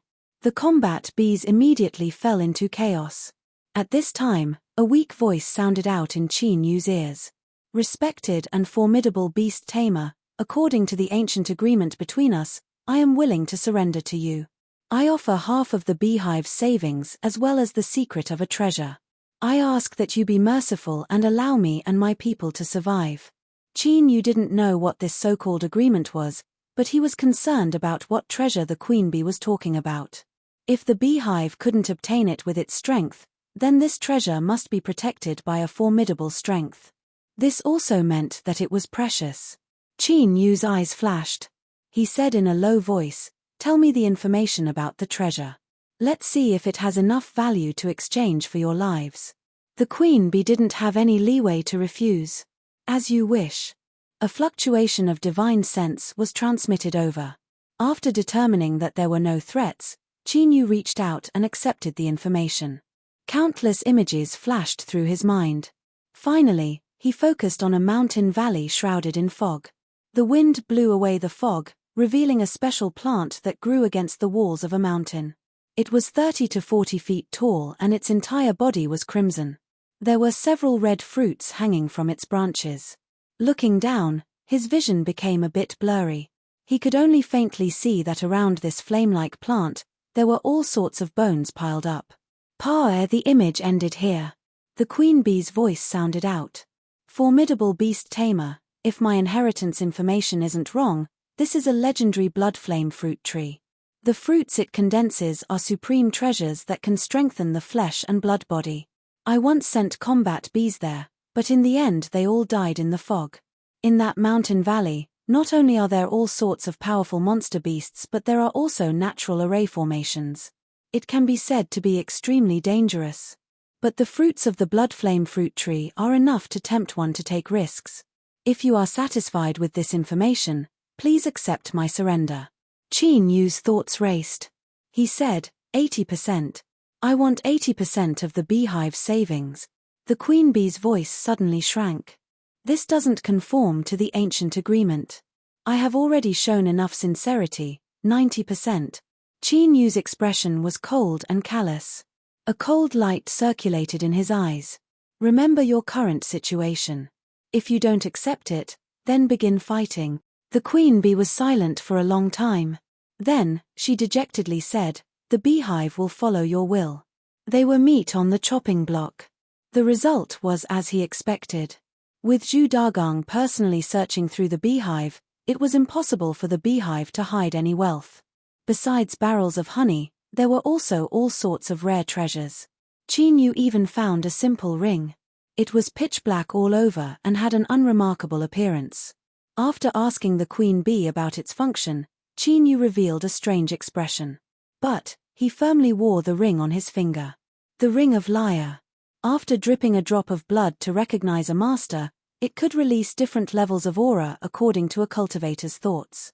To put it more bluntly, if a first-level cultivator imagined themselves to be a second-level cultivator, they could release the aura of a second-level cultivator. If they imagined themselves to be a third-level cultivator, they could do so. Of course, the Ring of Lyre required the cultivator's illusions to be complete and accurate. The closer they were to reality, the better the effects were. To Qin Yu, this wasn't difficult at all. Although he had temporarily lost his cultivation, his boundary still existed. In a critical moment, this powerless ring of deceit might be able to play an unexpected role. After searching through the beehive 3 times and making sure he didn't miss anything, Zhu Dagang hummed a cheerful tune. He used his tusks to tear open a spatial crack and placed his harvest inside. This allowed Qin Yu to discover that it had a special hidden identity. It was a space controller. According to Zhu Dagang, this was an ability that he had obtained after receiving a king's inheritance from the pig race. He had an independent storage space that he could freely open and close at any time. Space controller? Qin Yu whispered. He looked at Zhu Dagang, his pitch-black eyes filled with a deep tranquility. This caused Zhu Dagang to subconsciously clamp his legs together, an inexplicable restlessness growing in his heart. After taking out the hive, Qin Yu's harvests were amazing. In particular, when he appraised the honey, Qin Yu smiled. It actually had the dual effects of nourishing the body and soul. Although the effects were weak, the quantity was astonishing. After being strengthened by the little blue lamp, the color of the honey was like the highest quality liquid amber. With a single sip, he could feel a warm flow flowing through his limbs and bones, finally vanishing between his eyebrows. As he lay down in his room in the Zhu family's small courtyard, Qin Yu subconsciously recalled the scene that the queen bee had transmitted to him. It was a mountain valley covered in clouds and mist, as well as the blood-flame fruit trees within. The queen bee shouldn't have dared to lie. If so, then once he obtained the blood-flame fruit, he could borrow its formidable effects to restore a portion of his mortal body's strength. With Qin Yu's powerful ancient race body, he could definitely contend with a calamity immortal. Even if he only used a portion of his strength, it would still be more than enough to protect himself. He took a deep breath and suppressed his tumbling thoughts. There's no need to worry. I'm in a state of recovery every day. If I go and seize the blood flame fruit after some time, my chances will be higher. Ever since the beehive had discovered the secret of the mountain valley, the blood flame fruit hadn't been picked yet. This was more than enough to prove that it wouldn't be taken away for the time being.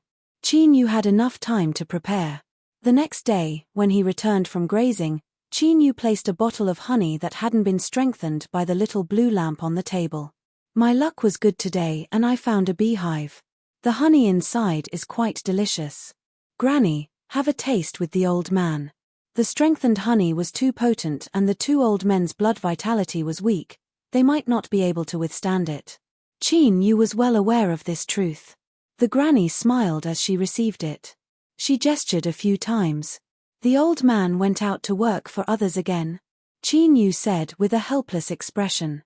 Ever since Ali had left, the Zhu family's old man had worked even harder. In addition to his excellent craftsmanship, he soon became a famous master carpenter in the surrounding villages. Perhaps this was because he had accumulated some wealth in order to compensate Qin Yu. Tell the old man that he should rest when he's old. There's no need to work so hard. The granny gestured. She said that the old man had left the mountain and gone to Descendant City 300 miles away to work for a wealthy family.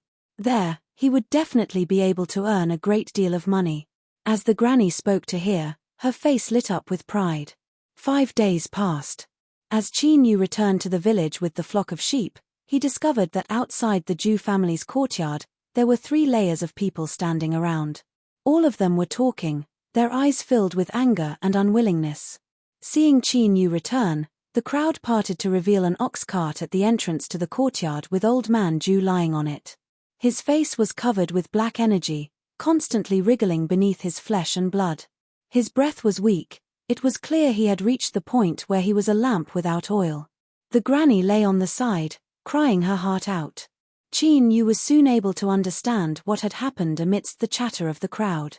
A moment ago, the Liu family steward who had invited Old Man Zhu to leave the mountain had brought several people with him and left the ox cart here. They said that the old man had not listened to warnings and had accidentally trespassed into the Liu family's forbidden area. He had been bitten by a poisonous creature and left after leaving behind some money. Looking at Old Man Zhu's appearance, Qin Yu's heart chilled. He cupped his hands across his chest and said, "I've frightened all of you. My family's old man isn't feeling well, so I won't entertain you any longer." As everyone cried out in alarm, he bent down and picked up Old Man Zhu and strode into the courtyard. After placing the old man on the bed, Qin Yu said to the granny, "Don't worry, I have learned some methods to treat poisons so I won't be infected. Granny, go and boil some hot water. I will need to use it later." The frightened granny seemed to have grasped onto the last straw. She held back her tears and hurriedly left. Qin Yu lifted a hand. He condensed the great Dao finger with poison and pointed it at the old man's body. Black energy gathered and drilled into his fingertip. The old man's complexion quickly improved. But Qin Yu's complexion didn't relax. This was because the true reason the old man had fainted wasn't because of the poisonous energy, but because of a yin-cold strength that had entrenched itself in his body.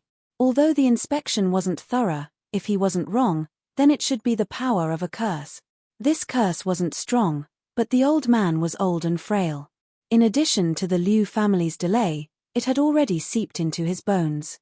If he couldn't remove it soon, he could die at any time. Descendant city, Liu family. Qin Yu's expression was icy cold.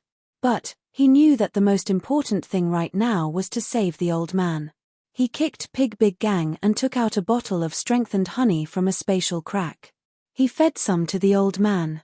Soon, a faint flush of blood appeared on the old man's pale face and his breathing became stronger. But this was only the surface. Taking the strengthened honey with astonishing effects was a kind of harm to the old man. But in this state, Qin Yu had no other choice. He could only use this method to extend the old man's life. When the old man's breathing stabilized, Qin Yu inspected him again and let out a light breath. By borrowing the strength of the honey, the corrosion of the curse was temporarily eased. If there wasn't an accident, the old man would be able to last a few days. But this method could only be used once. Otherwise, the old man's body wouldn't be able to withstand it and he would die. The granny pushed open the door after boiling the water. When she saw the old man with a much better complexion, she was pleasantly surprised. She almost thought that she was hallucinating. She pulled on Qin Yu and asked, Ah. Qin Yu hurriedly said, "Granny, don't worry. The old man isn't in any serious trouble. It's just that he will be unconscious for a few days because of the residual poison. I can completely cure the old man, but I lack a certain herb. I will need to go into the mountains to find it. You just need to watch over the old man and wait for me to return." Concealing the truth was the best choice. Qin Yu didn't delay any longer. After a bit of preparation, he left. At this time, the sun was setting in the west. A blood-red glow hung in the sky. As the villagers watched Qin Yu walk into the depths of the mountains without hesitation, they all revealed looks of shock. This surname Qin boy, did he want to live long enough? Didn't he know that no one dared to enter the mountains shrouded in darkness? Several youths that had thought of teaching Qin Yu a lesson all revealed looks of shame. Compared to this person who walked into the mountains without fear, they truly weren't worthy of a Li. By the time Qin Yu stepped into the grazing area, the sky had already darkened. Pig Big Gang spoke out, "Master, you must think this through. That place is deep in the mountains and there are absolutely countless dangers. Is it worth it for an ordinary person?" "It's worth it." Chapter 682. In the quiet training chamber, because of her uncle's gloomy expression, the air seemed to freeze. But the young girl's face was still filled with stubbornness. Facing his oppressive gaze, she didn't shrink back at all. Finally, a sigh echoed out from the chamber. "Mu Xian, you must promise me that you will ensure your own safety first. The pressure of the family's prosperity should not be borne by you." The young girl was pleasantly surprised. "Thank you, uncle.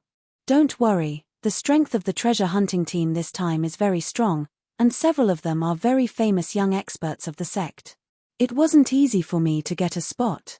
"Uncle, you're too kind." Her sparkling eyes were filled with joy and excitement. Mu Tong took off the dark blue bracelet on his wrist. It was unknown what material it was made from, but its surface shined with starlight. "Wear this bracelet. You are not allowed to refuse." Mu Xian stuck out her tongue and obediently received it. She wore it on her wrist and immediately felt her mind clear and her body become much lighter. Mu Tong waved his hand. Go. Remember to be careful and don't try to be brave." Moments later, beneath a pavilion outside the sect, the treasure hunting team gathered. Led by a cold-faced youth, they rode a flying boat-like magic tool and soared into the skies. After entering deep into the mountain range, they encountered several dangers. One of them was a giant silver eagle that circled around the ant colony for a long time. Finally, it seemed to retreat in fear. This caused Qin Yu to correct his previous guesses. This was just an ordinary mountain range, and yet there were so many powerful monster beasts. The cultivation level of this world was likely higher than he had imagined. A shadow covered Qin Yu's heart. If he wanted to obtain the blood flame fruit, it clearly wouldn't be simple. He took a deep breath and suppressed the restlessness in his heart. Then, he compared the images he obtained from the beehive to the mountain valley. It should be nearby. After the ant colony circled around for a moment, a black mountain peak appeared in his line of sight. Qin Yu's eyes brightened and he ordered the ant colony to change directions. Soon, a mountain valley covered in thick fog appeared. Looking around, he determined that this was the mountain valley where the blood flame fruit trees grew. Qin Yu carefully looked around. The terrain here wasn't too low and the appearance of the fog was strange. He thought back to what the queen bee had said about a natural array formation here. After a moment of thought, he gave up on passing through the fog. With a thought, the ant colony quickly landed and placed Qin Yu and Zhu Dagang on the ground. But at this time, Qin Yu's complexion changed. A shallow mark appeared, as if it had been cut by a sharp weapon. It came from the fog of the mountain valley. Small groups of purple-back blue-wing ants flew out. They were like Qin Yu's eyes. After submerging into the fog, they soon discovered the traces of battle. Qin Yu's complexion darkened. Someone had entered the mountain valley a step ahead of him. However, these battle scars were new, and there were still energy fluctuations lingering in the air that had yet to completely dissipate. His eyes flashed and his eyebrows relaxed. Perhaps this wasn't a bad thing at all. He had the small swarm of purple-back blue-wing ants explore the way ahead. Then, he kicked Zhu Dagang and lightly stepped into the mountain valley. Zhu Dagang's ability to predict danger was naturally put to use at this time. His entire body shivered as he followed behind Qin Yu. As he looked at the increasingly horrifying battle marks on the ground, as well as the massive number of monster beast corpses that had been cut to pieces, the smell of blood assailed his nostrils. He could have lived a peaceful life and yet he had to run to such a dangerous place. What a sin. If he had a choice he would have turned tail and run. Because of his talent, in Zhu Dagang's perception, this mountain valley was like the gaping maw of a monster. This place was far too terrifying, especially the depths of the mountain valley. There was absolutely something terrifying there. No, I have to find a way to make Qin Yu leave here. As a loyal king of the pig race, he had to be responsible for the master he believed in. As Zhu Dagang was preparing an excuse, Qin Yu seemed to know what was going to happen. His eyes fell on him and his voice was low and light, but it made Zhu Dagang feel as if he had fallen into an icy lake. There's no need to speak any nonsense. If we can't obtain the blood flame fruit this time, then you can stay here and be buried with old Master Zhu. Zhu Dagang shivered. He was sure that Qin Yu's eyes and tone weren't joking. This fellow really could do it. Zhu Dagang desperately shook his head and tossed his thoughts into the depths of hell. He gave Qin Yu a firm and fearless look and then twisted his fat butt and rushed forwards. Inwardly, tears streamed down his cheeks. Heavens, what sin did I commit in my past life? Why is a pig's life so difficult? Just as he took several steps, Zhu Dagang came to a sudden stop. His small round eyes stared at the fog in front of him. There was movement. Qin Yu stopped in the middle of the swarm of ants. Although he didn't move forwards, he could see the purple-back blue-wing ants leading the way and he already knew what was happening. Over a dozen young cultivators were gathered together, desperately activating a withered twig-like treasure. It emitted a bright green light that was shaped like an upside-down bowl, protecting everyone within. The surrounding fog violently tumbled and strange figures of strange monsters and beasts appeared. They were all condensed from fog and crazily attacked the green light. They were like small boats floating on the sea in a storm, ready to capsize at any moment. Senior apprentice Brother Qi, this array formation is naturally condensed by the world and its strength is endless.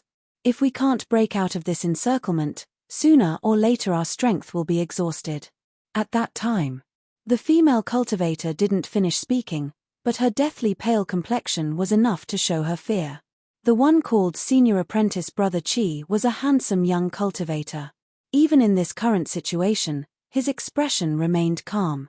I have a secret treasure that can temporarily tear through space and break out of this array formation. All of you help me block it. I need to make preparations. As if they had obtained some kind of information from these words, the restless crowd all revealed a trace of relief at the same time. Mu Xian looked at her senior apprentice brother Qi Shengtian, who was able to calm everyone with just a few words, and a look of admiration appeared in her eyes. He was truly worthy of being a top 20 master in the sect. When would she be able to possess senior apprentice brother Qi's strength? As the young girl was lost in her thoughts and envy, she didn't notice that her two close senior apprentice sisters had quietly distanced themselves from her. Sure, Qi Shengtian's eyes flashed open. He lifted a hand and pointed out a finger. A brilliant golden light gushed out from his fingertip. As he did this, his complexion paled. Mu Xian froze. Her eyes widened with disbelief. The golden light drilled into her body and she couldn't move at all. Junior apprentice Sister Mu, I'm sorry. If we are lucky enough to return to the sect, we will ask the sect to reward you for your selfless sacrifice. Qi Shengtian's tone was faint. He lifted a hand and waved it in front of him. A faint black light flashed and a crack appeared in space. Let's go. Whoosh, whoosh, everyone flew in. Even the two senior apprentice sisters that had called Mu Xian sisters yesterday didn't spare her a single glance. The spatial crack closed. Only Mu Xian was left in the deep green light. The supply of magic power to her rapidly decreased and the light emitted by the withered branch rapidly dimmed. So I was only a chess piece that was chosen ahead of time, a chess piece that could be abandoned at any time. Uncle, I'm sorry, I didn't listen to you. Mu Xian's eyes were filled with fear and regret. After the purple-back blue-wing ants completed a breakthrough, although their strength wasn't heaven-defying, they still possessed the aura of a rare monster ancestor. Through their eyes, Qin Yu could see things that the naked eye couldn't see. For instance, that formidable heaven and earth array formation. In truth, it would erupt with different killing strengths depending on the strength of the intruder. And more importantly, after the massive consumption of energy just now, the strength that the array formation had accumulated would soon be exhausted. With the support of the strength poured into her body, she should be able to safely cross it. What a lucky little girl. Qin Yu whispered to himself. He looked deeper into the mountain valley. But there are some people who aren't so lucky. He avoided the range of the natural array formation and continued deeper into the valley. Of course, the premise of all of this was that the array formation had already been triggered. Otherwise, even the purple-back blue-wing ants wouldn't have been able to sense the range of the array formation. A violent explosion pierced through the fog, accompanied by panicked screams and strange roars. The purple-back blue-wing ants that were scouting the way only had time to glance around and see what was happening deep in the mountain valley before they were swept away by the blood-red tentacles, instantly losing all signs of life. Qin Yu's complexion changed. He hurriedly brought the ant swarm to retreat. Luckily, the blood-red tentacles didn't chase after them, instead continuing to attack the group of cultivators that had intruded into its territory. Although he felt a little more at ease, the scene just now was branded into his mind. The fog in the air had strangely vanished, and a crimson fruit tree was quietly growing on the edge of a cliff. 3 bright red fruits hung from its branches. However, at this moment, the ground that was covered in bones was torn apart by a powerful force. Countless blood-colored tentacles wildly danced in the air, carrying with them a terrifying and sharp aura. One of the young cultivators was directly torn to shreds, causing his blood and organs to scatter in the air. Qin Yu wasn't sure what these blood-red tentacles were, but there was no doubt that they were terrifying and formidable. Even if the purple-back blue-wing ants were to come out in full force, they still wouldn't have any chance of victory against them. He suddenly rejoiced in his heart. Luckily, there was a group of ruthless and powerful cultivators in front of him that had attracted the firepower, otherwise the one facing the crazy attacks of the blood-red tentacles would have been him. Although it was a joyful matter to witness the death of an evil perpetrator, Qin Yu really couldn't bring himself to be happy at this time. Such a terrifying and formidable blood-red tentacle was nearly impossible to defeat. Even if all of these people died here, it wouldn't change the fact that he couldn't obtain the blood flame fruit. Without the blood flame fruit, Old Master Ju would die without a doubt. Could he only watch helplessly on as this honorable and amiable elder, the benefactor that saved his life, died? According to common sense, after determining that he couldn't obtain the blood flame fruit, in order to avoid being drawn into the danger, Qin Yu should have left while these cultivators were struggling on the verge of death. The further he went, the better. But after a long time, Qin Yu decided to stay. Perhaps it was stupid, but as long as he didn't leave, there might be a chance. Qin Yu was well aware that if he didn't do his best to save old Master Ju, he would regret it for the rest of his life. It might even form a knot in his heart that would affect his future cultivation. I'll gamble one more time. Chapter 683. In the deepest depths of the mountain valley shrouded in fog, the young masters that had abandoned their companions fell into chaos and fear. They struggled to withstand the crazy lashing of the blood-red tentacles. Several of the weaker ones had already been torn apart on the spot.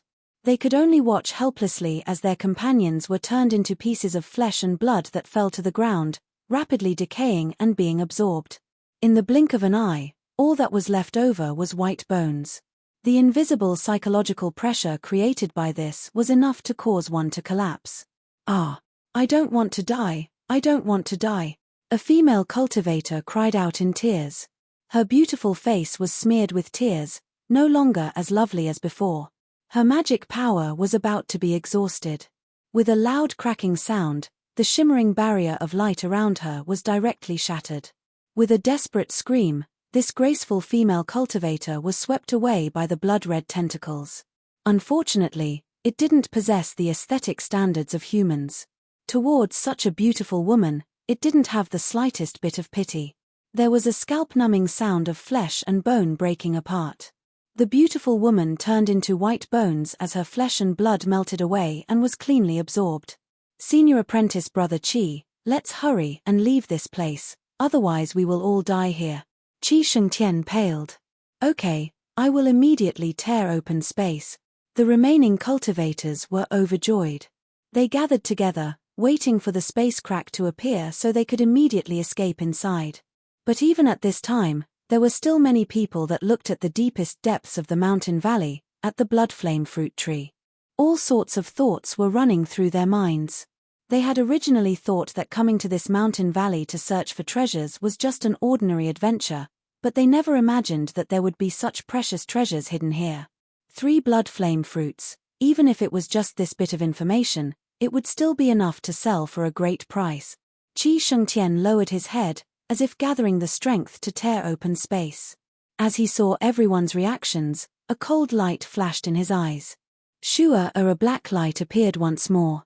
But what it tore through wasn't space, but ring-shaped as it smashed into the backs of the gathered cultivators. Caught off guard, the protective light around their bodies collapsed. The cultivators that were sent flying backwards spat out great mouthfuls of blood. "Senior apprentice brother Qi, you." Angry screams were mixed with fear and disbelief. Qi Shengtian was expressionless. "I'm sorry, but the blood flame fruit tree can only be mine. So, junior apprentice brothers and sisters, I ask that you all die." The tentacle would not be surprised, nor would it care about the so-called elegance. There was no reason for it to let go of the food that was delivered to its doorstep. Screams of despair rang out one after another, followed by the sound of flesh being torn to pieces. Soon, the valley returned to silence. There were only the deathly white bones on the ground and Qi Shengtian, who was quietly standing there. The blood-colored tentacles intertwined in the air and actually formed a human shape. A pair of empty eye sockets stared at him. However, for some unknown reason, the blood-colored tentacles did not attack. It was as if they could sense some sort of threat from the cultivator in front of them. Lightly laughing, Qi Shengtian said calmly, "Shouldn't you be thanking me? Because of me, you can enjoy so much fresh blood that is filled with power." The blood-red figure opened its mouth and sharp syllables erupted. It was like an iron awl piercing through one's marrow and soul, causing space to tremble. Qi Shengtian's face became even paler, but his eyes were incomparably bright, and his demeanor became even more relaxed. "Are you afraid? Of course, you should be afraid of me, who has a powerful bloodline. You will die today, but it is also your lucky day. Because in this world, No one has truly witnessed the bloodline power that I possess. You can call it annihilation. A layer of black light appeared, covering Qi Shengtian. He seemed to fuse into it. Then, darkness suddenly erupted. Like a raging flood, it swept out in all directions. Its speed was 10 times faster than lightning, 100 times faster. There was simply no chance to dodge. The blood-red figure was submerged in the darkness. From within, its angry and tyrannical roars echoed out. Terrifying rumbling sounds continued to spread out. But the darkness seemed to possess the strength to annihilate all. After the sound spread out, it became incomparably weak. Even its aura was like a gentle breeze, unable to be detected by the outside world. Gradually, the movements in the darkness became smaller and smaller until they completely disappeared. After another moment, it retreated like a tide, condensing into Qi Shengtian's voice once more.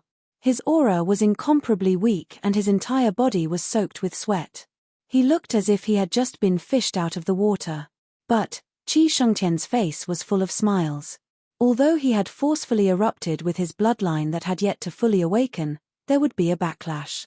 Compared to the harvests of the blood flame fruit trees, all of this was worth it. Now, it was all his. Qi Shengtian's feet moved and he rushed deep into the mountain valley. But at this time, there was a humming sound behind him. His eyes widened and an icy chill rose up in his heart. But Qi Shengtian didn't stop. He didn't even turn his head to look. Instead, he erupted with the last of his strength and crazily rushed towards the blood flame fruit trees. No matter what accident occurred, as long as he obtained the blood flame fruit, he would be able to take the initiative. You are very smart, ruthless enough. If you have enough time, you will definitely become a great and awe-inspiring figure. But I must apologize. As you said before, this blood flame fruit tree can only be mine. So, I thank you for your previous efforts. I also ask that you go underground and accompany your fellow disciples who haven't yet gone far on the road to the Yellow Springs. A cold voice pierced through Qi Shengtian's heart like a cold winter wind. Qi Shengtian suddenly discovered that his body had become powerless and he couldn't help but fly high into the air. His final gaze fell on a black-robed youth that walked out from the fog. There's no aura. I, Qi Shengtian, actually died at the hands of an ordinary person. Para Qin Yu's consciousness fell into darkness. Qin Yu's eyes were faint. He swept his eyes over Qi Shengtian's corpse and then turned his attention to the blood flame fruit trees. He sighed with joy. He originally thought that the process of obtaining them would be extremely difficult, but it was unexpectedly simple. Perhaps the heavens saw that he was too unlucky and adjusted his luck. Qin Yu dispelled these absurd thoughts from his heart. He stepped on the pig that was crazily trying to rush towards the blood flame fruit trees and kicked it away. Since this fellow was so impatient, there shouldn't be any danger. But it was always better to be cautious. Qin Yu's thoughts stirred. The ant swarm split off and picked all 3 blood flame fruits. The fruit was separated from the tree. This fruit tree that was like a flame and exuded exuberant vitality withered in the blink of an eye. A gust of wind blew past, directly turning it into powder. Qin Yu felt this was a pity.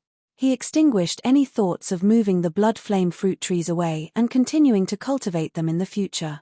But soon, as he looked at the 3 blood flame fruits in front of him, Qin Yu's mood brightened. After a simple appraisal, he determined that they were indeed supreme treasures used to nourish the mortal body. He couldn't help but tightly clench his fist. Zhu Dagang, listen up.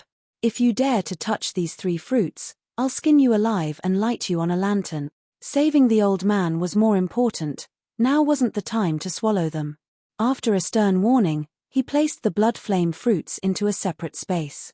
This strange space had a formidable effect. It was similar to a sealed jade box that could lock in the blood flame fruits so that they didn't lose their potency. The greatest sorrow in the world was that good things were in one's pocket, but one didn't even have the qualifications to look at them. A pig's life was so difficult. The indignant pig Dagang had nowhere to vent his anger. He threw himself over to Qi Shengtian's corpse and looted him clean. When all that was left was his underpants, he reluctantly stopped, feeling a bit better. Qin Yu allowed this fellow to do as he pleased. It was hard for him to have any thoughts of rejoicing over Qi Shengtian. Just as he was about to call Pig Dagong to leave, his eyes suddenly sharpened. He quickly walked over and flipped over Qi Shengtian's corpse. As he thought, his flesh and blood had already begun to rot. The thick flesh and blood hadn't dyed the ground red. Rather, it seemed as if it had been cleanly swallowed up by some great mouth hidden underground. Qin Yu looked at the ground beneath his feet and gradually frowned. He had personally seen the blood tentacle completely corrode in the darkness. This could only mean that it hadn't truly died. Even if it hadn't died, it must have lost a great deal of strength. Otherwise, it would have never watched helplessly as Qin Yu took away the blood flame fruits. Qin Yu's eyes flashed. He kicked Pig Dagong and said, "I'll give you a chance to get rich. Carefully smell the ground and see if there are any treasures hidden here."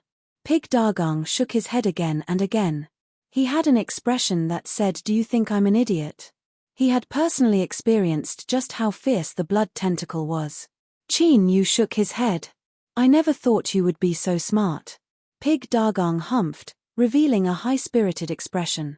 "What nonsense are you spouting? As the king of the pig race, I am smart and fierce." Qin Yu's complexion sank. "If you refuse a toast, then you can only drink a forfeit. Hurry up and find what's underground." Pig Dagong was stunned. He seemed to have forgotten that he had already become Qin Yu's blood-fed beast. Facing his orders, there was no way he could resist at all. This is tyranny. This is utter disregard for the lives of pigs. I protest, I strongly protest.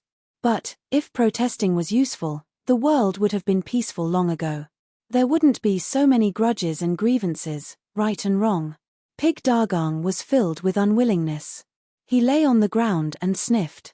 Because this was an official order from Qin Yu, his instincts didn't allow him to play any tricks in the dark.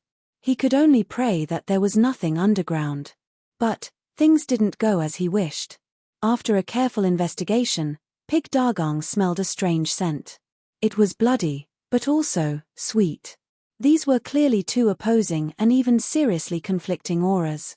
But they had completely fused together, becoming even more enticing. Uncontrollably, Pig Dagong's lips curved up. Then, like a broken dam, saliva flowed out. With an excited roar, Pig Dagong threw himself to the ground. His two tusks pierced into the earth, and like a shovel, he crazily dug into the ground. Qin Yu discovered that there was something wrong with him but didn't stop him. He quietly stood on the side, watching as Pig Dagong dug a deep pit at an astonishing speed. A moment later, a horrified scream suddenly rang out from the deep pit in the ground. Immediately after, Zhu Dagong sprang out. His black, needle-like hair was stained with a large patch of scarlet red, like red paint. But if one looked carefully, they would discover that this red color was constantly wriggling, trying to drill into Pig Dagong's body. Unfortunately, this pig's black skin had been tempered over and over again, and it had also undergone the baptism of the black hole. It was thick enough to be used as a city wall. The wriggling red color struggled for a long time but still wasn't able to corrode through its defenses. Qin Yu's heart settled. It was just as he thought. He shouted, "Stop for me." A formidable suppression from the level of his bloodline caused Pig Dagong to instantly lose all strength. He fell to the ground, gasping for breath. "Master, save me, Master, save me." Qin Yu's lips twitched. He quickly cursed, "Idiot, haven't you discovered that it can't harm you at all?" Pig Dagong was stunned. He carefully sensed that this was indeed the case. His spirits rose and he cursed, "Little thing, you dare to bully anyone you see? Do you even know what a thick iron door looks like?" He rolled around, his long fur rapidly shaking. The sticky red color fell off. It didn't stain the dirt and rapidly gathered on the ground. Then, this jelly-like object rapidly rolled towards Qi Shengtian's corpse. But before it could get far, Pig Dagong stepped on it. Pig Dagong grinned, his expression fierce. "Little thing, you caused this grandpa pig to lose face. I won't let this go so easily." He opened his mouth and bit down. "Shut up." Qin Yu's light voice echoed out. Looking at the jelly-like object that was less than an inch from his mouth, Pig Dagong froze for a second. He looked up with difficulty. Master, I was too excited. This thing. I'll leave it to you to deal with. Woo woo woo, my life, why is it so bitter? This time it was really right at the tip of my tongue. I was just a tiny bit away. The jelly-like object that was flung down rapidly lost its vitality. It seemed as if the air was poisonous and it would die as soon as it was exposed outside. But its death meant that its harmful side had been stripped away. The smell of blood in the air faded away, leaving behind only an alluring sweetness. Qin Yu faintly smiled. Put it away. We can study it later. This thing was absolutely related to that terrifying blood vine. Before he could figure out just what it was, no matter how tempting it was, he couldn't eat it. He kicked the listless pig Dagang. We're leaving. The movements here were likely to draw attention. Since he had obtained the benefits, it was naturally best to leave as soon as possible. Delay for fear of change wasn't just a simple phrase. Over the endless years, countless seniors had paid the price of blood and even their lives for this. After cleaning up the scene, Qin Yu quickly left the valley. He soon saw the female cultivator trapped in the array formation. However, her current condition was far worse than he expected. Her body was covered with wounds and her dress was soaked in blood. Qin Yu soon understood why she was in such a miserable state. After Qi Shengtian died, the strength he had poured into her body had dispersed, causing her to be unable to withstand the impact of the array formation's strength. He rubbed his nose. If he were to seriously consider this matter, he also seemed to be responsible for it. But the one who schemed against this female cultivator wasn't him. What caused her to fall into a perilous situation was a natural array formation. There was no need for Qin Yu to stir up trouble for himself. Moreover, with Qin Yu's current condition, he couldn't expose himself. It would be best if no one knew that he had appeared in this mountain valley today. Although one had to have a bottom line, they weren't family or friends, so there was no need for Qin Yu to place himself in danger. He closed his eyes and opened them again, continuing to walk out of the mountain valley, as if he didn't see the female cultivator struggling on the verge of death. But at this time, Zhu Dagang suddenly stopped. He stared straight at the female cultivator trapped in the array formation. Master, as a great monster that is about to take human form, I am filled with curiosity towards human women. In any case, she will die soon, so how about I bring her out and let her learn from the differences between human women and my pig race beauties? I ask Master to agree. Qin Yu's eyes flashed. He calmly nodded and said, I agree. Praise you, most benevolent Master. Zhu Dagang impatiently turned into a bolt of black lightning and rushed into the array formation. The strength of this heaven and earth array formation was already about to be exhausted, so several attacks didn't hurt him at all. He, good little beauty, Grandpa Pig is coming. Mu Xian's strength was exhausted. Because she had lost too much blood, her vision was blurry. She suddenly saw a wild boar appear, and this wild boar was staring at her with an incomparably wretched expression. A horrifying thought appeared in her mind and she fainted. Zhu Dagang was stunned. As he looked at Mu Xian who had fallen to the ground, he felt as if 10,000 horses were galloping in his heart. What was the meaning of this? What was the meaning of this? You saw the handsome, masculine, and powerful king of the pig race and you fainted in fright? Are you saying that I'm ugly? That I'm frighteningly beautiful? Ha ha, ha ha ha ha. No matter who it was, this was something that he absolutely could not tolerate. Save her. What are you doing? Qin Yu's voice sounded out. Big Pig clenched his teeth. Right now, there was more important business to attend to. He couldn't expose himself. In the future, he would slowly train this little girl.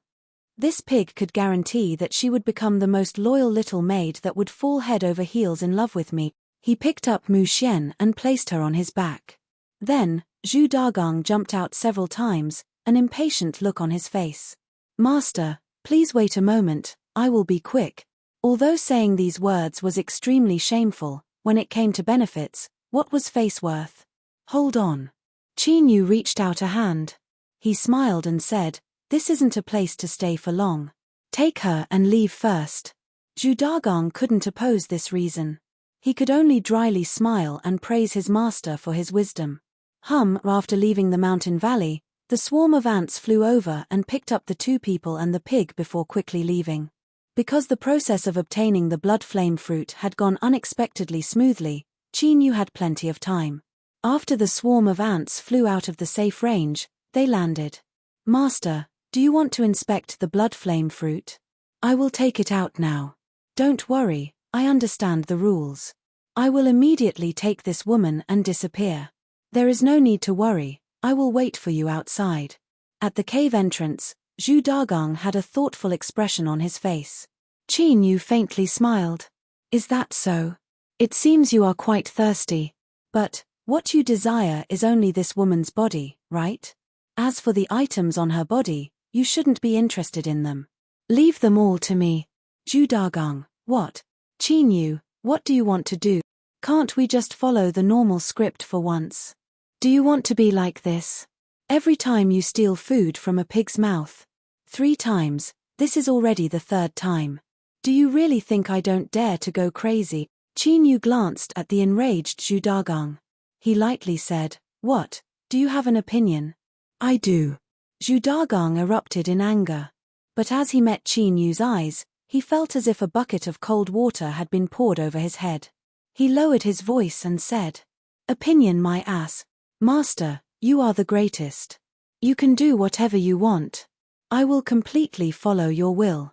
Chapter 684. There was no reason for Zhu Dagong to refuse. Zhu Dagong calmly placed one magic treasure after another on the ground. There was a ring, a pearl necklace, a necklace.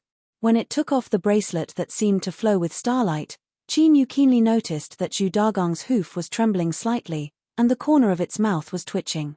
This was it. Without giving Zhu Dagong a chance to think of anything else, Qin Yu bent down and took the bracelet away. He lightly said, "This thing is a bit interesting." He really did sense it. Zhu Dagong's face was ashen and he stiffly nodded. Qin Yu's smile deepened. He earnestly looked at this bracelet. Just what was so different about it? Why was it able to attract Zhu Dagong's attention? Although he was suspicious of this fellow's character, Qin Yu recognized his ability to identify treasures.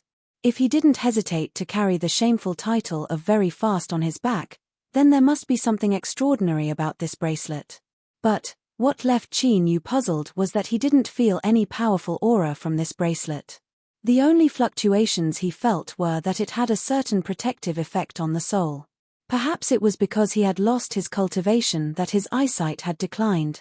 He glanced over and saw Zhu Dagong's listless appearance. Qin Yu was even more certain of his guess. He would put it away first and carefully appraise it after his cultivation was restored. Perhaps there might be some unexpected harvests.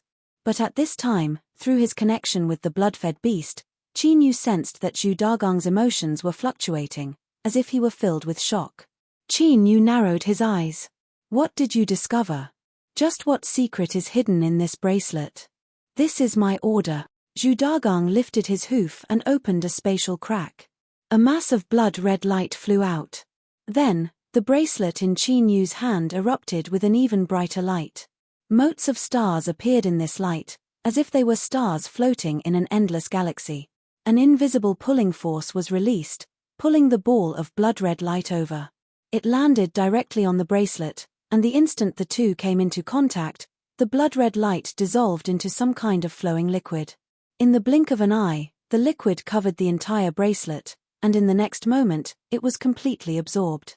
Qin Yu's eyes subconsciously widened. He watched as the dark blue color on the surface of the bracelet rapidly vanished like paper being swallowed up by flames, revealing a deep and thick dark gold underneath. Countless complex and exquisite patterns wove together, forming a mystical and cryptic diagram. He had already seen clearly that the blood-colored light that had been absorbed was the thing that Zhu Dagong had dug out from the ground and suspected to be the source of the blood vines. But why was it that the bracelet was able to absorb it and cause such a shocking change? It was as if a layer of camouflage, or perhaps a seal, had been broken, and the original appearance of the bracelet was revealed. Before Qin Yu could think any further, the light emitted by the transformed bracelet began to rapidly enlarge, turning into dazzling stars.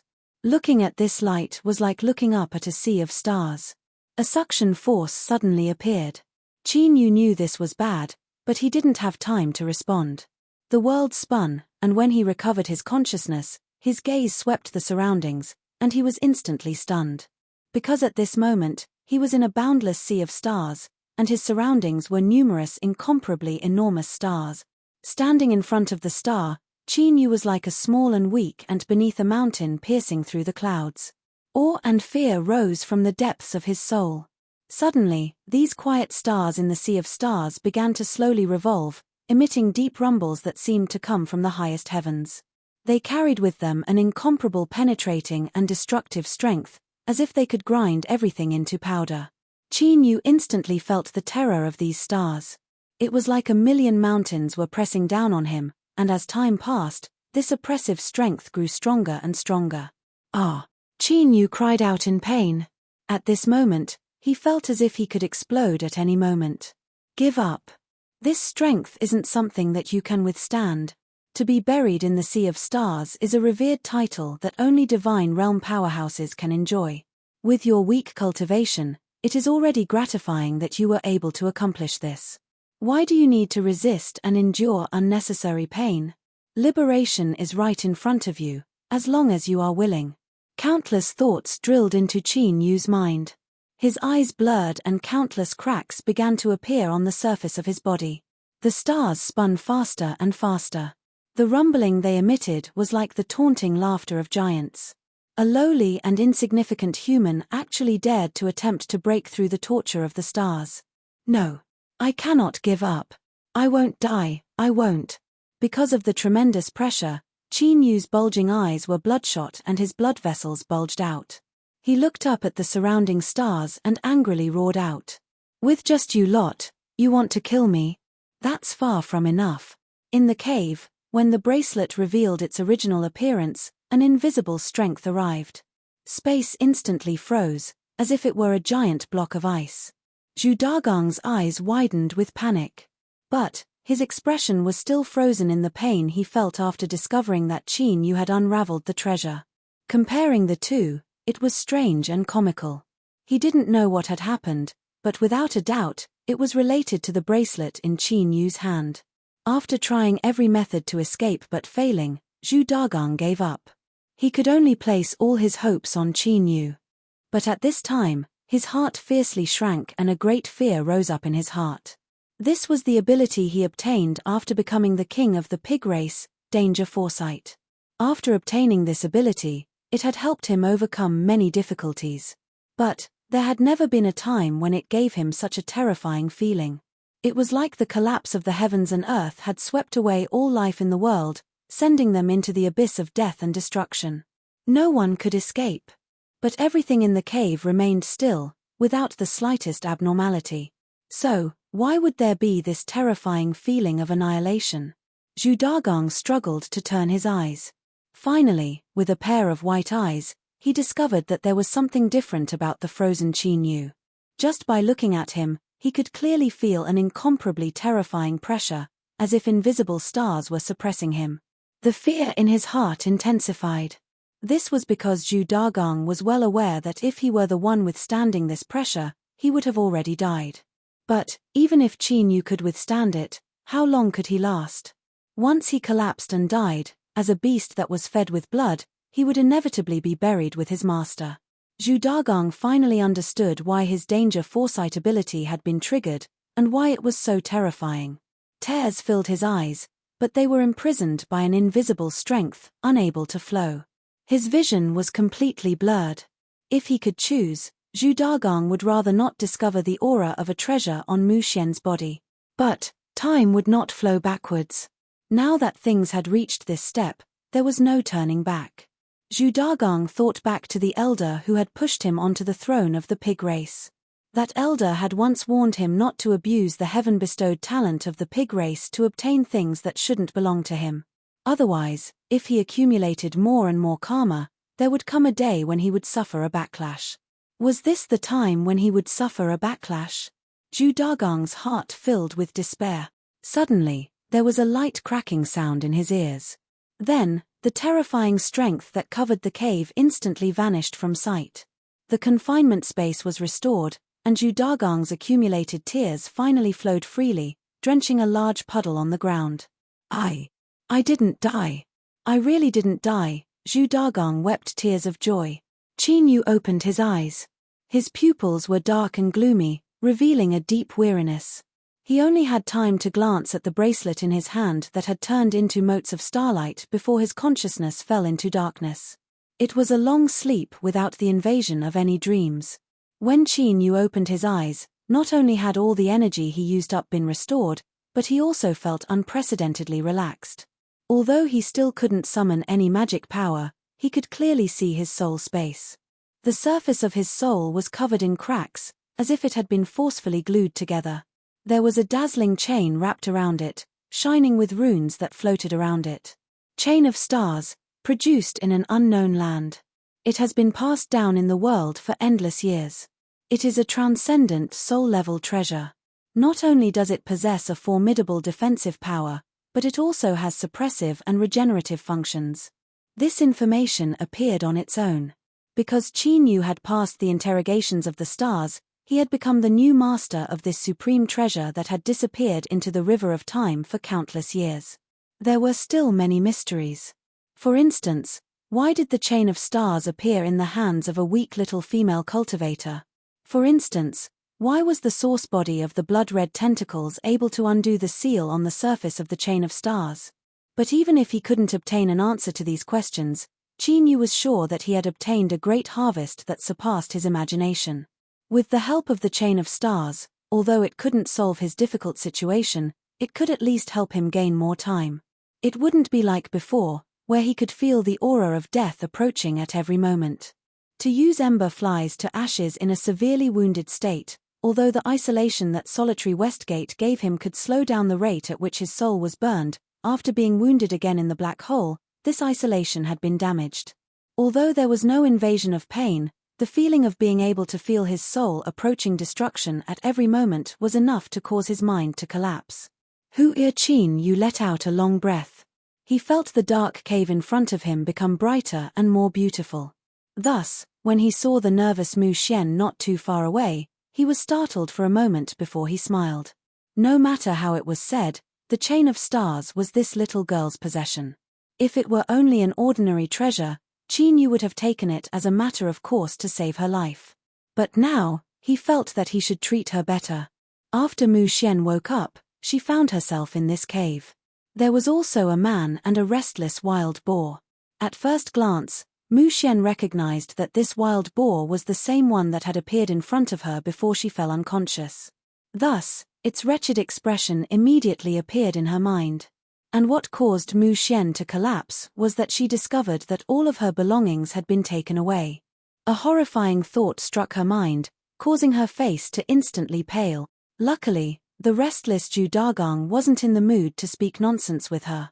He coldly shouted, "Stop being so smug. This grandpa pig isn't interested in you." Mu Xian relaxed.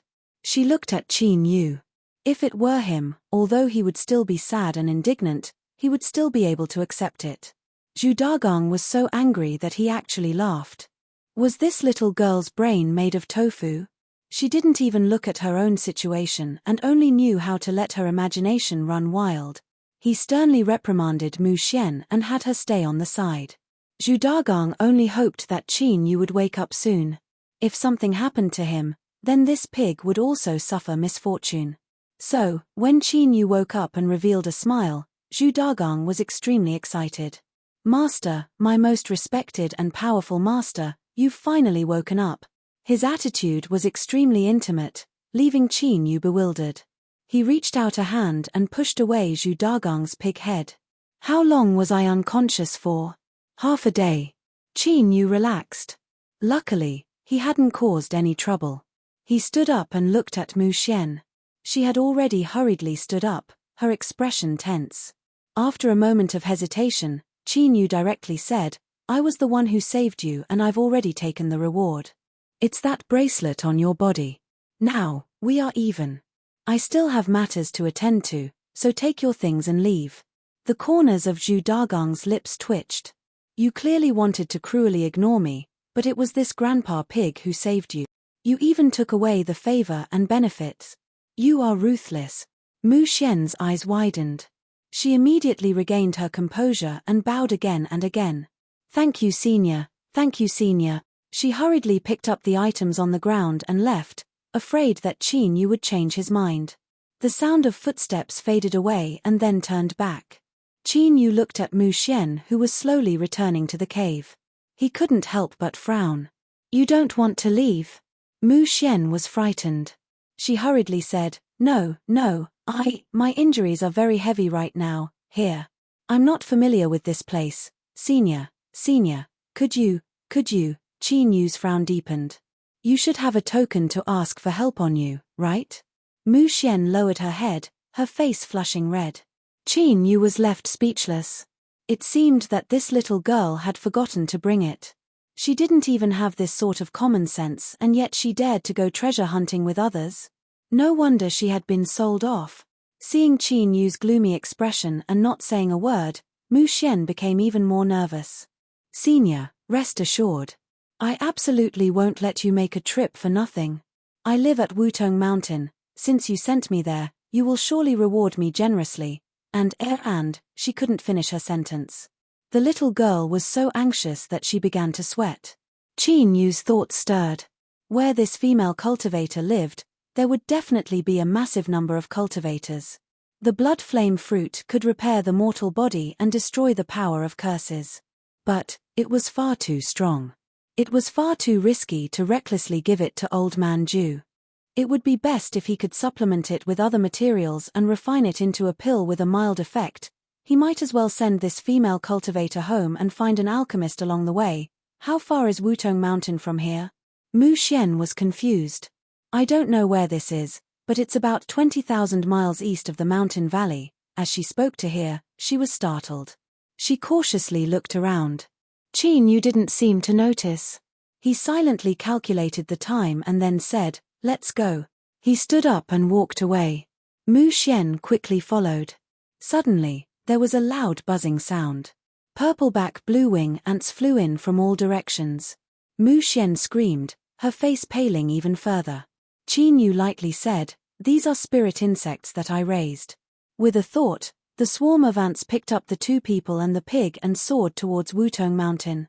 Looking at Mu Xian, who had a look of awe on her face, Zhu Dagong humphed twice, thinking that this little girl was far too naive. Chapter 685. 10 miles away from Wutong Mountain, the swarm of ants quietly landed in a hollow. Qin Yu said without expression, You've arrived. Mu Xian had a grateful expression. Thank you, Senior, for sending me back. Seeing that Qin Yu wasn't in the mood to speak any further, she respectfully bowed and took several steps back. But just as he took several steps, Qin Yu lightly said, You got lost in the mountains and I brought you back.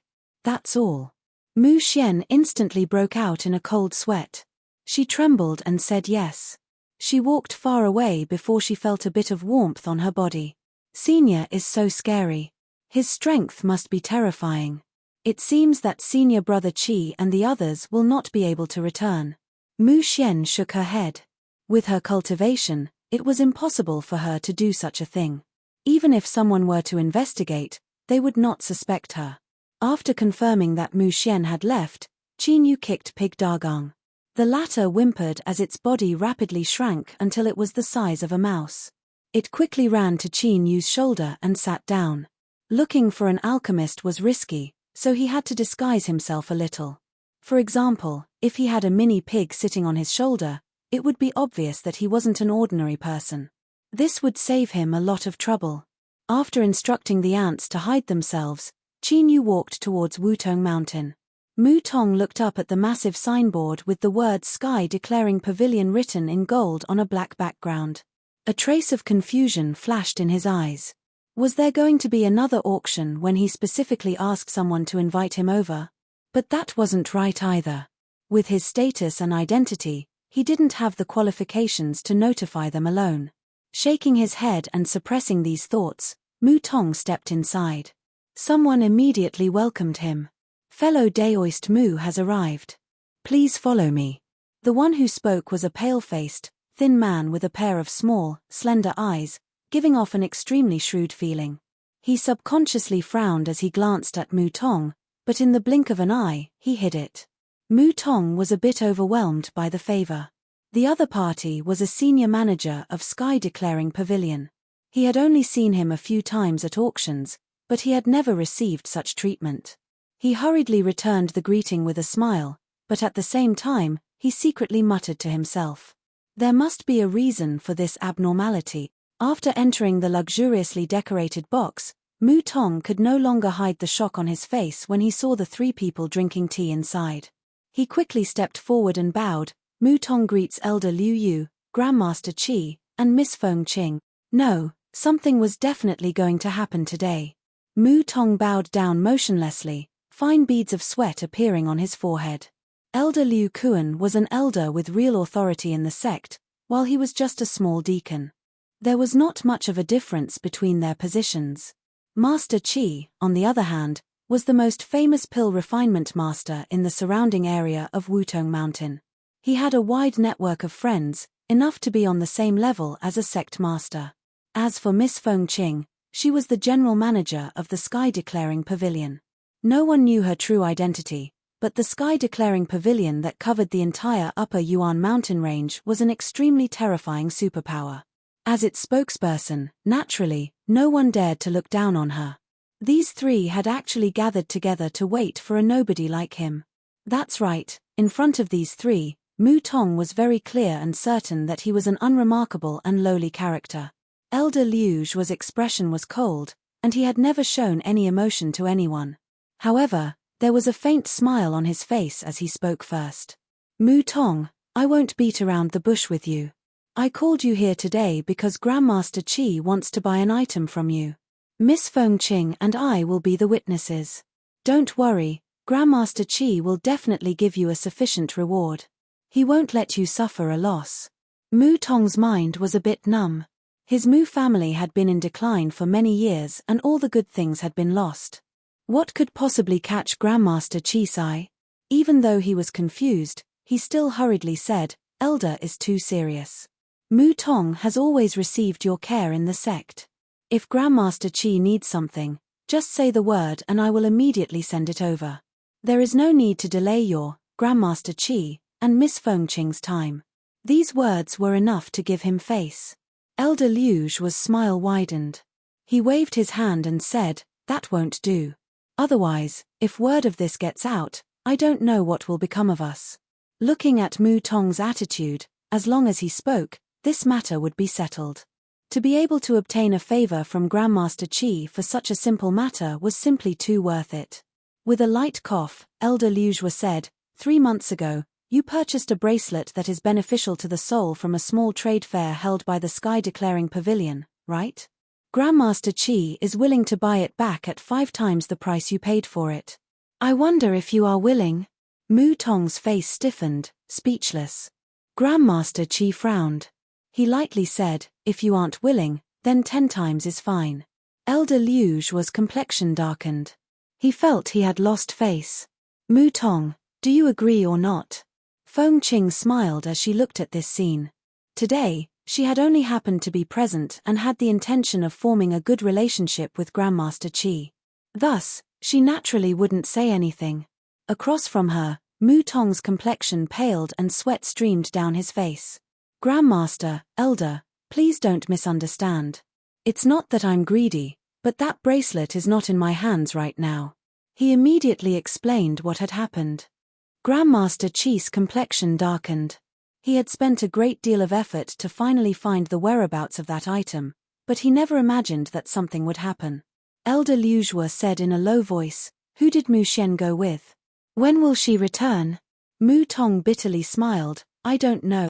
The room fell silent. Mu Tong groaned inwardly, his robes soaked in sweat. Grandmaster Qi and Elder Liu spoke in secret. Then, the latter said, Mu Tong, immediately contact Mu Xian and have her return to Wutong Mountain, or I can send someone to pick her up. Grandmaster Qi lightly said. Feng Qing's eyes brightened. It seemed that this bracelet was extremely important. It was sold from Sky Declaring Pavilion. Who would be so stupid as to not discover it? Otherwise, it would be easy to form a good relationship with Grandmaster Qi. After thinking for a moment, She gave up on her plans to secretly tamper with the bracelet. It would be bad if something went wrong. Mu Tong hurriedly said, I will immediately contact Mu Xian and have her return as soon as possible. Elder Liu Zhuo waved his hand. Mu Tong respectfully bowed and retreated. Once he left Sky Declaring Pavilion, he immediately jumped up and said, My little ancestor, I told you not to go. How good would it have been if you had listened to me? You must take good care of the bracelet, otherwise our Mu family will be completely finished. He rushed back home, opening the door and running straight into the inner room. Inside was the last remaining bloodline sensing treasure of the Mu family. It could transmit simple messages between clansmen. When Mu Tong heard the voice of the spirit lord in Mu Xian's room, he almost collapsed. This clumsy little girl, she didn't even bring her messenger spirit bead when she went out. As his heart was filled with discomfort, he suddenly heard the courtyard door open. Mu Xian choked with sobs. Uncle, I'm back. How scary. I don't want to go out exploring anymore. I almost didn't come back. Mu Tong ran out, grabbing onto Mu Xian with both hands. You stupid girl, you're finally back. Hurry and give me to you. His eyes suddenly widened. He looked at the empty white wrist in front of him and it was like he had been struck in the head. His vision darkened and his ears buzzed. Where is the bracelet? Where is the bracelet I gave you? Great aunt, don't scare me like that. Mu Xian was filled with grievance and fear. Just how much suffering did I suffer? I almost didn't come back. When we met, he didn't comfort me, ask me, or even enlighten me. Instead, he directly asked for my bracelet and even shouted at me. Uncle really doesn't love me anymore. Wah! I want to cry, wah wah wah, cry as hard as I can. Mu Tong's face darkened. After a moment of fluster, he finally coaxed her to stop crying. Mu Xian, stop messing around. Hurry and tell me where the bracelet is. Uncle really needs it urgently. Mu Xian sobbed. Bracelet. I gave it to someone. Before he could even catch his breath, Mu Tong fell face first onto the ground. The loud bang startled Mu Xian. Uncle, what's wrong?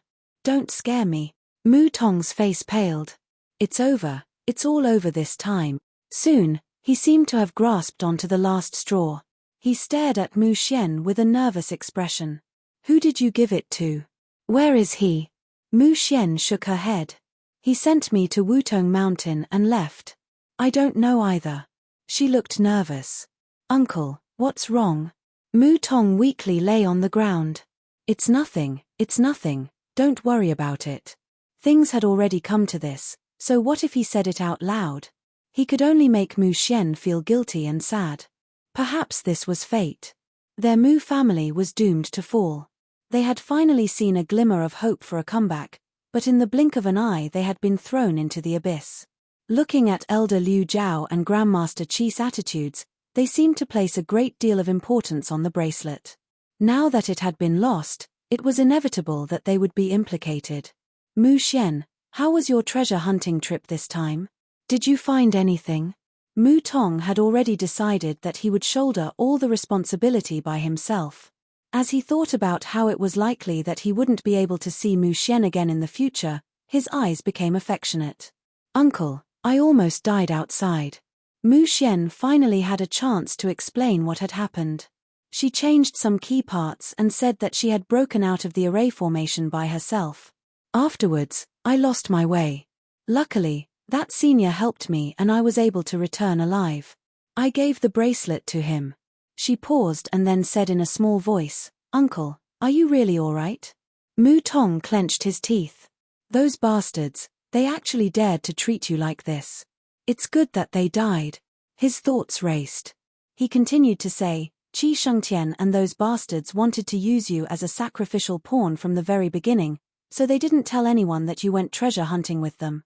That's even better. Just pretend that you don't know about this and don't tell anyone that you were with them. Grandmaster Qi was Qi Shengtian's uncle. If he and Elder Liu Zhao didn't know about this, this was without a doubt proof of this. Mu Xian quickly nodded. I understand, uncle. Suddenly, the courtyard doors were pushed open from the outside. Mu Tong, since your niece has returned, hurry up and come with us. It was someone from Sky Declaring Pavilion. Looking at the smiling and thin manager, Mu Tong's heart sank. They had actually been monitoring this place this entire time. That bracelet was likely even more precious than he had imagined. His face paled. Mu Tong squeezed out a smile. Manager Bai, there was an accident. Mu Xian's bracelet was lost. Manager Bai's complexion paled. Lost? Are you sure you lost it? Fellow Daoist Mu, a smart person should know what they can do and what they can't. What do you think? Mu Tong bitterly said, it really was lost. Otherwise, even if I were as bold as the heavens, I wouldn't dare to hide something that Grandmaster Qi want. Manager Bai took a deep breath. You can personally explain this matter to the Grandmaster. Mu Tong bitterly nodded. He glanced at Mu Xian from the corner of his eyes, telling her to remember his words. I will go with you. Miss Mu Xian will also come with us. Manager Bai, let's go together. Manager Bai turned and left, his expression incomparably gloomy. He had followed Miss Fengqing's orders in order to avoid unnecessary trouble and leave a better impression on Grandmaster Qi. He never expected this to happen. Things had become troublesome. Sky Declaring Pavilion, in that same box. Grandmaster Qi fiercely stood up, his expression fierce. You lost the bracelet? Tell me you lost the bracelet. A terrifying aura erupted from his body. The air rumbled and the tea set on the table was instantly shattered to pieces. Mu Tong's face paled and blood flowed out from the corners of his mouth. Beneath this terrifying aura, he shivered and couldn't even speak. Mu Xian's injuries had not yet healed. Now she spat out a mouthful of blood and fell unconscious. Elder Liu Zhao clenched his teeth. Mu Tong, I will give you one more chance. Hand over the bracelet and I will not pursue this matter any further. The deeper meaning was that if you continued to be so stubborn, don't worry about me being rude to you. Grandmaster Qi took a deep breath and restrained his aura. Mu Tong kowtowed again and again. Grandmaster, Elder, the bracelet has indeed been lost. Even if I were to be as bold as the heavens, I wouldn't dare to deceive you too. Grandmaster Qi slumped down on a sofa and leaned back. He closed his eyes and fell into a deep trance. There was a deathly silence in the box. Mu Tong was dripping with sweat. He knew that the fate of his uncle and nephew would soon be decided. Although Wutong Mountain was named after a mountain, it was actually an ancient mountain ruin. Because of some unknown reason, it had collapsed and the rubble had filled up the ravines in the earth. The city had been built above these ruins. Qin Yu hadn't been in the city for long. After spending a bit of time, he was able to gather some simple information about the city. For instance, the most famous and strongest alchemy service organization was called Sky Declaring Pavilion. In addition, he confirmed information about Sky Declaring Pavilion from other aspects. Qin Yu had already made his decision. This sort of powerful chain organization would place a great deal of importance on their reputation. Perhaps this would save him a great deal of trouble. Of course, it was impossible for Qin Yu to take out all of the blood flame fruits he had. He would refine half a pill and half a fruit as compensation. That should be enough to dispel their greed. This was the decision that Qin Yu made after careful consideration as he hurried along. A moment later, he arrived outside Sky Declaring Pavilion. He swept his eyes around and stepped inside. Unlike other places, Sky Declaring Pavilion wouldn't take the initiative to greet guests. Only after determining that there was a need would there be someone specifically assigned to receive them. Qin Yu walked to the alchemy service area. He looked around for a moment and beckoned. A female cultivator walked over with a smile. Guest, what are your orders? She glanced at the little pig on Qin Yu's shoulder and her tone became increasingly gentle. I would like to refine some pills. The female cultivator brightly smiled. Would you like to prepare your own materials or would you like to purchase pills from Sky Declaring Pavilion? I would. The female cultivator gestured to the side. Guest, please follow me. After determining the rank of your materials, I will be able to recommend you a suitable alchemist. Passing through the crowd of people in the alchemy area, Qin Yu arrived at a white stone house with a black door. There were over a dozen similar stone houses. After waiting for a while, the stone house opened from the inside and a cultivator walked out. The female cultivator smiled and said, "It's your turn. I'll be waiting outside. If you don't have any objections to the appraiser's result, just give me the receipt." Qin Yu nodded. He pushed open the door and walked in. The room wasn't too large. Behind a large black experimental bench that seemed to be made from crystal sat a tired middle-aged man. He didn't bother with pleasantries and directly said, "Guest, please take out your materials."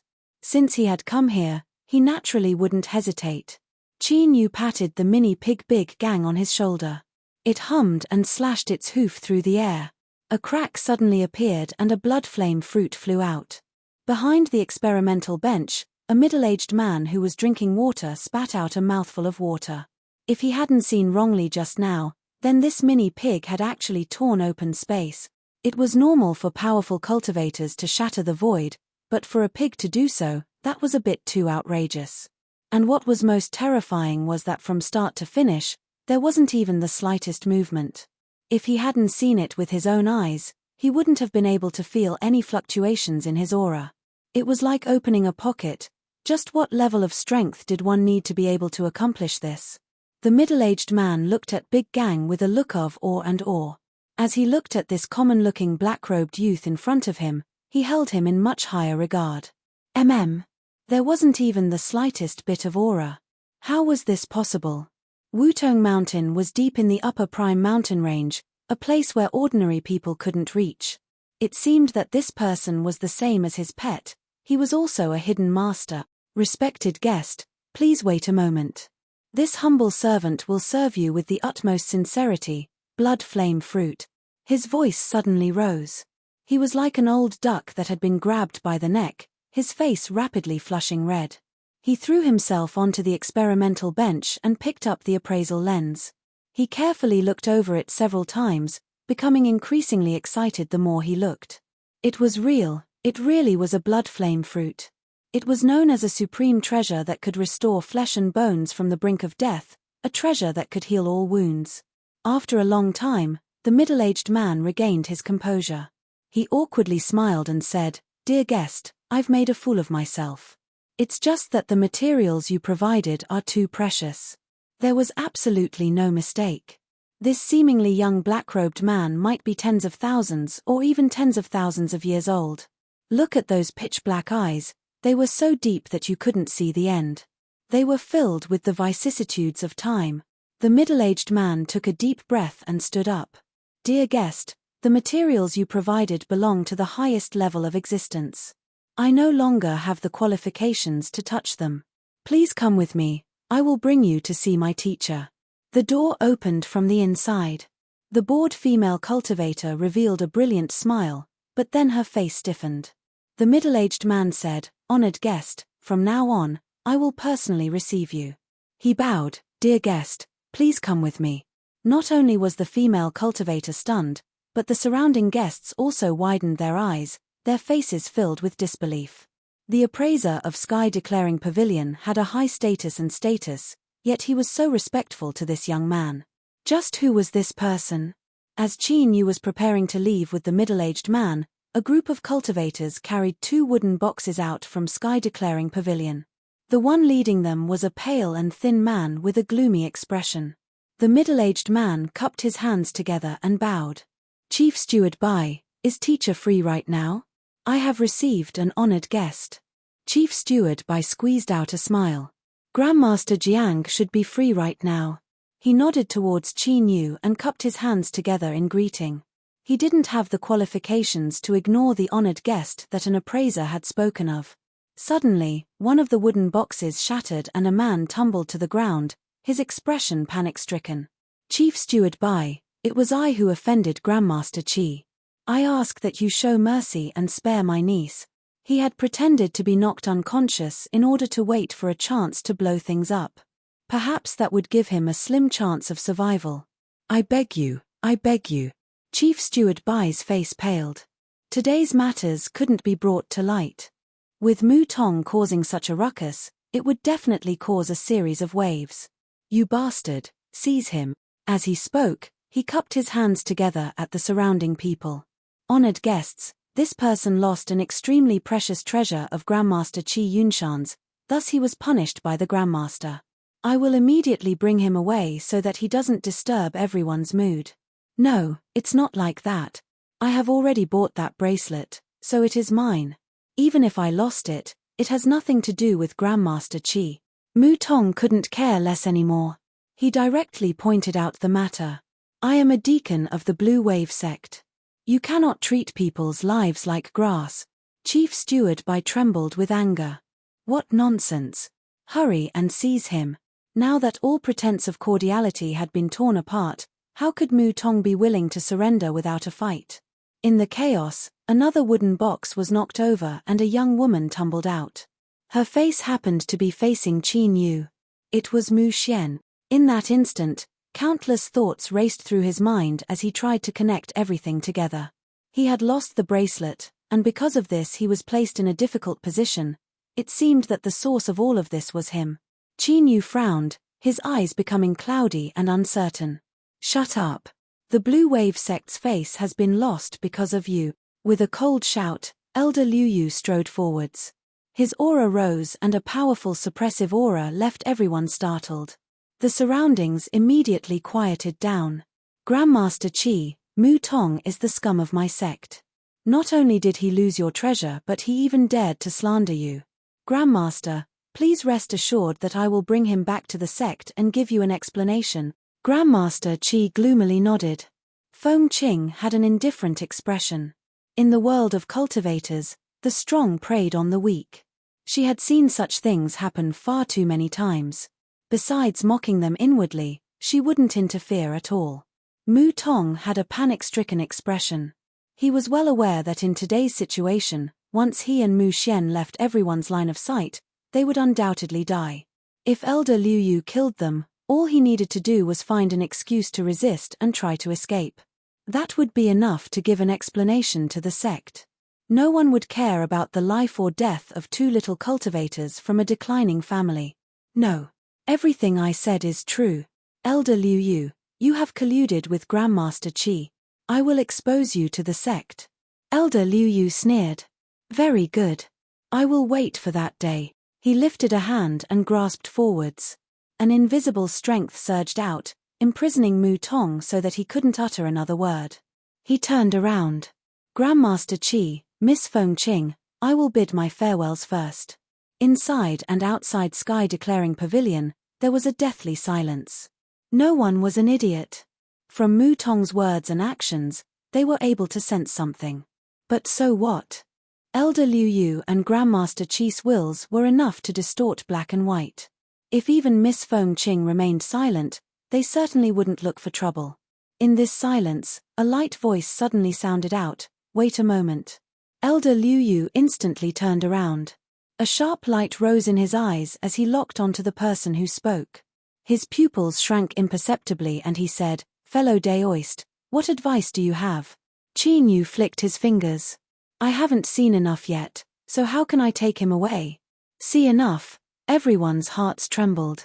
Even if this was true, there was no need for him to say it out loud. Wasn't that just looking for trouble? Countless people broke out in a cold sweat for Qin Yu.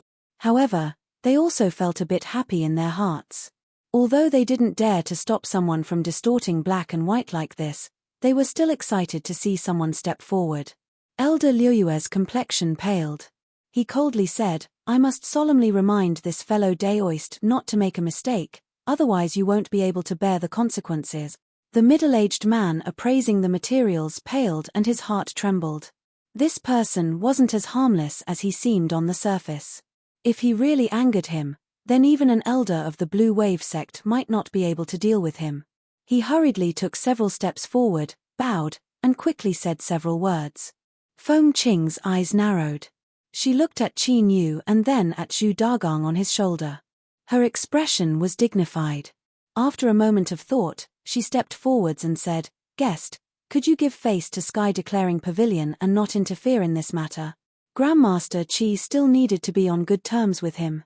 Qin Yu smiled. And if I say no? Zhu Dagang, who was lying on Qin Yu's shoulder, nearly fell over. Big brother, could you please not play around?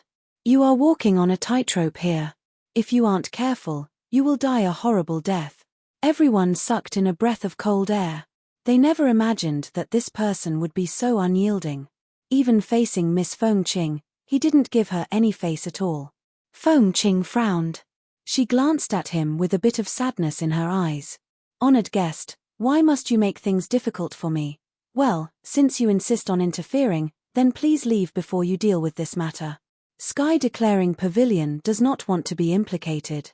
These words expressed her respect towards Qin Yu and also vaguely reminded Elder Liu Yu and Grandmaster Qi that this person wasn't someone to be trifled with.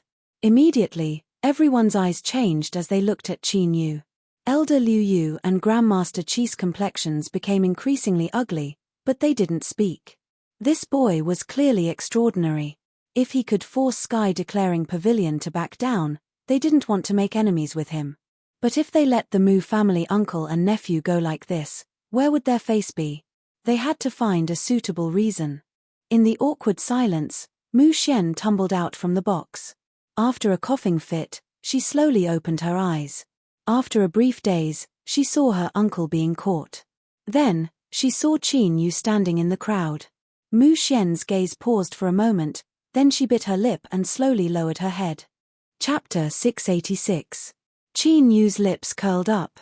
He faintly smiled at Qi Yunshan and lightly said, I know you have an intense thought that tortures your heart and you urgently want to know the answer. I will satisfy you now. That's right, the bracelet you are looking for is in my hands. Feng Qing's pupils shrank. She was even more sure of her guess. This seemingly ordinary black-robed youth was absolutely an unfathomably deep existence. Otherwise, how could he dare to recklessly provoke Qi Yunshan's sensitive nerves at this time? Qi Yunshan's eyes brightened and his face flushed red with excitement. He stared at Qin Yu, his voice hoarse. Is that true? Qin Yu nodded. Of course it's true. Qi Yunshan took a deep breath and cupped his hands together. Fellow Daoist, I am Qi Yunshan.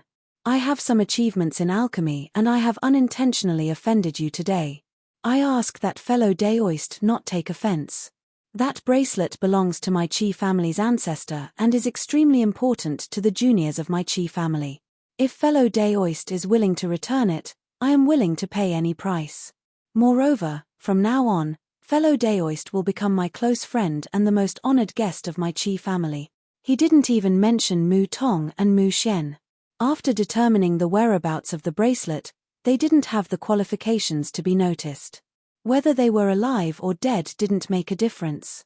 Although I don't know whether what you say is true or false, this is a very sincere offer. Unfortunately, I am also interested in this bracelet and have no intention of selling it. Qin Yu lightly said, so I refuse. Hiss! Everyone sucked in a breath of cold air. Their eyes widened and their faces filled with disbelief. This was disdain towards an alchemy grandmaster. It was no worse than directly slapping him in the face. Did he really not fear thoroughly angering Grandmaster Qi? Qi Yunshan suppressed his anger. Fellow Daoist, do you really not want to consider it? Qin Yu reached out a hand. I will only say this once. Let go of the Mu family's uncle and nephew and do not disturb them in the future. If you do, I will not pursue this matter any further. Big Pig's field of vision darkened. Big Brother, if you were in perfect condition, exterminating him would be as simple as crushing an ant. But now you are nothing more than a paper tiger. Be careful you don't go overboard and bury yourself. But, he was well aware that with the situation at this step, Qin Yu could only walk to the end. If he revealed the slightest weakness, he would immediately be exposed. Good, very good. Qi Yunshan gloomily said, I have no idea who you are, but since you have chosen to become my enemy, I will not back down even half a step. Hand over the bracelet, otherwise don't blame me for being impolite. Bang! A powerful aura burst forth from his body. Qin Yu narrowed his eyes, a cold look on his face. The dignity of a superior was revealed, like a god from the highest heavens, making others feel awe and awe. Master Qi, Feng Qing suddenly said, I've already said that I hope the two of you can restrain yourselves and not have any conflicts in Sky Declaring Pavilion. I hope you can understand. Qi Yunshan was expressionless. Good, then I will go.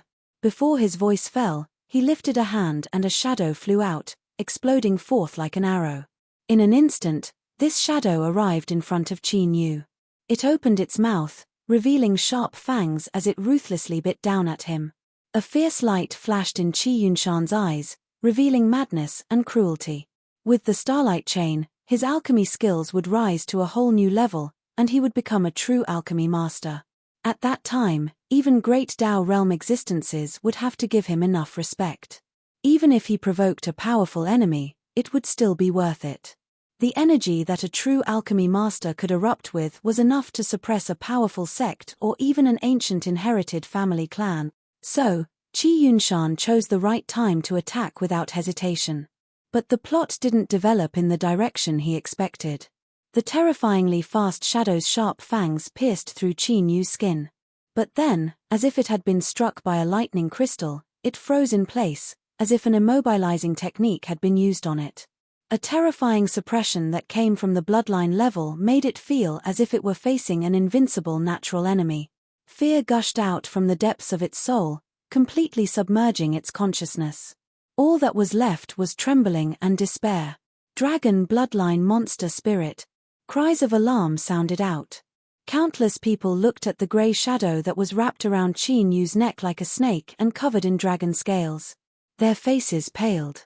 When they looked at Qin Yu again, it was like they had discovered some unimaginable miracle. Their eyes filled with awe. Several drops of cold sweat appeared on Qin Yu's back. He didn't know what a dragon bloodline monster spirit was, but without a doubt, he had just passed through the gates of hell. Luckily, this thing seemed to be extremely afraid of the ancient race. After touching its blood, it was directly suppressed. He swore to himself that he would never do such a risky move again. The feeling of helplessness on the verge of death was incomparably disgusting. But on the surface, Qin Yu's complexion didn't change at all. His fingers steadily removed the dragon bloodline monster spirit from his neck. His tone was light and calm as he said, "What a naughty little fellow. It's a good thing you closed your mouth quickly, otherwise you would already be dead. I can forgive you, because this wasn't your original intention.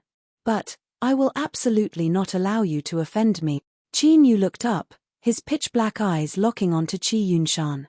The ice-cold intent in his eyes could freeze all and cause all things to fall into extinction. Bang! A terrifying aura was like a great slumbering beast awakening. It was like thousands of volcanoes erupting at the same time, looking down on the world with disdain and trampling a trillion stars beneath their feet. The air suddenly became thick and viscous, submerging everyone like an invisible swamp. They withstood a terrifying pressure and were forced to stop breathing.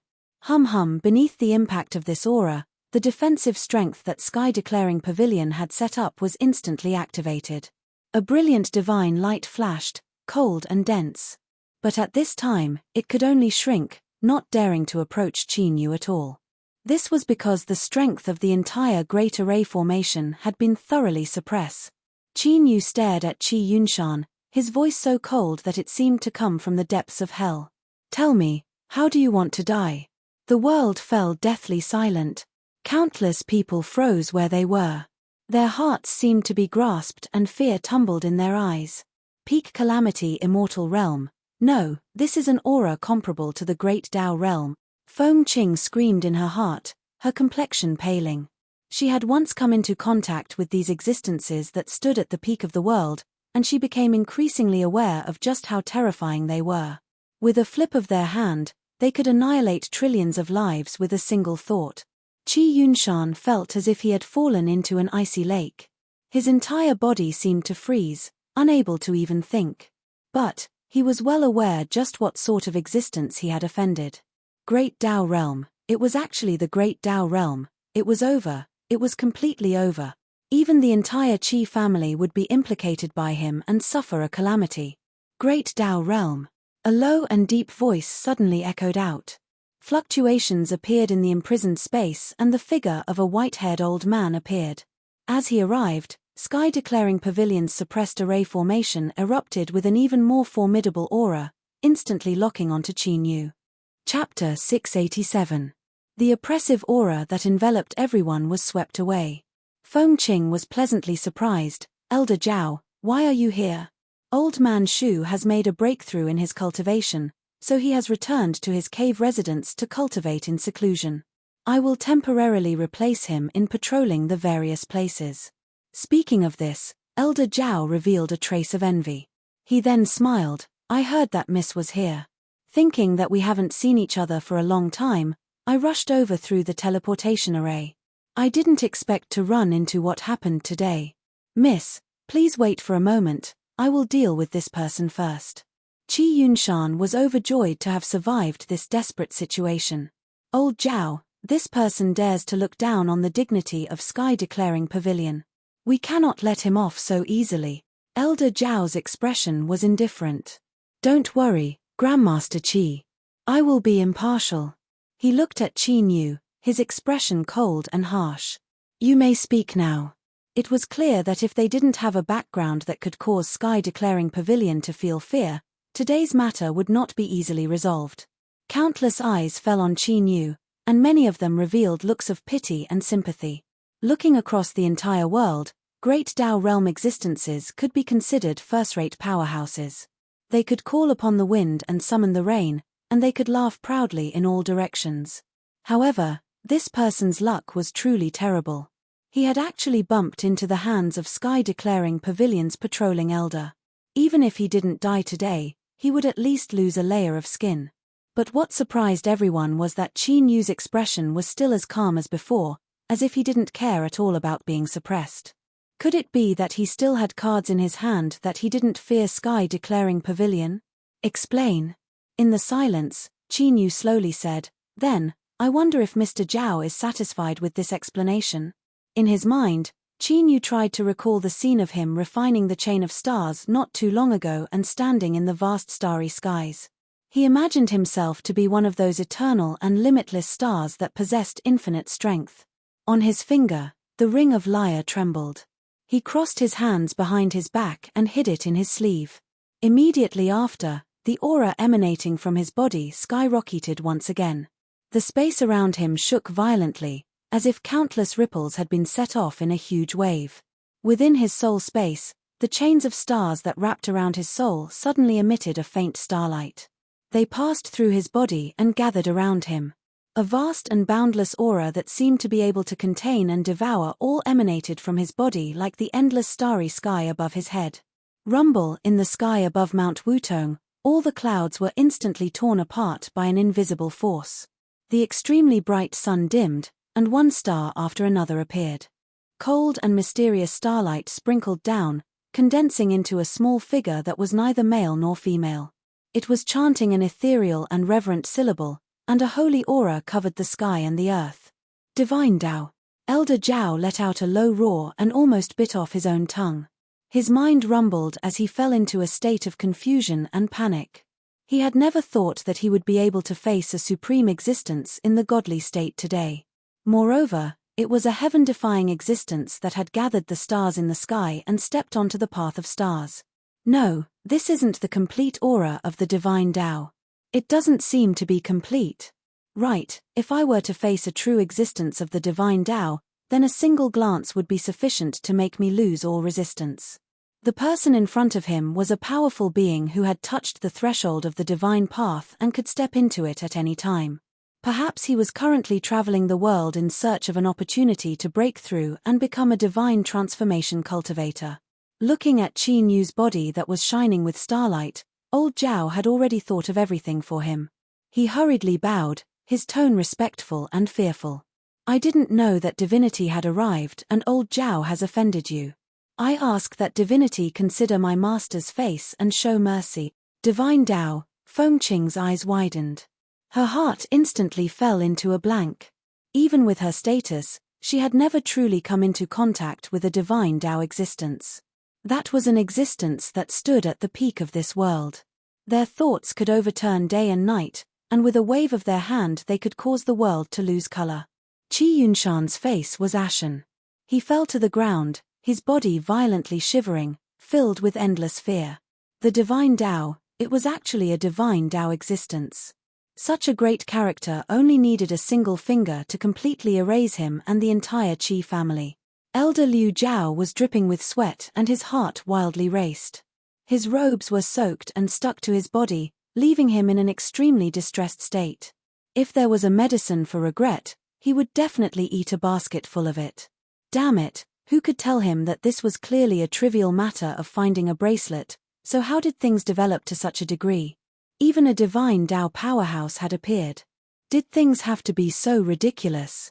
Elder Liu Jiao could only pray that he wouldn't be noticed.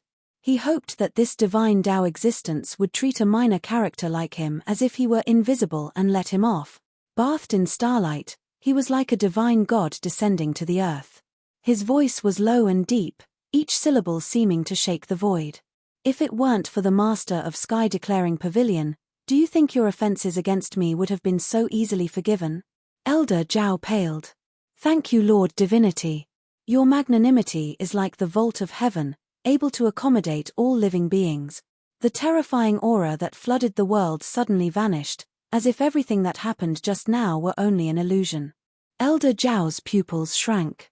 As a veteran powerhouse of the Great Tao realm, he already had the qualifications to come into contact with some secrets related to the divine Tao. The scene in front of him undoubtedly proved that this person had already truly grasped the key to stepping into the divine Tao and could make a breakthrough at any moment. Only like this could he control the might of the heavens and earth as he wished. And this sort of formidable control could only be achieved through the endless years, slowly accumulating it bit by bit. He was acquainted with his master, but he had no impression of this person at all. Of course, Elder Jiao was only a bit puzzled, but he didn't doubt this at all. He had already personally witnessed the aura of the divine Tao. That terrifying level couldn't be faked. Greetings, Lord Divinity. Elder Jiao half knelt on the ground. Hualala, within Sky Declaring Pavilion, everyone knelt on the ground. This was the transcendent reverence that a divine Tao existence should enjoy. Mu Xian had a dazed expression. She was dragged to her knees by her uncle, still in a daze. She never imagined that the senior who escorted her all the way here would be a legendary character. It was no wonder that senior didn't kill her to silence her. Thinking about it, he simply didn't think that killing Qi Shengtian and the others would be a problem. As for the reminder before they parted, it should have been simply because he didn't want other matters to affect his mood. Ancestors, bless us, ancestors, bless us, our Mu family finally has a chance to prosper again. Mu Tong's whispers caused Mu Xian to regain her composure. Mu Tong's murmur brought Mu Xian back to her senses. She raised her head and saw her uncle looking at her with a fanatical expression. Mu Xian, my dear grandaunt, you've performed a great merit this time. Our Mu family will have to rely on you in the future. Although she didn't understand the ways of the world, that didn't mean she was stupid. Mu Xian soon understood the meaning behind her uncle's words. But between her and senior, their debts were already cleared, there was nothing else. Mu Xian's lips moved, but she didn't speak. She was well aware that after today's events, the Mu family was destined to be valued by others. To be related to a divine realm existence, even if it was just a tiny bit of suspicion, it would be enough to extricate the Mu family from their current predicament. Mu Xian. A calm voice suddenly sounded out, startling her. Like a startled rabbit, her eyes widened as she looked at Qin Yu. I like the gift you gave me very much. If you have any needs in the future, feel free to mention my name. Qin Yu had already succeeded in showing off. Following the principle of not wasting anything, he pushed the boat with the current and thoroughly helped the Mu family. This could be considered his repayment for the chain of stars. Mu Tong's mind buzzed. Because of the rapid congealing of blood, he nearly fainted. Happiness had come too quickly, he wasn't prepared at all. The spring of their old Mu family had truly arrived. Countless envious eyes fell on the Mu family uncle and nephew. They were secretly calculating in their hearts that they had to find a way to pull closer to the Mu family. But no one was stupid enough to have any ideas about Mu Xian. Who knew just what sort of relationship she had with this person? Old Zhao respectfully said, Your Excellency, please rest assured that the Mu family will receive the protection of Sky Declaring Pavilion in the future. We will not disappoint you. His icy cold eyes swept over Qi Yunshan, revealing a deep loathing. It was all because of this bastard that they had nearly stirred up a great mess. Your Excellency, would you like to move to the next step? Qin Yu nodded. His eyes swept around. I am traveling the world and do not wish to be disturbed by others. As for today's matters, let them rot in your stomach. With these words, everyone's thoughts of showing off were thoroughly extinguished. No one dared to ignore the warning of a divine realm powerhouse. A moment later, in the most luxurious room of sky-declaring pavilion, Qin Yu leaned back on a soft sofa, his eyes indifferently looking at Qi Yunshan, who was lying on the floor. Your Excellency, please spare me. Your Excellency, please spare me. Even ants struggled to live, much less a character that was soon to become an alchemy grandmaster. As long as there was a glimmer of hope, he wouldn't give up. Old Zhao and Feng Qing respectfully stood to the side. They didn't look down on Qi Yunshan's performance at all. In order to live, in front of a divine realm powerhouse, this wasn't a loss of face at all. It was just that they weren't optimistic about Qi Yunshan's struggle. The dignity of the divine realm could not be provoked. Only death and blood could atone for one's sins. Qi Yunshan, I do not wish to kill any more people right now. I will give you a chance. If you can complete it, I can spare your life. Thank you, thank you, thank you. Qi Yunshan kowtowed.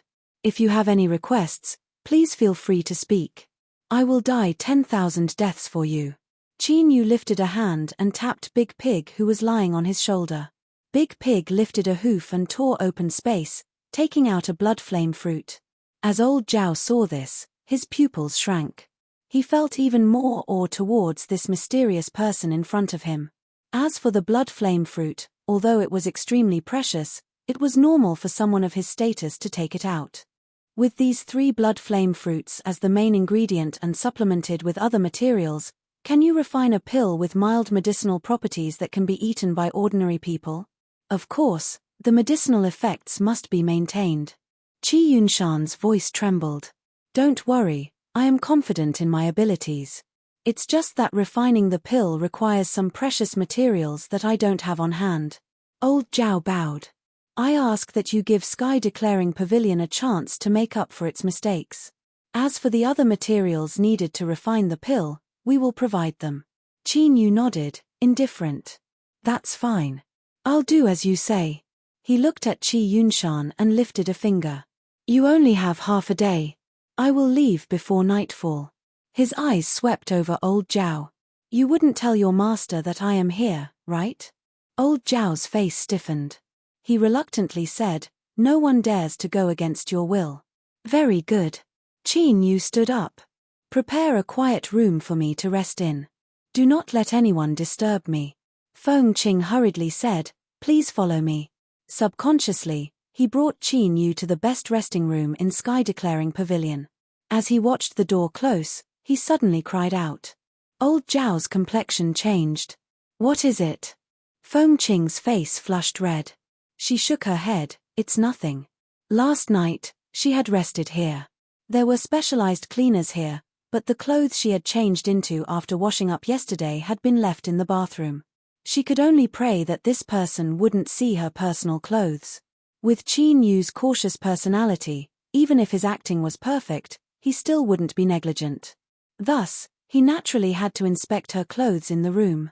Thus, Feng Qing's prayers weren't of any use. Looking at the girl's clothes on the wooden rack, Qin Yu subconsciously thought of 4 words: light, small, thin, and transparent. After enduring the awkwardness of inspecting her clothes, Qin Yu pulled Zhu Dagang away. He let out a long breath, a bitter smile on his face. At this time, he still had the mind to pay attention to such things. What a bastard. Qin Yu suppressed these thoughts and sat down at the table. He ordered Zhu Dagang to take out a blood flame fruit. Chapter 688. The status of a divine Tao was enough to arouse awe in others. This isolated chamber was the safest place right now. Qin Yu certainly wouldn't waste the half a day he had to wait for Qi Yunshan to refine pills. No matter how good a bluff was, it didn't have any real meaning. Only by restoring his own strength could he truly rely on. Qin Yu was well aware of this. The blood flame fruit was truly worthy of its reputation as a supreme body-strengthening treasure. Wherever that incomparably hot current swept through, the tiny cracks in his flesh and blood rapidly healed. Of course, This was also because Qin Yu's mortal body was powerful enough to withstand the strength of the blood flame fruit. If it were anyone else, their mortal body would have been burnt to ashes. His severely damaged mortal body was like the cracked earth beneath the blazing sun. It greedily and hungrily absorbed the strength of the blood flame fruit. In a short 2 hours, the strength of the first blood flame fruit had been completely consumed. Qin Yu's eyes flashed open. Without hesitation, he took out a second blood flame fruit and ate it. The boiling hot current that had calmed down began to rampage once more. At the same time, deep rumbling sounds emitted from within Qin Yu's body. Although it wasn't intense, it contained a formidable will that shook the heart. Traces of the annihilating space strength entrenched in his flesh and blood were constantly peeled off and expelled from his body. The space around Qin Yu shattered, forming a horrifying spiderweb. Sure, when the strength of the second fruit was completely absorbed, Qin Yu's eyes flashed open, a sharp light flashing within them. He reached out a hand and slapped the ground, standing up. As he moved, his bones emitted explosive crackling sounds. Strength flowed through his body. Although there was still a great disparity from a complete recovery, it was much better than before. If he could eat 3 blood flame fruits at once, the effects would be much better. But Qin Yu didn't regret his actions. Even if he could go back in time and make a choice again, he would still take out a blood flame fruit to save old Leaf Dew without hesitation. The reason that people were human was that their hearts were filled with good and evil. There were some things that had to be done. If he couldn't even adhere to this point, how different was he from a beast? He looked up at the clock. Qin Yu adjusted to his restored strength and pushed open the door to the restroom. Feng Qing was waiting anxiously outside. She hurriedly saluted. "Greetings, Your Excellency." Her face was flushed, as if she wanted to say something but couldn't. Qin Yu suddenly realized that the clothes in the bathroom were hers. His eyes subconsciously swept over Feng Qing's body, and the image of her wearing those clothes appeared in his mind. Cough, has Qi Yunshan finished refining the pill? Feng Qing hurriedly said, "Reporting to Your Excellency, the pill refinement is going smoothly and will be completed very soon." She couldn't see anything strange from Qin Yu's face, so she could only suppress her thoughts. "Your Excellency, please wait in the room for a moment. I will confirm it immediately." Qin Yu nodded. "All right." An hour later, Qi Yunshan, whose face was pale as if he had been squeezed dry by 10 pigs for an entire night, arrived at the box. He half knelt on the ground and said, "I didn't fail the mission. I have already refined the pill. I ask that you examine it." Along with the jade bottle containing the medicinal pill, a jade slip introducing the medicinal pill was also delivered into his hand. Qin Yu opened the bottle and sniffed it. He didn't touch the jade slip. "Since you have refined the pill, I am a man of my word. I will forgive you this time." Qi Yunshan trembled with excitement. "Thank you, Your Excellency." His field of vision darkened and he fainted. It could be seen that in just half a day, he had exhausted all of his mental energy in order to refine this bottle of pill. Qin Yu glanced at him and lightly said, "I will also be leaving. There is no need to send me off." He stood up and walked out. Elder Zhao relaxed. He thought that this mysterious Qin Yu was actually quite reasonable. If he had used his divine Tao methods to break through the shackles and leave, then the entire defensive array formation of Sky Declaring Pavilion would have been destroyed. It seemed that by taking the initiative to use Sky Declaring Pavilion's name to take out the materials needed for the pill, he had managed to calm this Qin Yu's anger. This was good, this was good. Elder Zhao's heart ached for taking out so many precious materials. Now, all of that had completely vanished. To resolve the dissatisfaction of a formidable existence that was destined to step into the divine Tao, although these materials were precious, they weren't anything at all. Farewell. He and Feng Qing bowed in respect. Qin Yu left Sky Declaring Pavilion through a secret door. His steps were steady as he walked outwards. It was only when he left everyone's line of sight that he quickened his pace. When he emerged from an alley, he controlled the flesh and blood of his face to change into another ordinary face. Then, he mixed into the crowd and left Wutong Mountain. With a thought, the swarm of ants howled over, lifting Qin Yu up and taking him away at their fastest speed. It was only now that Qin Yu let out a long breath of relief. Luckily, the will of the divine Tao was terrifying enough that no one dared to casually violate it. Otherwise, if a true divine Tao existence were to be drawn in, that would be far more troublesome. Wally Village. The granny looked at the unconscious old man lying on the bed, her eyes filled with helplessness and fear. Perhaps it was because they had helped each other for so many years, but between the two old people, there seemed to be some sort of strange telepathic connection. She could faintly feel that the old man's life was constantly fading away. As time passed, he was slowly approaching death. And today should be his limit. The granny's hands trembled as she grasped the old man's hand. Her voice was weak and hoarse, as if she were saying something to him. In this life, you have never despised me for being a mute. You have always been good to me and respected me. I am grateful to you from the bottom of my heart. Don't be afraid. Everyone has to welcome death. On the road to the Yellow Springs, I won't let you walk alone. Wait for me. To be able to spend a lifetime with you and even die on the same day, this old woman is already satisfied. Tears flowed out from the corners of the granny's eyes, but she actually calmed down. She sat on a wooden chair in front of the bed, looking at the unconscious old man as she waited for the final moment to arrive. Suddenly, the courtyard doors were pushed open from the outside. Then, there was the sound of hurried footsteps. The granny was in a trance. It was only when the doors were pushed open that she turned to look. All of a sudden, her eyes widened. Qin Yu smiled. Granny, I'm back. Don't worry, nothing will happen to the old man. 3 days later. There was also the somewhat weak old man Ju. He was lying on a chair covered with clothes, basking in the sun as he directed Qin Yu to do some woodwork. Since I promised someone, I must do it. This work has already been delayed, so I must finish it as soon as possible. Qin Yu smiled and agreed. Don't worry. Although I have never done woodwork before, with your guidance, I will definitely be able to do it well. Of course. Don't you know who is guiding you? I am the top woodworker in the surrounding villages. If you can learn my craft, you won't have to worry about food or drink for the rest of your life. The granny brought over some medicinal soup. She looked at the bragging old man and opened her mouth to say a few words. Qin Yu didn't understand what she meant, but the old man's face flushed red. I know. I won't go out and take on random jobs in the future. I've said it dozens of times already. Don't you find it annoying? He grumbled, but his expression was a bit guilty. He took the medicinal soup and drank it all in a few mouthfuls. It was so bitter that his eyes rolled back.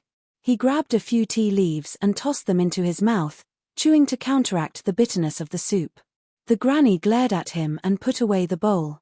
Soon, she returned with a cup of milky milk tea. She smiled and handed it to Qin Yu. Thank you, Granny. Qin Yu drank large mouthfuls of the fragrant and sweet milk tea, a look of contentment on his face. Life had finally returned to the right track. But just as this thought appeared, he revealed a stunned expression. When did he think that this was the right track of his life? Indeed, deep in his bones, he had always longed for this sort of peaceful and tranquil life. But reality was always cruel. Qin Yu was well aware that his ordinary life would soon come to an end. After eating 2 blood flame fruits, he had restored a portion of his mortal body's strength and was now comparable to the early Blue Sea realm. With the help of the purple-back blue-wing ants, it wouldn't be easy for others to kill him as long as he was careful. Qin Yu had to leave this place and return to the dangerous world of cultivators. He had to find a way to restore his wounds and pursue greater strength. That smelly whore, that damned smelly whore, I will kill her. I will definitely kill her. The youth lying on the bed, besides having a pale complexion, was undoubtedly handsome. But now, his entire face was twisted and filled with endless hatred. The cultivator that was treating his lower body's wounds was covered with beads of sweat. After a long time, he finally finished cleaning up. He let out a long breath and quickly withdrew from the inner room. How is the situation? The white side-burned cultivator asked, his expression dignified. The treating cultivator bowed. Elder, the situation isn't too good. Because he was caught off guard, he suffered the explosion of an artifact. Young Master Feng's cultivation isn't strong enough to resist it and his lower body has been severely damaged. I can only give him some simple treatment so that his wounds don't worsen any further. The white side-burned cultivator's lips twitched. If he could, he really wished he could strangle this bastard in the room. It was fine if he played with a woman and forced himself on her, but didn't he know how to be more careful?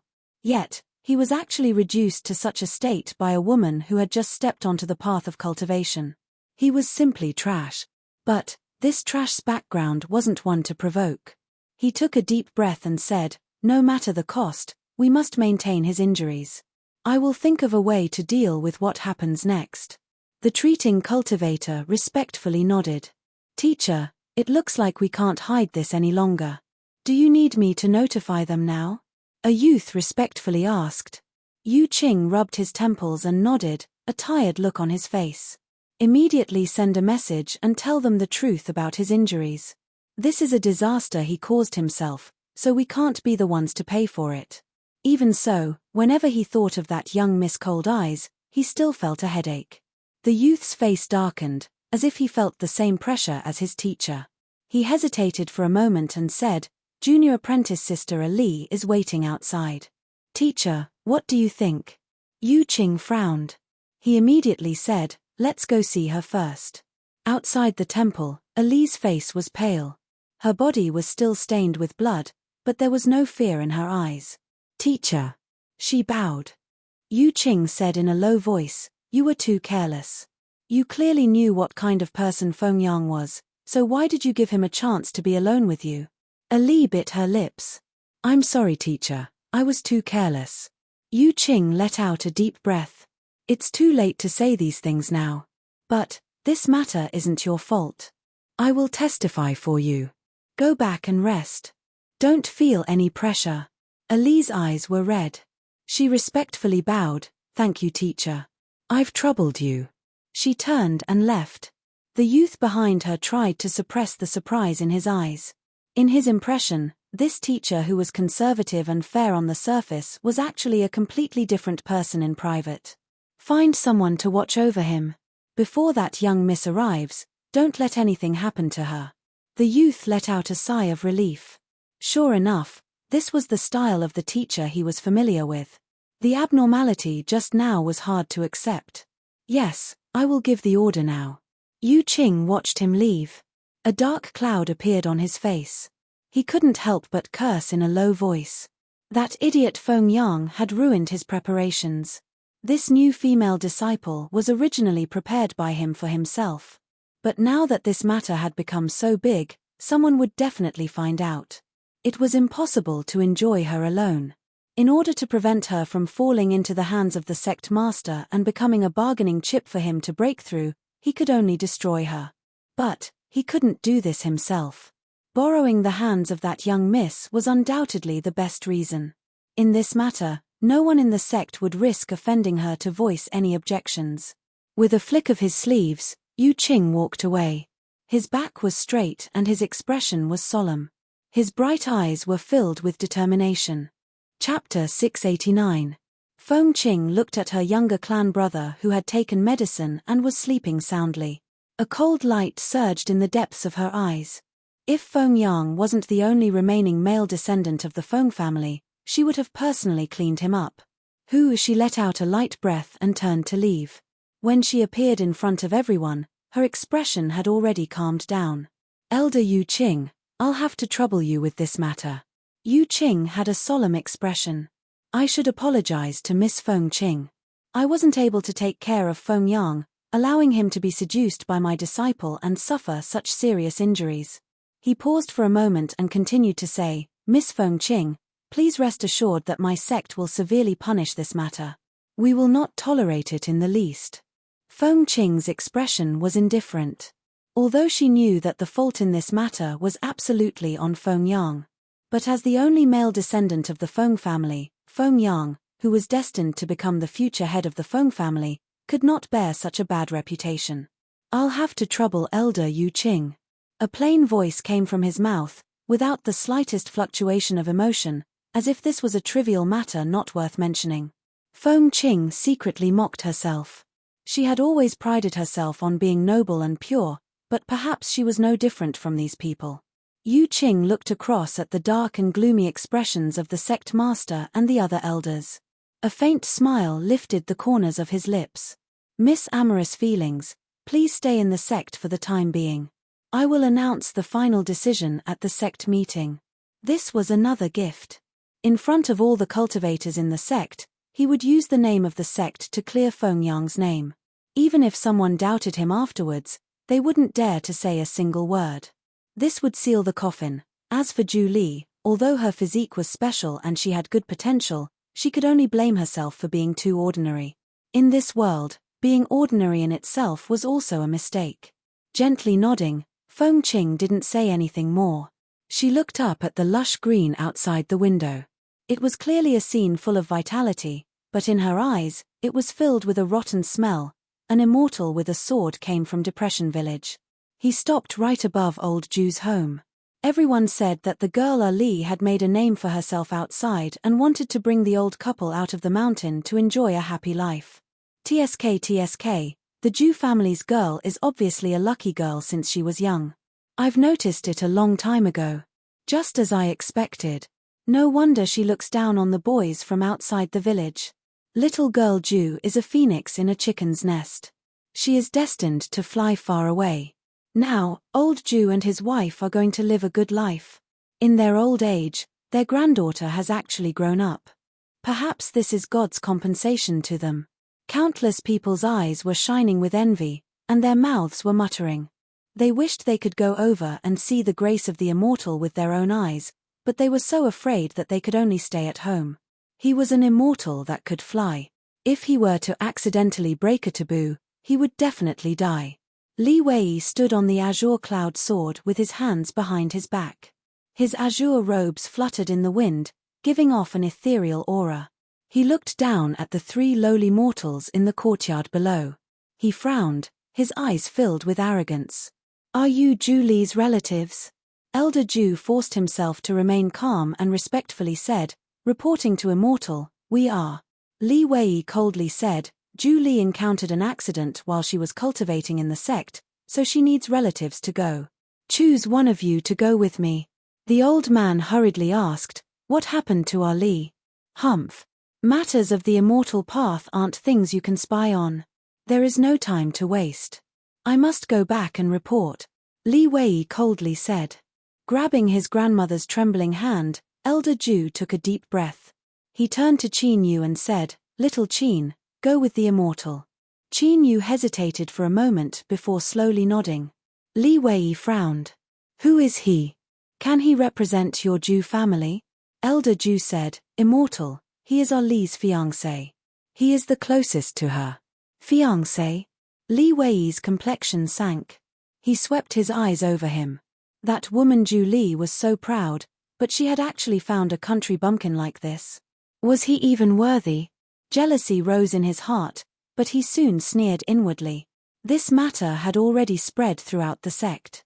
Although the rumors said that Feng Yang hadn't succeeded, who knew the truth? A golden core realm cultivator couldn't deal with a mere rookie that had just entered the cultivation world. It was likely he had already eaten her up. If it weren't for her carelessness afterwards, how could Feng Yang have been schemed against? Li Wei thought back to how he had been rejected without hesitation. His heart filled with joy and a strange light flashed in his eyes. Once this brat learned the truth, his expression would surely be marvelous. "Let's go." With a trace of impatience, Li Wei flicked his sleeves and pulled Qin Yu behind him. He formed a law formula and the blue cloud sword pierced through the skies. This cultivator has a nascent soul realm cultivation, but his aura is several times thicker than any nascent soul I know of. Moreover, he has many treasures on him and the flying magic sword beneath his feet is of high quality. It matches with his cultivation method and can increase his strength by several levels. Qin Yu looked at Li Wei, who was standing in front of him with his hands crossed behind his back. He silently estimated his strength. He certainly had no interest in such a small cultivator. He was simply using this person to estimate the strength of our Li's cultivation sect. Although Li Wei didn't say anything, Qin Yu could sense a trace of coldness from his attitude. It seemed that something had happened to Ali. It was because of this that Qin Yu agreed to take Old Master Ju's place on this trip. If there really was something wrong, then perhaps there was a chance he could resolve it. He hoped that things wouldn't be too troublesome. Sensing Qin Yu's silence behind him, Li Wei's lips curled up in disdain. What an ignorant country bumpkin. He must have been frightened to death. Perhaps I can be a bit faster. With a thought, he stimulated his magic power. The blue cloud sword emitted a humming sound, and the blue light it emitted became even brighter, increasing its speed. From this change, Qin Yu could sense Li Wei's thoughts. His face immediately revealed a look of panic and he paled. For a nascent soul cultivator to have such a poor temperament, it seemed that although this world's cultivation level was high, it was because it was far too easy to obtain strength. Perhaps it was because cultivating one's temperament was relatively weak. If he were to fight with the cultivators of this world in the future, this would be a key point he could use to his advantage. As he was silently thinking, there was a sudden cry. It carried with it a formidable penetrating strength, piercing through his eardrums and straight into his soul. "White-headed demon vulture!" Li Wei screamed out. It was only after a moment of shock that he reacted. He hurriedly took out a jade token. Pouring magic power into it, the mark within the jade token was immediately activated. Light erupted in the air, condensing into the words Truewood. "My status token is only at the nascent soul realm. The pressure it emits isn't enough to scare away the white-headed demon vulture. Moreover, it is a demonic creature that is bloodthirsty and murderous. Its mind is chaotic and it might ignore the aura of the sect token. I'm finished. How could I encounter a horrifying white-headed demon vulture in such a place?" Li Wei's face paled and his eyes filled with fear. The white-headed demon vulture really didn't seem to notice the aura of the Truewood sect's token. Its eyes flashed with a blood-red light and it fiercely leapt forwards. "My life is over." Li Wei had a look of despair.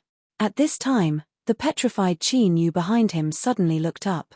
His pitch-black eyes were like an abyss as he stared at the white-headed demon vulture.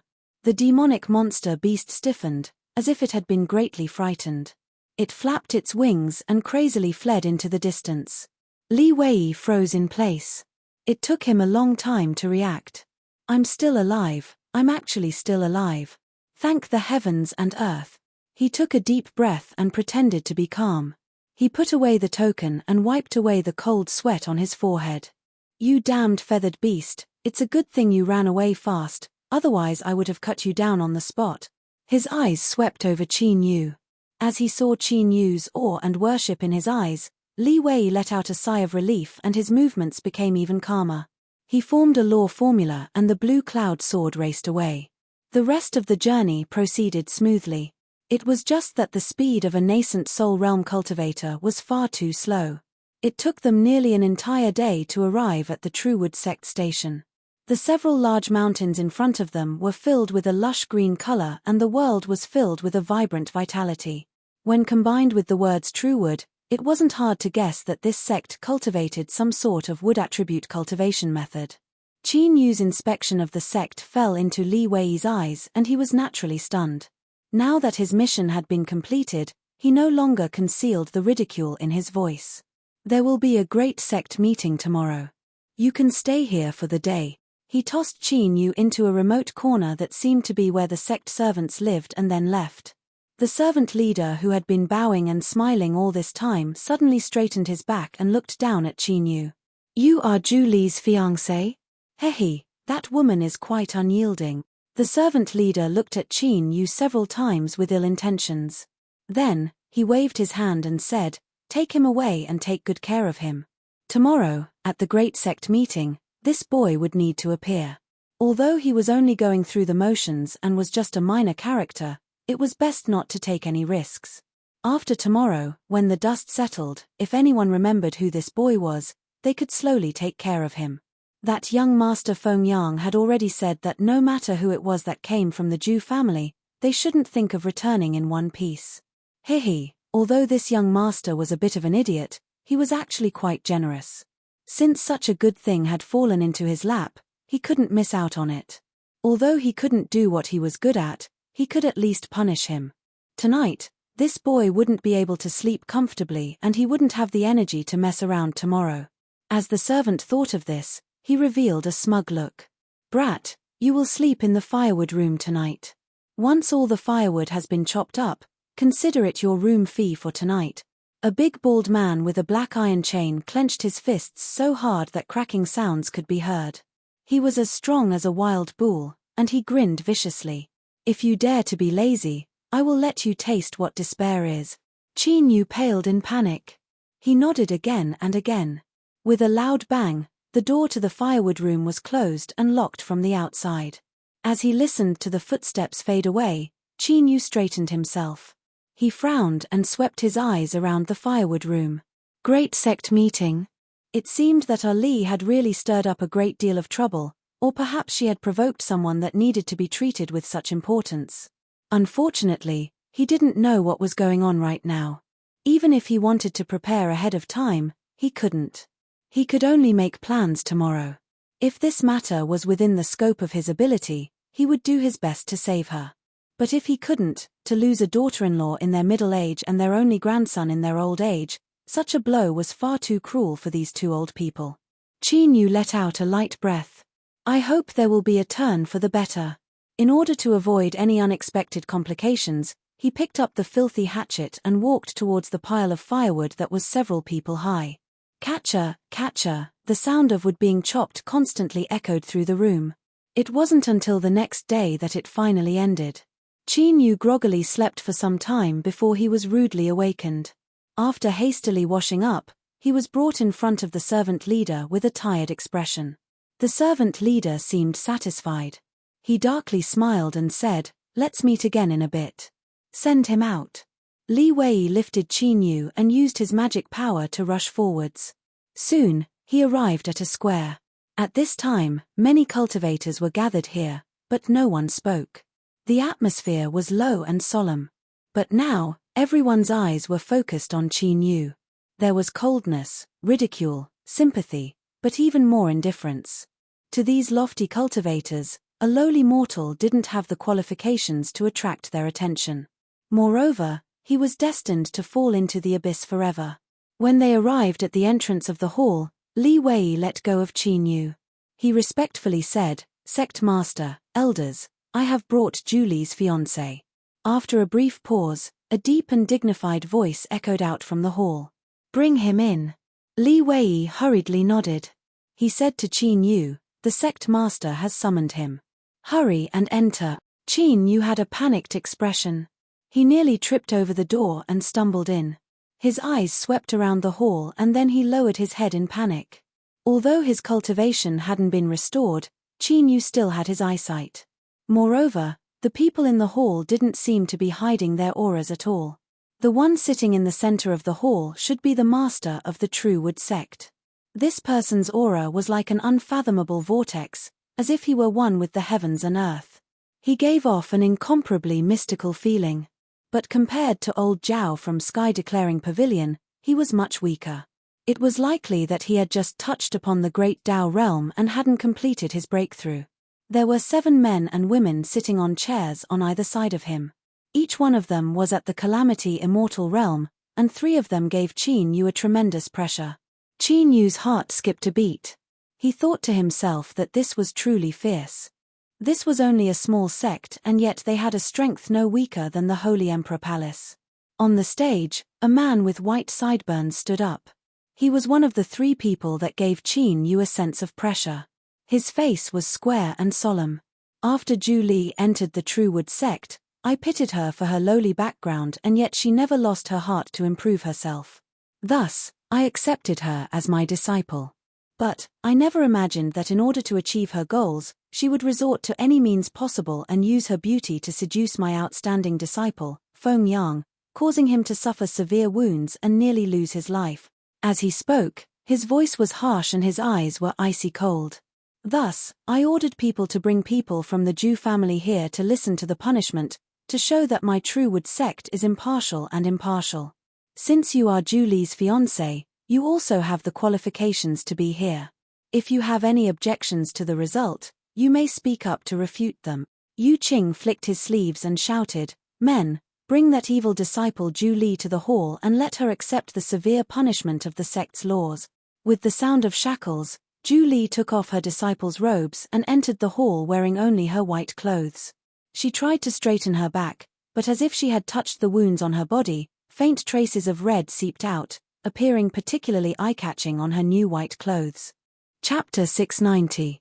I am not guilty. Zhu Li bit her lips and stared at her teacher. "You know the truth of the matter, so why do you have to distort the truth and slander me?" Yu Qing's face was solemn. "I only believe in evidence. I won't be biased just because you are my disciple." His eyes shined with a heavy pressure. "Zhu Li, the sect has already investigated this matter and the evidence is conclusive. Do you still want to deny it?"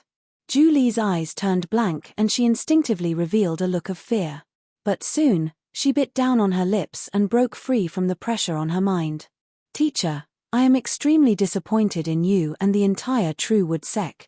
Did you do this just because Fengyang came from a noble background and I came from a lowly mortal family?"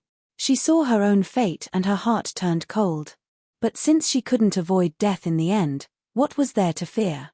Her eyes were ice cold. She swept her eyes over the grand hall and the sanctimonious cultivators. Zhu Li said, "You are not worthy of being called immortals." Because this was the grand sect meeting, everything within the grand hall could be sensed by the cultivators in the square. At this time, all of their eyes widened in shock. This Zhu Li's courage was greater than they imagined. She would die today, but as they listened to her words, they couldn't help but feel a bit of bitterness in their hearts. What if the one in Zhu Li's position was one of them? They feared the result would be the same. "How insolent!" Yu Qing roared out loud, his eyes twitching. He never thought that Zhu Li would be able to resist the pressure he exerted on her mind. Her words were like a slap to his face in front of everyone. Feeling the sect master's mocking gaze from above, Yu Qing took a deep breath. "Zhu Li, your fiancé is also in the grand hall right now. Husband and wife are one. If you refuse to plead guilty, I will start a second round of investigation. Once I obtain enough evidence, I will have your fiancé punished together with you. Zhu Li, think about it carefully. Will you plead guilty or not?" Everyone cursed inwardly at how shameless she was. She even dared to use threats. This was simply beneath her status. Yu Qing was expressionless, as if he didn't see the gazes around him. He had to quickly resolve this mahjong matter. If this dragged on for too long, then he would only lose more face. If this became a farce, not only would his plan to befriend Fengqing fail, but he would also deeply offend her. "Fiancé?" Zhu Li revealed a vacant look. He followed everyone's gaze and saw Qin Yu standing in a corner of the hall with a panicked look on his face. It was him. "You, why are you here?" She suddenly panicked.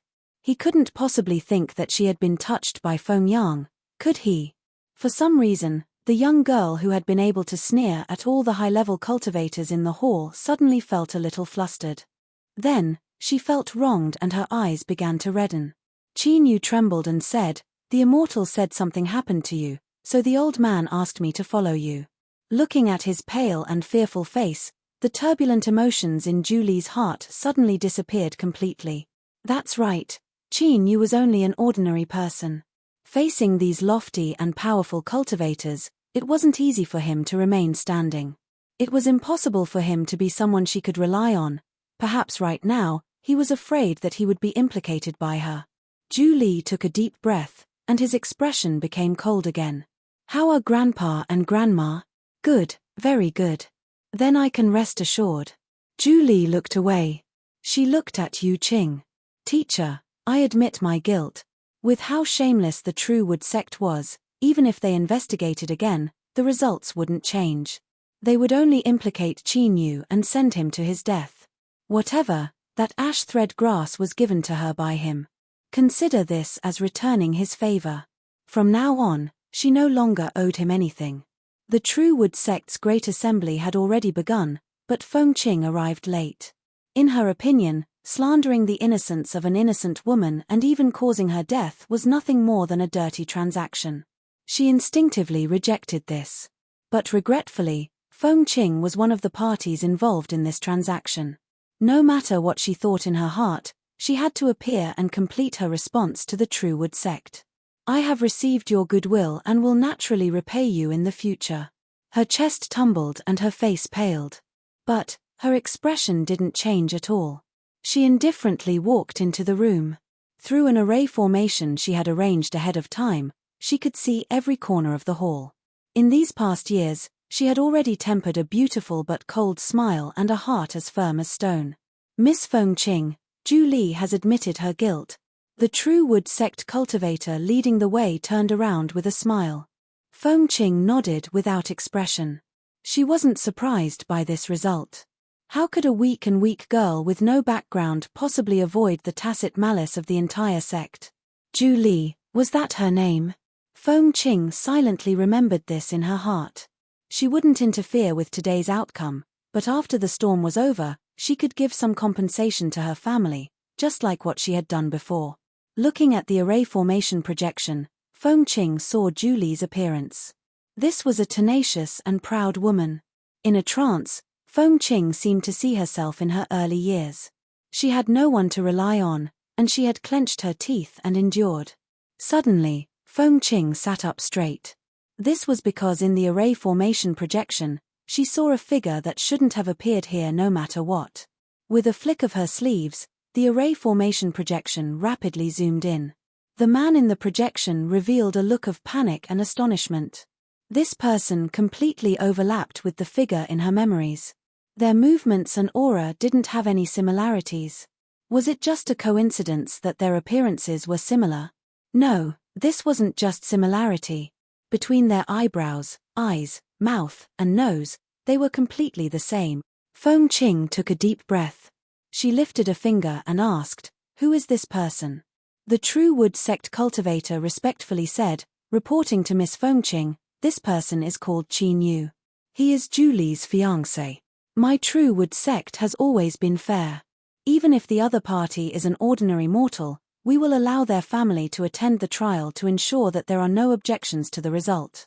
After he finished speaking, he saw that Feng-Qing didn't respond. He hesitated for a moment and asked, "Does Miss Feng-Qing recognize this person? If this were true, then things would be troublesome." Feng-Qing suddenly stood up and quickly walked out. Several True Wood sect cultivators were stunned for a moment before they hurriedly followed behind. They watched helplessly as Feng-Qing passed through several long corridors. Then, with a flash of light, she flew straight towards the great hall where the great sect meeting was being held. In the square, the True Wood sect cultivators, some with indifference, some with sneers, and some with complex expressions, suddenly saw a woman fly towards them. Her long skirt fluttered in the wind, her posture like that of an immortal, beautiful beyond compare. She landed at the entrance to the great hall. She took a deep breath and stepped inside. Before Yu Qing could smile, he saw a figure flash at the entrance of the great hall. He subconsciously stiffened and hurriedly said, "Miss Feng-Qing, how come you are here?" Zhu Li has already pleaded guilty, so I was just about to announce her punishment. Although everyone was well aware of what had happened with Zhu Li, Feng-Qing's appearance here in broad daylight was still a bit bad. It was like ripping away the cloth covering everyone's faces and exposing the darkness and filth within. Everyone said that sky-declaring Pavilion's Feng-Qing was intelligent, but why was she so stupid today? She actually ran here. Wouldn't it have been better for her to just stay in her room and watch, waiting for the dust to settle? The smile on Yu Qing's face unknowingly stiffened as he thought to himself. It was her. Qin Yu's thoughts stirred. Looking at Feng-Qing, who had suddenly rushed in, he faintly guessed that today's situation might be related to her. As he thought about how Zhu Li had directly pleaded guilty in order to protect him, he sighed inwardly and looked towards the entrance of the great hall. Their gazes met in midair. Feng-Qing's heart seemed to be grasped by a silent hand, instantly confirming Qin Yu's identity. It was him, the mysterious person who had appeared at Wutong Mountain. But why had he appeared here and become Zhu Li's fiancé? And more importantly, with his divine Tao level cultivation, he could crush the entire True Wood sect into powder with just a thought. So, why was he acting like this? Countless thoughts raced through Feng-Qing's mind. She looked away, and a vague guess appeared in her mind. This might be an opportunity for him. Feng Qing was absolutely worthy of Yu Qing's previous impression of her. Her thoughts stirred and she immediately made a decision. She lightly coughed. Then, facing all the True Wood sect cultivators in the Great Hall, she slowly said, I interrogated Feng Yang just now and he admitted that he intended to harm Miss Ju Li. Miss Ju Li resisted him and accidentally detonated an artifact, causing her to be severely wounded. Feng Qing's expression was sincere. Miss Ju Li, I solemnly apologize to you here. Concerning this matter, I will severely punish Feng Yang and give you sufficient compensation. I don't ask you to forgive him, but I hope that I can make it up to you a little. The entire Great Hall fell deathly silent. All the True Wood sect cultivators stared with wide eyes, their jaws nearly falling to the ground. If it weren't for everyone having the same expression, they would have thought they were hallucinating. The script wasn't supposed to be like this. Miss Feng Qing, how could you be like this? Our True Wood sect doesn't even care about face anymore and even went all out to slander our own disciple in order to establish a friendly relationship with you and carry out multifaceted cooperation. Now that we've finished being the villain, you suddenly jump out and flip over the entire plate, directly apologizing and making amends. Where do you want us to put our face?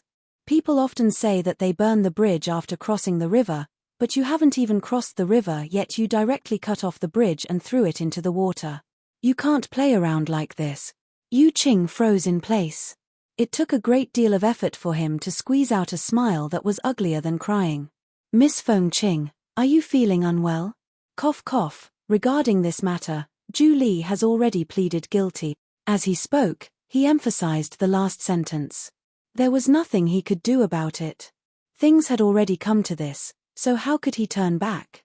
After all, he had been the one in charge of this matter from beginning to end. Feng Qing looked at him, her tone faint. I know, but Miss Ju Li only pleaded guilty because she had no other choice. Yu Qing's complexion paled. He didn't know what had gone wrong, but there was one thing he was sure of. After today, he would become a laughingstock within True Wood sect. Damn it. Feng Qing, just what were you doing? His eyes darkened. Yu Qing began to consider what sort of situation he would face if he shredded all pretense of cordiality with her. But as he thought about it, he felt discouraged. The strength of Sky declaring pavilion wasn't something he could contend with. He could only forcefully suppress the tumbling rage in his heart. In the main seat of honor, the True Wood sect master revealed a look of disdain and disappointment. He had hoped that Yu Qing would lose all reason so that he could eliminate a rival that coveted his position. But even though he hadn't completely achieved his expectations, he was still satisfied with today's situation. With a light cough, the True Wood sect master said in a low voice, since Feng Yang has already admitted to it, then it must be that Elder Yu Qing made some mistakes in his investigation. Luckily, Miss Feng Qing is fair and impartial and doesn't try to protect family ties. Otherwise my True Wood sect would have wrongly accused a disciple. He looked at Ju Li, his eyes soft. Ju Li, don't worry. The sect owes you for this matter and will definitely compensate you. With a single sentence, he pushed all responsibility onto Yu Qing's identity. If there was a mistake in the investigation, that was his own problem and had nothing to do with the True Wood sect. In the Grand Hall, everyone secretly breathed a sigh of relief, their faces relaxed. Even the two elders who were on good terms with Yu Qing and had worked together to resist the sect master's faction, hesitated for a moment before tacitly agreeing to this. Pushing Yu Qing out was better than having the entire sect's face stripped off and thrown to the ground and trampled on. Yu Qing was so angry that his lungs nearly exploded. But he could easily sense the changes in everyone's thoughts from their expressions.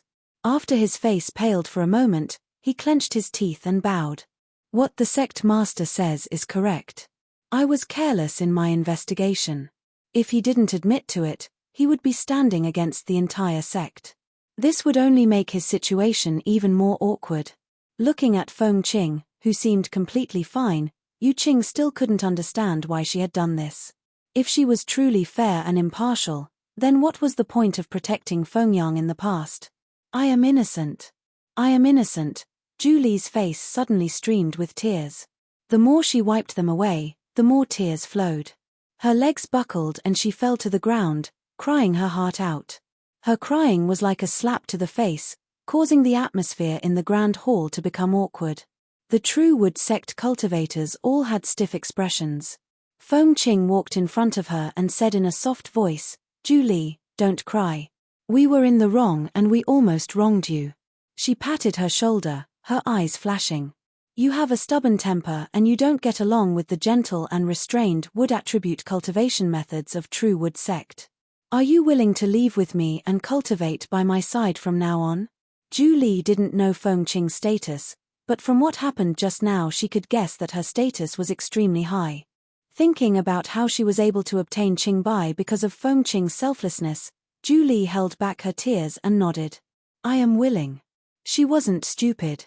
After today's events, even if no one said anything on the surface, she had already offended almost all of True Wood sect's influential figures. If she continued to stay here, she wouldn't have an easy time in the future. Since there was a better chance, she would firmly grasp it. Feng Qing smiled, satisfied with her decisiveness. She pulled Julie up and said, "Don't worry. If you follow me from now on, no one will ever bully you again." Did these words mean that their True Wood sect was shameless enough to bully a little girl? There was another period of awkwardness in the hall. Luckily, Feng Qing didn't have any intention of slapping them in the face. She lightly said, "Since the matter has been resolved, let's leave it at that. If there's nothing else, I will lead them away first." As she spoke, she looked at Qin Yu. Today, she had offended True Wood sect and caused the future patriarch of the Feng family to bear a bad reputation, all in order to obtain such a chance. Feng Qing ordered people to send Feng Yang back home to recuperate. Then, she used other matters as an excuse and brought Julie and Qin Yu in another direction. The carriage was quiet. Qin Yu could sense the awkwardness between him and Julie. "Cough, are you all right?" In all honesty, there was no other meaning to these words. They were only used to break the silence, but to Julie it was particularly grating. Her face flushed red and her eyes turned cold. "You don't need to worry. No matter what I, Julie, become, it has nothing to do with you." Qin Yu frowned, a bit of helplessness in his eyes. Although he knew she was overthinking things, he still nodded. "That's good." Looking at Qin Yu's expression, Julie's lips moved. She felt that her tone just now might have been a bit too heavy. But Qin Yu's silence made it so that after experiencing such a storm, she was extremely sensitive and unwilling to explain herself. Qin Yu stood up. "Rest well. I'll be leaving first." He pushed open the door. There was already someone waiting outside, leading him to another carriage. Feng Qing watched him enter the carriage. A look of understanding appeared in her eyes. Then, she pushed open the door to see Julie. It was unknown what she said, but Julie's mood soon recovered. She held an ice attribute cultivation law formula and fell into deep thought. The carriage was extremely spacious. It was like a complete house. Although the decorations inside seemed ordinary, every part was incomparably exquisite and the materials used were also exquisite. The incense burner burned and light smoke wafted out, filling the air with a refreshing fragrance that refreshed one's mind. Qin Yu sat behind a large table, quietly brewing tea with a teapot in his hands. The excellent shock absorption allowed one to sit in the carriage without feeling the slightest jolt. Suddenly, there was a knock on the door. Qin Yu didn't look up. "Come in." With a creaking sound, the carriage opened from the outside. With its performance, it could have been silent, but this was only a reminder. Feng Qing walked forwards and respectfully bowed. "I didn't think that after such a short period of time, I would be able to see you again. It is truly my honor." Qin Yu continued to brew tea until he poured 2 cups of tea. Then, he gestured, "Miss Feng Qing, please sit." His every movement was as if he were the master of this place, calm and unruffled. Feng Qing's eyes lit up with joy. After earnestly thanking him, she sat down across from him and took a sip of tea. "To be able to drink tea personally brewed by you is enough for me to be proud." Qin Yu lightly said, "You helped Julie.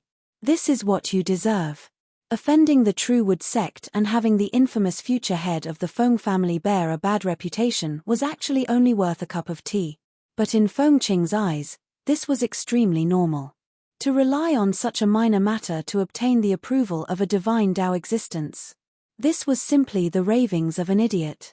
All she wanted was a chance to speak with this mysterious sir. Qin Yu's cup of tea represented that he had already taken out this chance. Feng Qing didn't speak as she drank her tea. Qin Yu didn't urge her. After a long time, she placed down the cup and respectfully said, "I ask that you forgive me for offending you." Qin Yu said, "Speak." Feng Qing sucked in a deep breath. "If I'm not wrong, with your current condition, you should need some additional help." As she spoke, she nervously stared at Qin Yu. Qin Yu didn't comment. "Continue." Feng Qing said, "Although my cultivation isn't too high, Sky Declaring Pavilion stands behind me. I should be able to provide you with some convenience." "What makes you think I need your help?" "Your performance today is enough to show that your strength is far from being restored." Feng Qing clenched her teeth. This world is far too dangerous. Even divine Dao powerhouses have a chance of dying. Only by recovering as soon as possible can you rest easy. A sharp light flashed in Qin Yu's eyes, like thunder cutting through the skies. Feng Qing stiffened and fear gushed out from her heart. "Facing a divine Dao, sir, wasn't my performance a bit too presumptuous?" Even if her guess was correct, it wouldn't be difficult for this sir to kill her, but this was her only chance. If she missed it, she might never encounter it again in her life. After an unknown period of time, just as Feng Qing's mind was about to collapse, Qin Yu's eyes composed themselves. He lightly said, "Your guess is correct. I am indeed facing some problems right now. If you can provide me with some help, I will give you enough in return." "Success." Feng Qing let out a long breath, a smile appearing on her pale face. "Of course. Please rest assured that I will do my best to help you recover as soon as possible." Qin Yu said, "Speak. What is your request?" In this world, there was no free lunch. Feng Qing said in a low voice, "I hope that you can help me investigate a matter. I want to know why the true master of Sky Declaring Pavilion values me so much." Qin Yu wasn't surprised. He rapped his fingers on the table. "You suspect there is a hidden reason? What evidence do you have?" Feng Qing shook her head. "I don't. I have tried many methods, but all of them have been in vain. But, do you think that I am only an orphan girl from a ruined family clan? Just what is so special about me that I can obtain the favor of the master of Sky Declaring Pavilion and become his representative?" Qin Yu lightly said, "You are lying." Feng Qing's face stiffened. Qin Yu stood up. "It looks like there is no need to continue talking." Feng Qing hurriedly said, "Please calm your anger. Feng Qing knows that I was wrong. I just think that this matter is far too strange." She stood up in front of Qin Yu, a pleading look on her face. Qin Yu had no expression. "This is your last chance. If you continue to hide anything, I will forget about this matter. I will tell you everything." Feng Qing recalled, a look of fear on her face. "I clearly remember that after my 18 years of age ceremony, I would unconsciously fall asleep every night. Then, I would have the same dream. In the dream, I would run through a dark forest. But no matter how fast I ran, no matter how far I ran, I could never escape the icy cold eyes that floated behind me." Her body slightly curled up and her voice trembled. Those were pale white eyes, without the least bit of color. They were like a maze, cold and lonely. From those eyes, I could feel its greed. It wanted to swallow me. Yes, it wanted to eat me. Dream. Pale white eyes. Qin Yu frowned. "What does this have to do with your suspicions?" Feng Qing was silent for a moment. Then, she continued to speak. "The true master of Sky Declaring Pavilion is an enigma. The outside world only knows that he is a tall and thin middle-aged man, but no one has ever seen his appearance. Several years ago, at a high-level trade fair, I inadvertently learned that the master of Sky Declaring Pavilion had a title, the White-Eyed Lord.